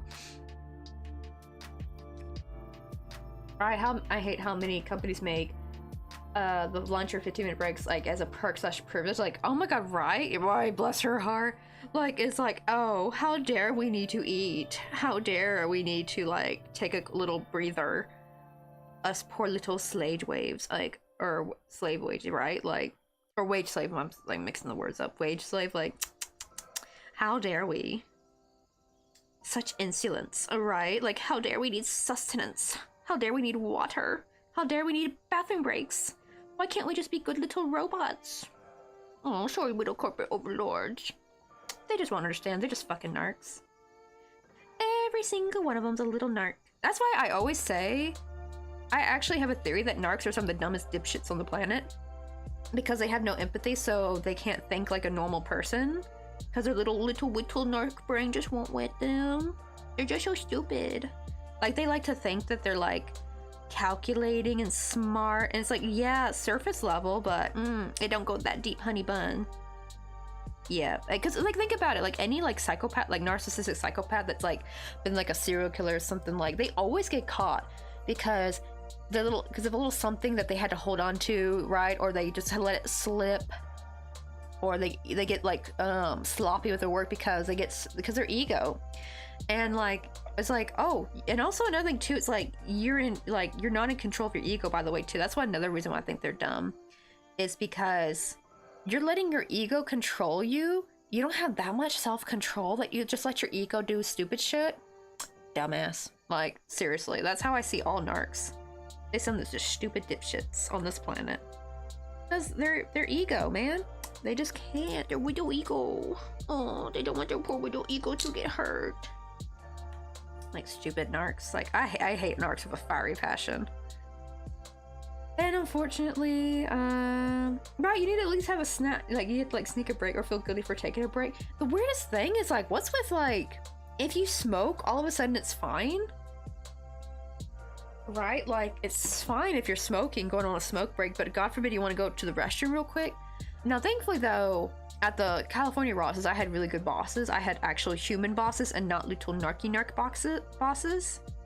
And we could use the restroom as much as we want, as long as we weren't like abusing it, of course, like staying in there for like hours on end, unless we let them know like maybe a little something is going wrong. Like if you have like a digestion problem, but yeah, they would let us use the bathroom as much as we need. We could have water and stuff back there. Oh, that's another thing too. The same boss I told you about, the one who got caught doing her little scam, she did not want us talking to each other at all. She's like, I don't want to hear y'all talking to each other. She wants silence back there. And it's just so bizarre because actually talking with your side partner kind of helped keep things moving and actually helped keep your brain from being too sleepy. It was so weird. And I couldn't listen to music back there anymore. I was so mad. Because I used to, like, I was allowed to be able to like listen to little podcasts and stuff as long as I like had a little low volume where I could still hear someone if they're trying to get my attention. I'm actually wondering if maybe I can use these when I work there, because these are like bone conduction, so they don't plug into my ears. Because like even if I have nothing playing, those earbuds will like, I cannot hear the outside world that well. But this is actually, I'm still self-aware because it only goes before my ear, so I can actually hear everything. The only problem is they're not good for when I'm cleaning with the vacuum cleaner, because then I can't hear what I'm actually listening to on my phone. I actually have to like pause what I'm listening to or use the other earbuds. But yeah. Right? That's why I blame like the one, American school system, and also two, the workforce, because like some jobs are just like they don't want you taking bathroom breaks unless it's like during lunch or some bull crap. And it's like, no wonder America has like so many people have trouble with being dehydrated, kidney problems and stuff. Like a lot of people seem to have kidney problems, I think. And I think it's because of this reason, because like you don't want to, you know, you don't want to be a burden and like be the one using the restroom a lot or get in trouble for it. Or you don't want to be uncomfortable the whole time since you can't go to use it and be uncomfortable at your desk or work or whatever you're doing. So you tend to not drink as much. And because of that though, you end up being severely hydrated, and that's bad for your kidneys. And or if you do drink and have to go holding it in, it's just as bad. Both ways, you're screwed. Same with the American school system. They were very against like letting us use the bathroom. And I get it because there were kids. unfortunately, who would abuse it. So, but the problem is, I wish they had more, what's the word I'm looking for? Starts with D. I can't remember the word I'm thinking of. Discernment. Like, I wish they could have had more discernment. Like, I guess the problem is they would have gotten in trouble if some kids could go use the restroom, and then the kids that are known for, like, no, not compassion, like, it's more like knowing this kid is a good kid, they're not gonna pull some shit. But the problem is, I think because of that, I think if you did, like, because then the parents and the kids who are, like, usually causing trouble, they're gonna march on up, be like, you're, you know, doing so-and-so to my kid, like, see, like, that's the problem, is, like, I think that's where all the problems are, because now the good kids get abused. Not abused, I mean, like, they get punished for the actions of the bad kids. Because when I started high school, our in-between locker time was 7 minutes, and believe me, my campus thing was built, like, it used to be 10 minutes, actually. Like, kids that were older than me, like seniors, they said it used to be 10 minutes when they started. So every year they started taking a minute off.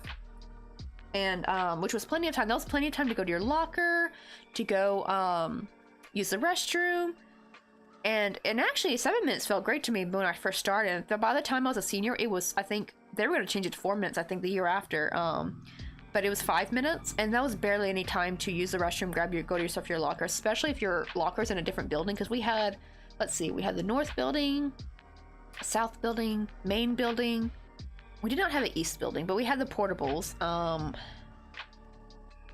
Oh, we did have a west building. Yeah, we had a west, north, south, main, and the portables. So we didn't have an east building, but like, because not college, it used to be a college campus, my high school. It was like an agricultural college back in the day. So it was built like a college campus, so things are really spread out. So you gotta be booking it. I actually do not know how some kids were able to just walk casually and talk to their friends. Like, how did you not get late? Like, I guess maybe they just didn't go to their locker, but yeah, I'd have to, like, I would carry a lot of stuff with me just so I wouldn't have to go to my locker. Or I would just, like, try to map out which classes are super close to a bathroom so I could, like, use the bathroom as quick as possible. Just, ugh. Right, that too, to me, so was happening those 7 minutes as well, right? Oh my goodness, I remember, what do you call it? I remember one time I was walking to class and this dude, like, just, like, slammed this poor kid up against the locker really hard. I wish I decked him, honestly, but that, I was, like, scared I'd be late. That was what I was worried about. I felt bad. Because, like, then again, this was, like, a big old 6'2" bully-looking dude as well. Like, I don't know if there was much I could do. But I do have a bit more, what's the word? Anger, I guess, now? So, like, maybe rage. I'll be, like, empowered by rage. I just get so mad at shit like that. Like, bro, just get your ass to class. My God, stop fooling around. Okay, we got the little mouth. Okay, so finally I got a good mouth. Got the eyes. Actually, let me see how this will look. Let me see. I'm gonna thread it through. I'm not gonna sew it because I don't want to sew it until I've sewn the ears on, because I need to see how to space it once I got the ears sewn on, because I don't want to mess it up. Let's just choose maybe like right here. I just want it to keep in place while I place the eyes on and see how it looks. Right, no one knows what to do with a bit of, right? Like, oh, I always actually think a lot of the mean kids, it's just like, I just want to yell at them, like, get an effing hobby, my God. Are you just that effing bored? Like, I think that's a problem. That's another reason why I say narcs are so stupid, because, like, these frickers just don't know how to entertain themselves. Like, they only get entertained when they're hurting, belittling people, or actually, like, physically harming people, like, for some severe narcs. It's just like, oh my God, can your brain not entertain yourself? Are you that stupid? Like, my God, get a damn hobby, please. For the love of God, please. Stupid. Like, they are just, oof. Narcs are some of the dumbest. They are so dumb. They're so stupid. They're so brain rot dead. Like, They wish they had brains like us. Like, they wish they had the empathy, because then maybe they can find, because I think this is the problem. They have no empathy. So I guess they can't find enjoyment in normal activities like we can. They're probably jelly. It's giving human empathy. They wish they were just as human as us. But I guess it's too bad, so sad, narcs. Maybe you should have fixed your brain.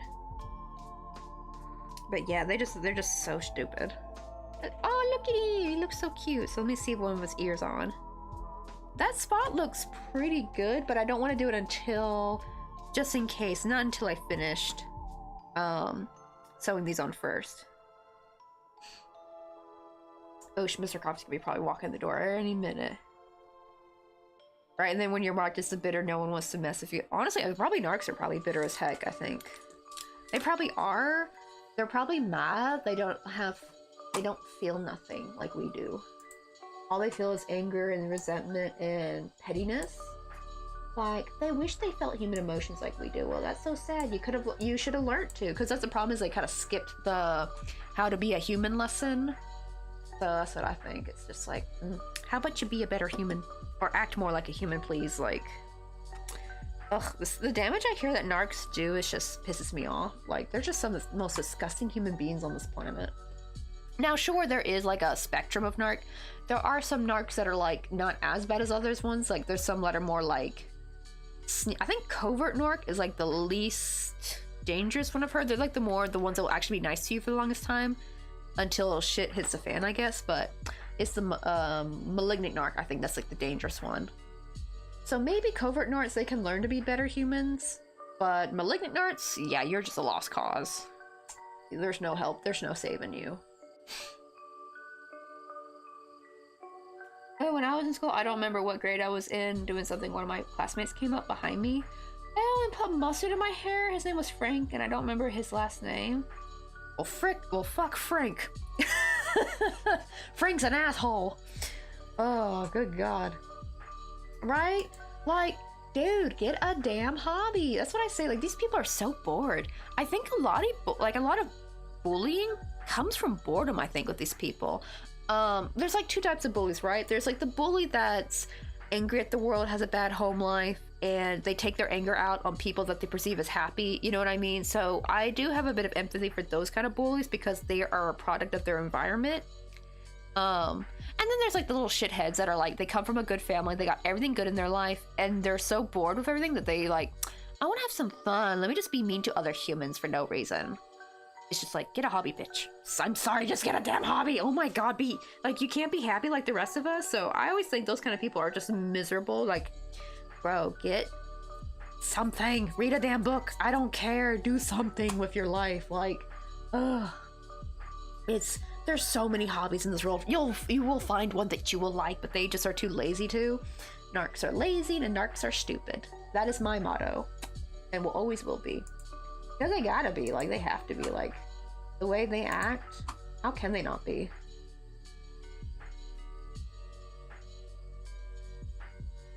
Right, oh, I hear, like, the dudes who, like, because some girls will do this too, but, like, the people who like to humble people, that always irks me. Like, they just see someone being happy, enjoying life, and they're like, I gotta humble them, I gotta take them down a peg. For what? For being happy?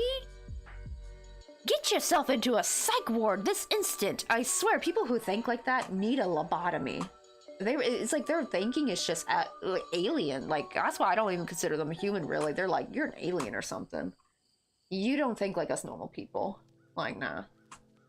But let us see who is on. Because I need to raid out, because Mr. Coffee can be walking in the door.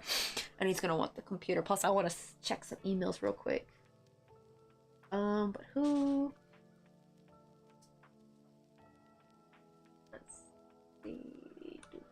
Because we got quite a few people on. Ooh, to choose.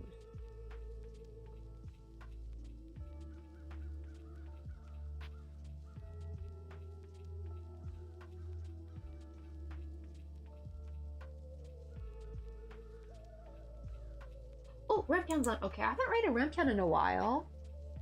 Let's see. Oh, good. She's only just now started. She's only 22 minutes in, because she usually doesn't raid for very long. I mean, not raid. She doesn't stream for very long. I think usually 2 hours max. I think she's done a few. Like, I think she once did a 12-hour stream. But yeah, she usually doesn't raid stream very long. I think let's see what she's doing today. She's playing. Oh, The Binding of Isaac, a little spoopy game. So yeah, if you don't, well, it's like is it pixel art? I think. Yeah, it looks very pixel art. So it's not like gory, y'all. It's like cutesy pie, spooky pixel art. But let me... Okay, I copied her name. So, let me get set up. Right, yeah. Bullies are a product of society failing in containment. Or, is that supposed to be contaminant?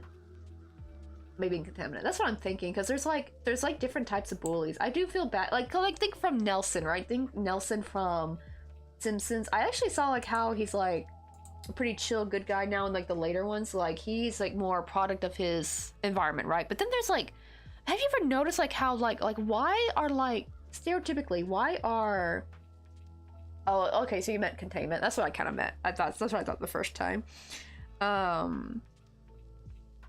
Oh, contentment. Oh, my bad. People, yeah, appear but nicely. People crave contentment, right? Yeah, we crave peace and stuff. Like we don't crave drama and shit. Not really. We just want to go about our day, have a nice day, be nice to everyone, and then pricks like this gotta ruin it for everybody else. Like I swear, we need to throw them out of society and like, y'all go off and run your own little society. Stay out of ours, like please. Like we should like have like a nice. Yeah, I know you meant. Wait, no, not contentment. Wait. Now I'm confused. Because you said people crave contentment, which makes sense because like normal people do crave to be content and peace. Oh, so you meant containment? Oh wait, I forgot what I was gonna do. Right, oh yeah, malignant narcissists, yeah, you know them well. Yeah, they're the dangerous kind. No, I misread it, because, to be fair, it's so hard to read from here. Like, the text is so small, so my little brain did not see the I.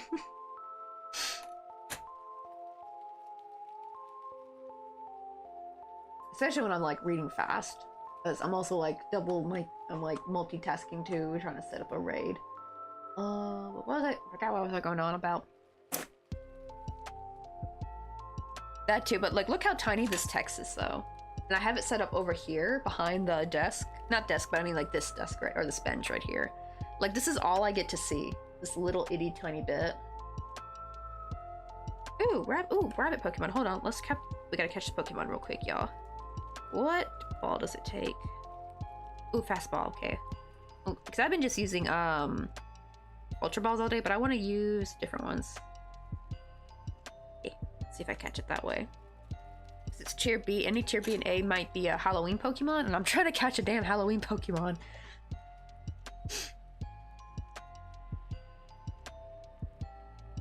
I know, these lures are so tiny though. Because to be fair, like contentment and containment, the spelling is so similar. When I just like look at it from, because I usually just read from like looking at it at a glance. Or I gotta squint over at my phone. I wish, so at least on, if I look over at the PC chat though, I probably would have able to seen it, because like, what you call it?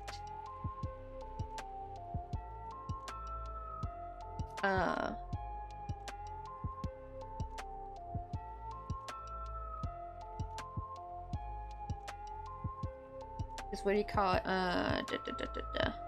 Shoot, my brain. I think my brain's short-circuiting on me. Oh, I can make this text bigger, thankfully. On what do you call it? I can make the text bigger on PC thanks to, I think it was better TTV emotes when I install that extension. But I can't do it. They don't let you make the font bigger. I wish they would. Like they need to let us make the font bigger, because these words are so tiny I can't read them. But let me see. But yeah, that's like my theory. Narcs, they're bored. Oh, because that's the thing I'm thinking. That's what I was about to go on about. Because like, why are always like the super popular, right? Because there's like two populars, right? There's like the well-known kids that are usually nice and chill that are popular, and then there's like the jocks and cheerleaders popular, right? Why is it always like those kids, like they're super mean, they're known for bullying and being, you know, really catty and stuff? Like the jocks are known for being like bullying people. It's like, why? You're good looking, you come from a family with money. Most of those kids come from family with money, because it's not cheap to be in like extracurricular sports like that, right? Like that shit's expensive. So they come from a well-off family. You're popular, everyone likes you, girls flaunt and fawn over you, and same for the girl. Like all the boys think you're hot.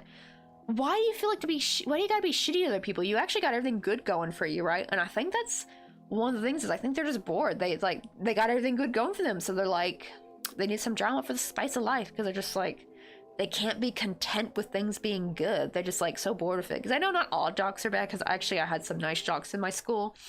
Actually, it was funny. The kids that were actually the meanest were like not the nerdy kids, but like almost nerdy. They were kind of like they were like mostly like just regular kids, but they were like almost nerdy kids, and they were actually the meanest. They were like the most horrible, in my opinion. Like, they wouldn't say names, but like actually, at least in my school, but I have seen some of the jocks in my school, like some of them were terrible. But at least two of them I know of were actually pretty nice. They were like really polite, and they were actually nice to teachers too. But it was like a weird mixed bag. So not every jock and cheerleader is horrible, by the way, because there's actually one girl, LMA, I believe, from Club Crochet Discord. I didn't realize she was a cheerleader. She's a cheerleader, but she's also a crocheter, and she's actually really sweet. So there are, and also Lacey Green, she was really sweet to me in high school. She was like the one and only cheerleader that was nice to me. Everybody else was mean. That too, I do think partially could be that, like acting out to get their parents' attention. Could be that too. Oh, I have, at least I can understand a little bit for, I don't know if this is for the guys, but this is definitely for the cheerleading girls. Or like, not even just cheerleading, but like popular girls.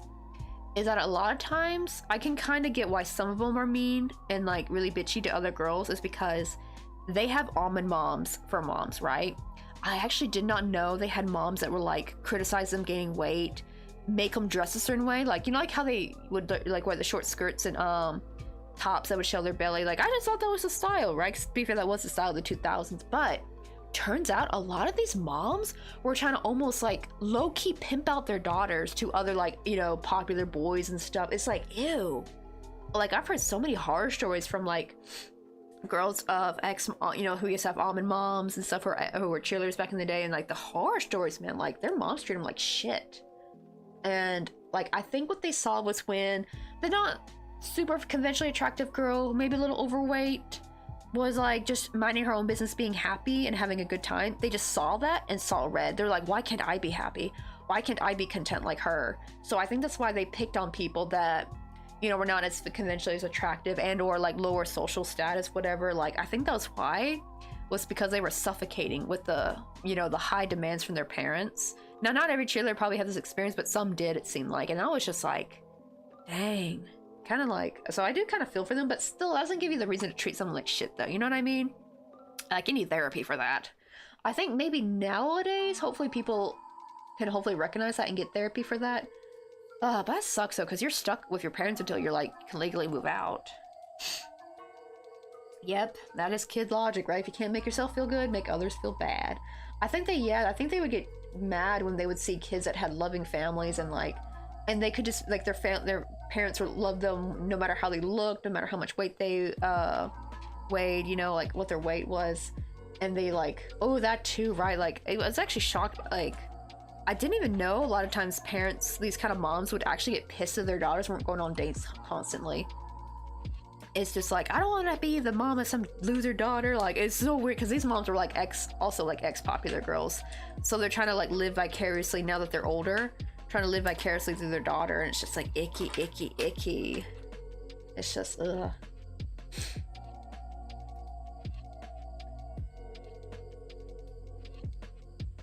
Oh wait, really? My kid's friend told her to find a boy with the most expensive shoes and make sure to close the deal. Oh my, and what kills me, that almost worked.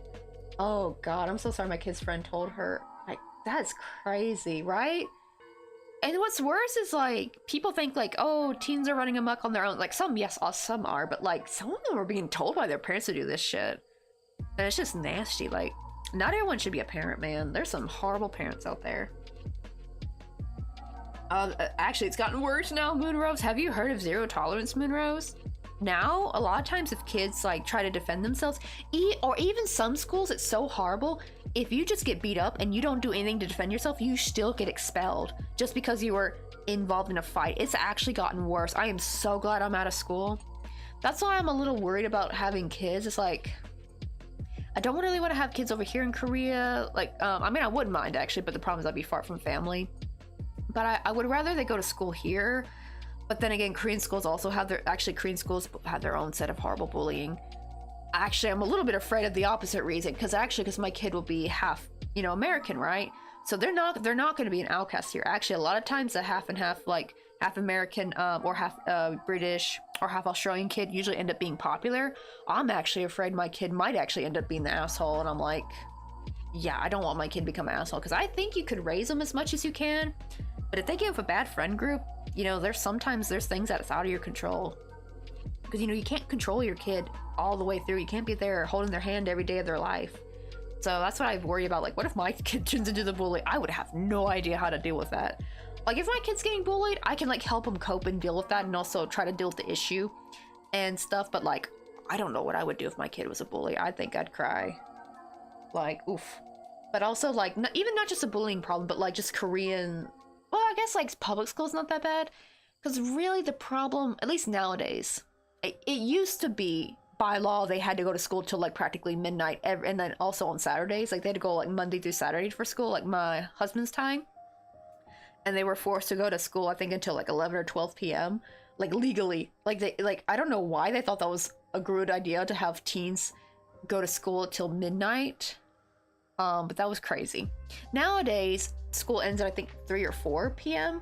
But now they supplement it by making them go to a hog one, which that's optional, right? You don't have to, and you have to pay for that too. But Mr. Coffee said, yeah, my kid's not going to go to a hog one unless they want to go to like a fun hog one, like Taekwondo or art, because they have fun hog ones, by the way.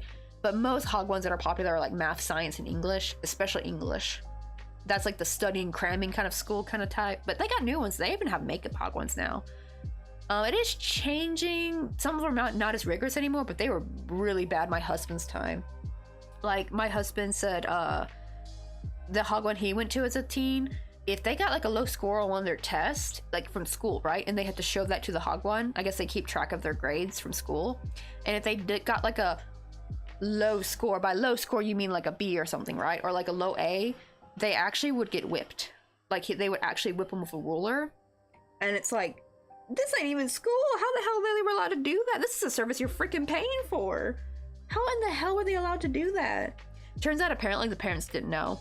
They actually kept it secret for the parents. It's like, why? Why? Oh my god, it's like horrible. Like, it's changing now, but that's the problem. It's like I have to deal with like rigorous school system, maybe some bullying. I don't know. It might be different for my kid. More possible my kid might be the bully if they're popular enough. Like, I could not deal with that. And or America, they be bullied, and or school shootings and shit, right? Like, I have to worry about that. But I can't afford, like, there would be no way we could afford private school. That's for rich people. I don't know. No, apparently his mom had no idea. She was actually pissed when he told her years later, because apparently they were not supposed to tell. They were like, don't tell your parents. And oh my goodness, like, that is like so terrifying. And also too, work culture here is extremely toxic in Korea. Like, it's already bad enough in America. It's really bad here. I do wonder if Mr. Coffee, the problem is though, it depends by the time we have kids. If Mr. Coffee is still, like, he's probably gonna work for an extra for a long time, but see, that's the problem. He goes on a lot of business trips, so I don't know if he'd be able to like homeschool them, because I would not. Sure I could homeschool them up until middle school, like up to the end of middle school, but like in America you have to have a college degree to be allowed to homeschool your kid, and I don't have a college degree, and I don't plan on getting one soon either. I am not paying that. Nah, colleges ain't getting a damn dime for me. I've seen how expensive they are. They could screw off. And it has to be like, I think, a bachelor degree. I don't think it could be like an associate's. So yeah, I'm not paying to go to college just so I can like educate my kid. Like, no, that's too much. I'd actually rather pay for them to go to private school with that money instead. If it's, I don't know, would it be the same maybe? That actually, like, but the problem is then you have private school has its own set of problems, right? It's like nowhere is safe. Ugh. Wait, really? You guys have that? Oh, wait, really? Right, because school shootings didn't become a thing until the 90s, didn't it? I thought the first one happened, or was it the late 80s? When did Columbine happen? Hold on. I thought that was 90s, wasn't it? I thought for sure it was 90s. It may have been like 89, maybe?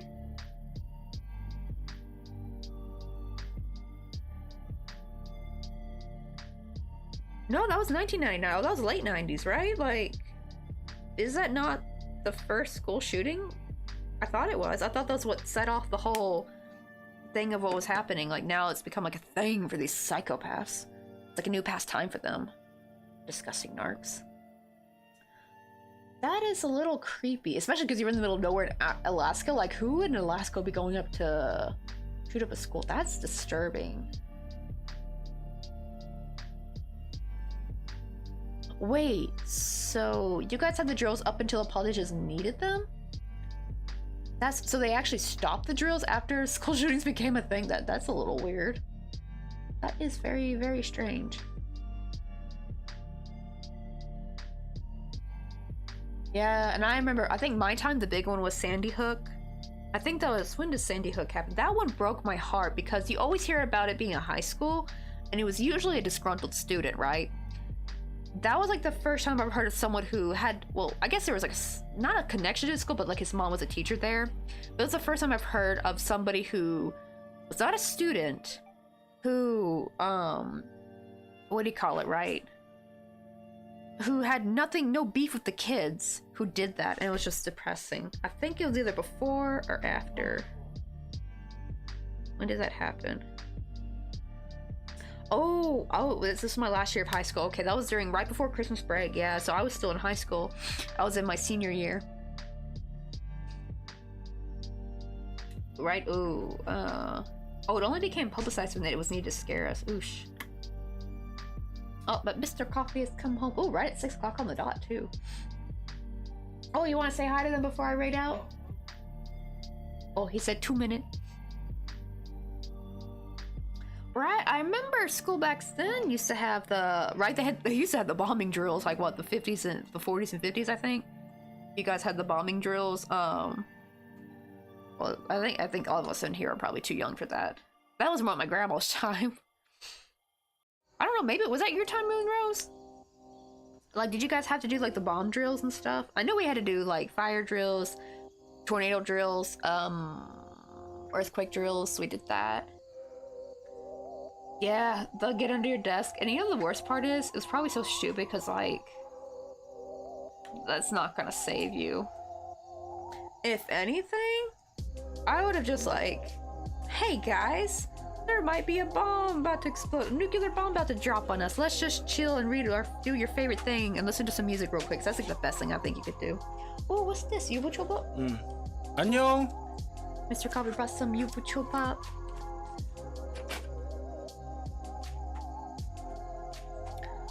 Oh, that's true, right? I keep forgetting how close Alaska is to Russia. Wait, what does Trashik Bill mean? 자식, like 자식. 자식 is 자식, right? 자식. Is it kind of like, hey, you little punks, like that? More softer. Yeah, You like, brat.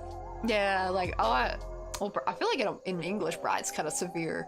That's why we use punk. Punk can be like, hey, you little punk. It's kind of like soft. What? You're gonna to Rampion? Oh yeah, we're gonna raid Rumpion. I gotta hurry because she's probably like 40 minutes in because she only streams for like 2 hours usually. 자식들. Oh right, let's set 잘 up 가, the raid. 자식들. Mr. Cup said "Chariga." That means like goodbye or see you later. 안녕. I'm really good at cursing.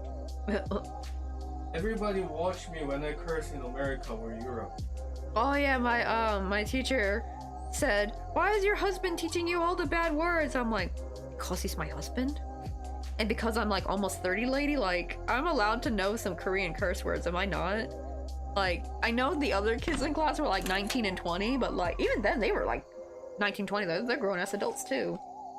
But it's like, am I a nearly 30-year-old woman not allowed to curse? Like, I'm sorry, when do I finally get the cursing free pass? They keep saying you do it when you're an adult.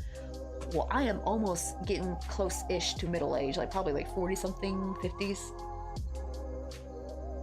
Let's see, okay, let me copy this, but copy those raid messages. So the first one with the pink heart, that's for subs. I know they're follow emotes, but they won't work though if you're not subbed, like because subs can thankfully use follow emotes outside of my channel.